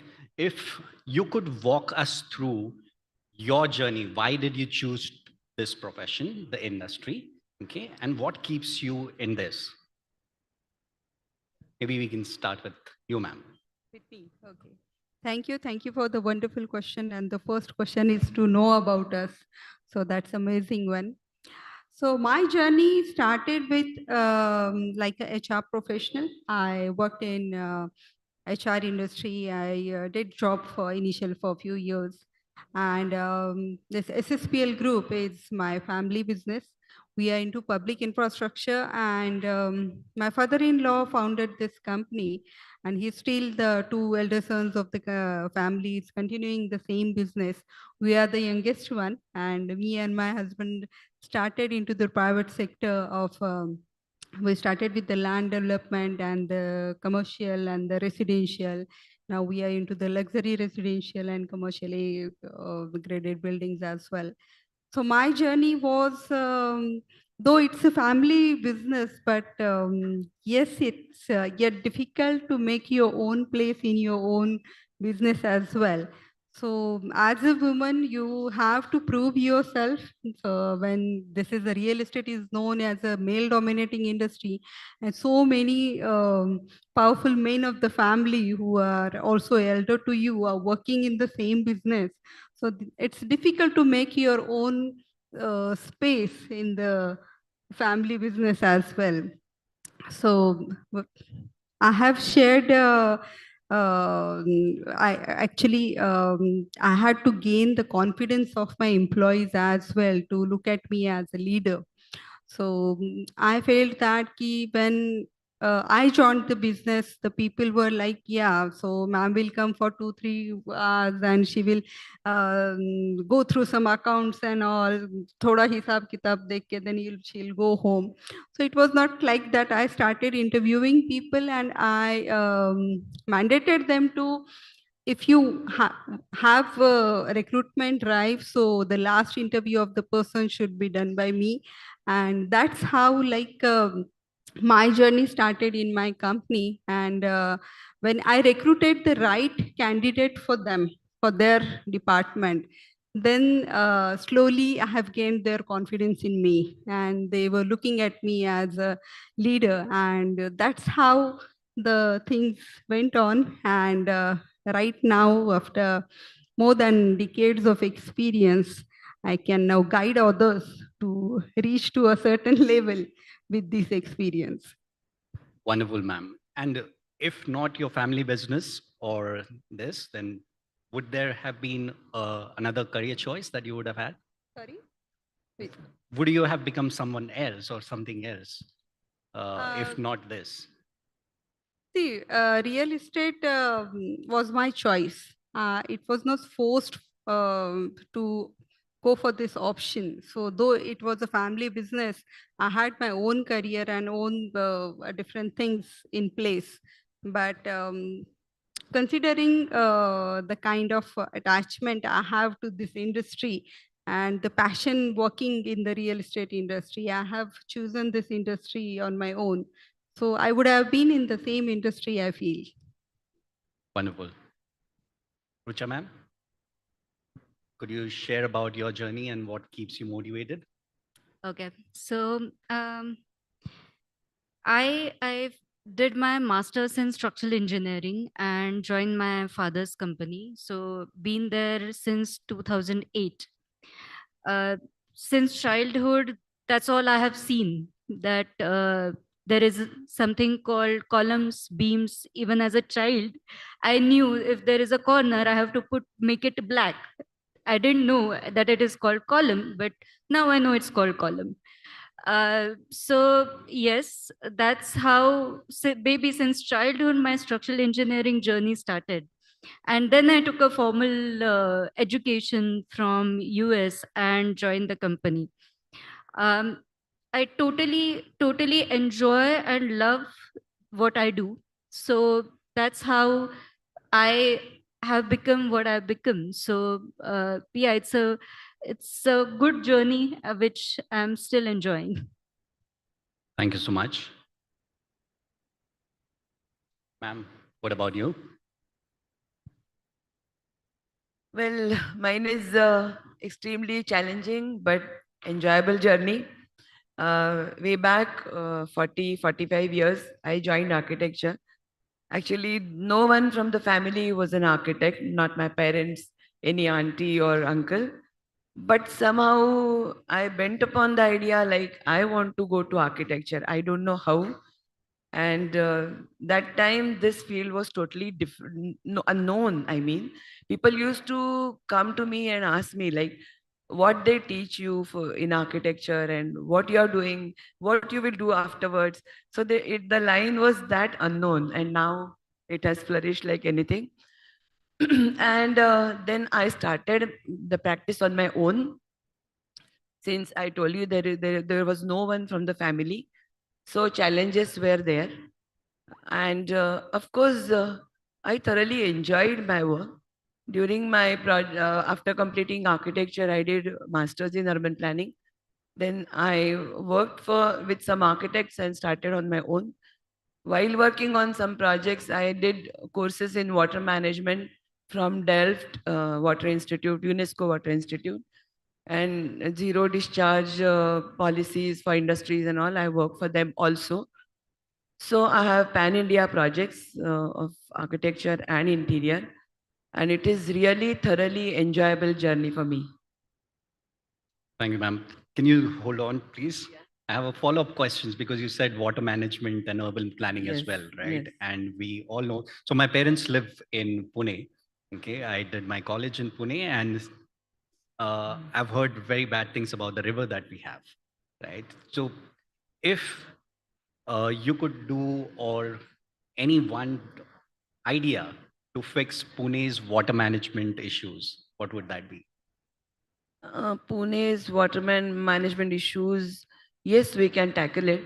Only we have to meter our water because Pune people feel that there is ample water, 5 dams with us, and all the water belongs to us. So that is not the thing. And we have to have metered water so they will use water consciously. Correct. What about the wastewater? So the supply is abundant, right? So in one of the other events that I had, okay, I heard that most cities plan for the supply side of things when it comes to water management, but not so much about how it's disposed. Yes, it is Right. true. With our population, we need almost 11 STPs, big scale STPs. But right now we have just 5. And out of those 5, some are working scantily and some are not. So that's the status. And the drainage flows into our river. And we have seen the picture of our river. When I was a child, Mutha River was flowing in abundant water, and both the banks were full of water. And now it has become literally Nala. It's a drainage of Pune that is flowing in river without treatment. It's a pathetic situation, no aqua life. The entire ecosystem of river is gone for a toss. And citizens must take interest in all these issues and come out of it. It's quite insightful. Ananya, so your career choices pretty much might influence the young architects and engineers here, right? I won't ask you what keeps you motivated, of course, but yeah, walk the audience here through why you chose one architecture and that too from IIT, okay? And then what is it that you look forward to contribute? So, similar to Jyoti ma'am, I had no one in my family who was even remotely related to the industry. I had no one to guide me on what it is about and what I would be learning if I join. But however much I could find about it, I realized that it is such a powerful industry that I will have the opportunity to directly influence the lives of people who are going to be using the buildings or structures that we design. That is how I entered the field. And when I entered and I started working, I found immense pleasure in watching the drawings shape up from paper to the reality, and knowing that actual people are using it and appreciating the spaces that we have created, it gives me a childlike pleasure. So that is what motivates me to, keep working in this field. And I also always had an inclination towards art. Probably if I wasn't an architect, I would be an artist. I would be painting. I still do, but a little less. So I thought this would be a good career where I could use my creative skills as well as my analytical skills. That is why I chose this. That's wonderful. Uh, Especially your art inclination. My sister had that. She's elder to me. Okay. And she used to make very beautiful thermocol projects. Okay. And a lot of architects and engineers who used to visit our place used to suggest that she should become an architect. Okay. But then maybe because architecture field did not pay that much. Okay. This was like 20 years ago. Okay. So she decided to become an engineer and a software engineer. Now she's with Accenture, right? So yeah, a lot of good talent is going towards the software side of things, right? Because one, it pays well. Okay, it gives you a very big global exposure, and in an industry which kind of is forthcoming to try new things. Okay, and AC industry has not been so forthcoming into adoption of technology. Like for example, BIM, right? You might be using BIM, but ma'am, Jyoti ma'am, right? Yeah. Do you use Yes. BIM and other technologies? We use BIM. That's wonderful. Yeah. And how much do you see that BIM or use of digital technologies through your design phases impacts the project outcome in terms of not just the first design stage, but also how are you able to convince the developers to pay you more because you're using BIM? Yes, actually, the services part is taken care properly. Previously, it was not there. With the softwares like BIM, the entire thing goes properly into the networking, and then there are no losses afterwards. So we can definitely convince our client to use it. And always you have to go with the flow. New softwares, new materials, and new technology has to be adapted in our practice. And I think our clients are also open for new technologies and innovations. Thank you so much. Sure, ma'am. So your field, structural design, right? Very critical, pretty high risk as well. Okay, and you've been working on pretty very large projects. I heard 400 to 500 projects a year, right? You must be coming across situations where your structural design thoughts, which you want to go ahead with, might be a problem with the architect or the developer, right? How do you tackle that? And if you would want to share any anecdote. So yes, it's always a very tightrope walk when it comes to that how to match the expectations of the developer, vision of the architect, how they want to look at that project, requirements of remaining consultants, and yet make it the most optimum design. So that is always a tightrope walk, and obviously abiding to the structural codes is a given in all this process. Um, Many a times at many juncture of the project and at the stages of the projects, we have to make some hard decisions. But my personal experience has been, if you sit with the architect, if you sit with your developer and explain them why you need a particular thing as a structural design, and explain them the nitty-gritties or the safety challenges behind that, they do understand. Because at the end of the day, it's a project which is going to be built as a team. It is not only the structural engineers project or the architects projects, it's the entire team who is playing a big role in their own fields and making the dreams stand on the ground. So yes, it becomes challenging, but then if you convince them properly, if you give them proper explanations, then it can be done. So we have done few projects where, for example, Project Minerva, which is a 301-meter tall building in Mumbai, standing right now, has gone through 3 different DCPR revisions. So obviously, as we went on constructing, we had to make a lot of changes architecturally as well as structurally.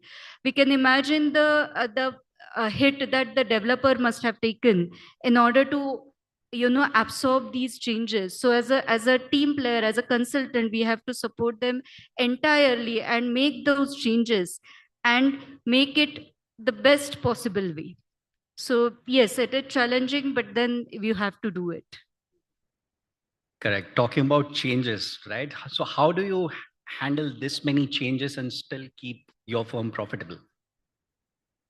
So just the way all of us do, I mean, every project we have to consider there will be a big change happening over the entire journey of the project. And once you are clear on that part, and I firmly believe that these changes are not done by the developer or even the architect just for their fancy, but it is making the product, it is making the project better.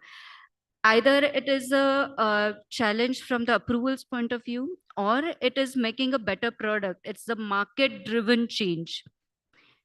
And we are building to sell those flats. We are building to make the functionality better. So if the developer or the architect is changing on while you're in the middle of the project, I strongly believe that they are also taking some hit. So why not us? We have to work as a team. That is something that we must do. Then and then only the project or the product can be a successful one. Thanks for that. Smita ma'am, question for you, right? Sustainability, of course, is not a buzzword anymore. It's become a necessity, right? So how do you, and of course, with sustainability comes added cost, added expenditures on technology processes, extra certifications, right? But there's, of course, advantages to it with the laws that we have, right? But if given a choice to make a highly sustainable project versus a very commercially viable project, how do you balance that out? Definitely, I will go for the sustainable one. I myself really close to sustainability. I want to promote sustainability for each and every developer. And let's do something for our Mother Earth. We, the ladies sitting here, we are the mothers, and we really want to give back to the society. And that's how the change in the mindset we can bring into. And with this, in the Naredco Mahi as well, on the day of my change of guard, I have announced one more initiative, the national initiative called Shashwat Nirman. And Naredco, as a developers association, which comes under Central Housing Ministry of India, we have 15,000 developers across pan India. And I wanted to create a platform through Naredco Mahi for all these developers to understand what is sustainability, the kind of myths we have. So there will be more expenses. There will not be a like commercially the kind of question, same question you have asked me. So there are some myths. So we have in the long term, if the visionary leader is there, will definitely not think about this one, because with the sustainable developments we can achieve to save more energy, more cost. And for the same, like government has given us the incentives, the developers, if they go for the silver, golden or the platinum certifications, then they'll get the 3%, 5% or the 7% of the more FSI to construct. So that is, I would say, the good attractive thing for the developer to get attracted towards the sustainable development. But the same at the same time, I wanted to create a more demand from the buyer's side. So recently we met our revenue minister, Mr. Bhavan Kuliji, and we have given the proposal of reducing 1% stamp duty on the green buildings for the home buyers, so that that awareness will come and the demand will get increased. The demand for more green homes, green offices will increase, and I really want developers to get push from the buyer side so that they will go for it. And I have experienced, I have been to like a pan India Naredco chapters and their events. So I have analyzed the awareness is less about the sustainable developments and the green design at tier 2, tier 3 cities. And for them, they start thinking about green building means with the greenery.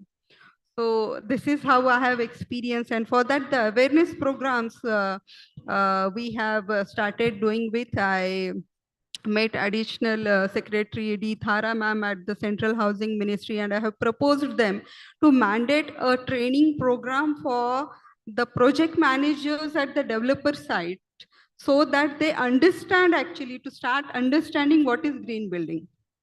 So this proposal was well accepted by them and they are working towards it. So soon we will have a good training program for our project managers. So sustainability is definitely very close to my heart, and I will work towards it till my last breath. It's very good to know, ma'am. So if people here might want to join Mahi, right, or become part of what you're doing for, especially for women in the real estate segment, Definitely right? How most should they welcome. go about it? Yeah, most welcome to all the women in the real estate industry. So it is not only developers can join Mahi, even the allied industry, architectures, MEP consultants. We have so many people with us. Naredco Mahi have 4 initiatives, where Dolphin Tank is the one initiative where we promote and we have created an accelerator program for the real estate startups, and we give push to the women real estate startups there. The Nirmal Jal Prayas, like you may be, ma'am, more interested into to work into the same. I will speak to you after this session. So we work towards the water conservation. So right now also, just before this panel, we were discussing on our Nirmal Jal Prayas WhatsApp group to have the training sessions in the at the developer sites, at the schools, and we have also adopted a village near Pune called Pimple Khalsa, where there is a well, there is a water, but that water is not drinkable, where earlier 500 families were drinking that water. So we have taken that project in our hand and we are cleaning that. We have the site visit tomorrow for the same. And at the schools and developer sites, we do the awareness programs how they can save water. So this is one initiative of Naredco Mahi and the Shashwat Nirman I told you, and plus the skilling, one more important initiative in my personal life also. I have analyzed, if you are skilled, if you have knowledge, then the path will be clear for you. So we focus more on upskilling as well. That's wonderful. Jyoti ma'am, since you have also been associated with IIA, right? So many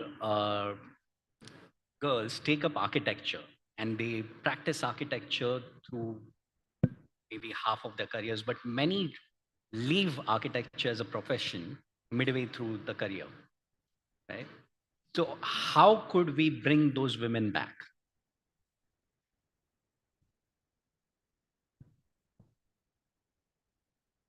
First of all, any new thing needs a lot of patience. So it's not like IT professionals, like you start the work and you start getting salary.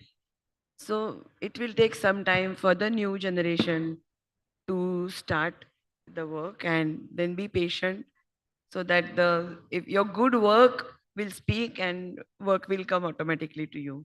Assuming they were good at what they were doing, right? But maybe because of family choices or that their employer mandated them to work from office when they could not, or wanted to relocate to another city, right? And this is what made them quit their profession, right? So what is it, maybe as a systemic change or an appeal to the developers and larger architecture firms and structural firms? Ma'am, how do we bring them back? Like even in the IT industry now, there is a program running of bringing women back to work, right? And of course, they're rolling out work from home, flexi work timings, and whatnot, right? Can the architecture and engineering industry also replicate these ideas? And to what extent? And of course, it will come at a cost. There will be some compromises to make.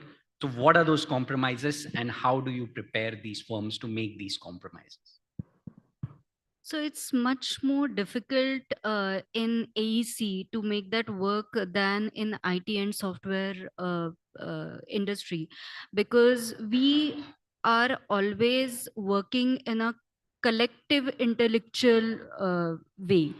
We are not working individually. So our team effort within an office, whether it is a structural engineering office or the architectural firm, is very much important. I cannot be working independently. So work from home to make it successful in AEC is quite difficult, because it's not just for the employer, but it is also true with respect to the employee. Because when you're working in an isolation, your growth is not as much as you will be working in a team.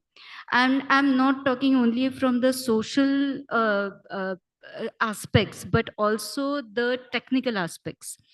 This kind of discussions that you have on any topic while getting solving any problem in a structural engineering firm, or if I may say so, in the architectural firm as well, the discussions that you have are much more enlightening, and you learn a lot of things than you will be learning in isolation. And it cannot be done through any Zoom or Teams platform. It's always better to have those conversations face to face. So it is difficult to make it work. But having said that, what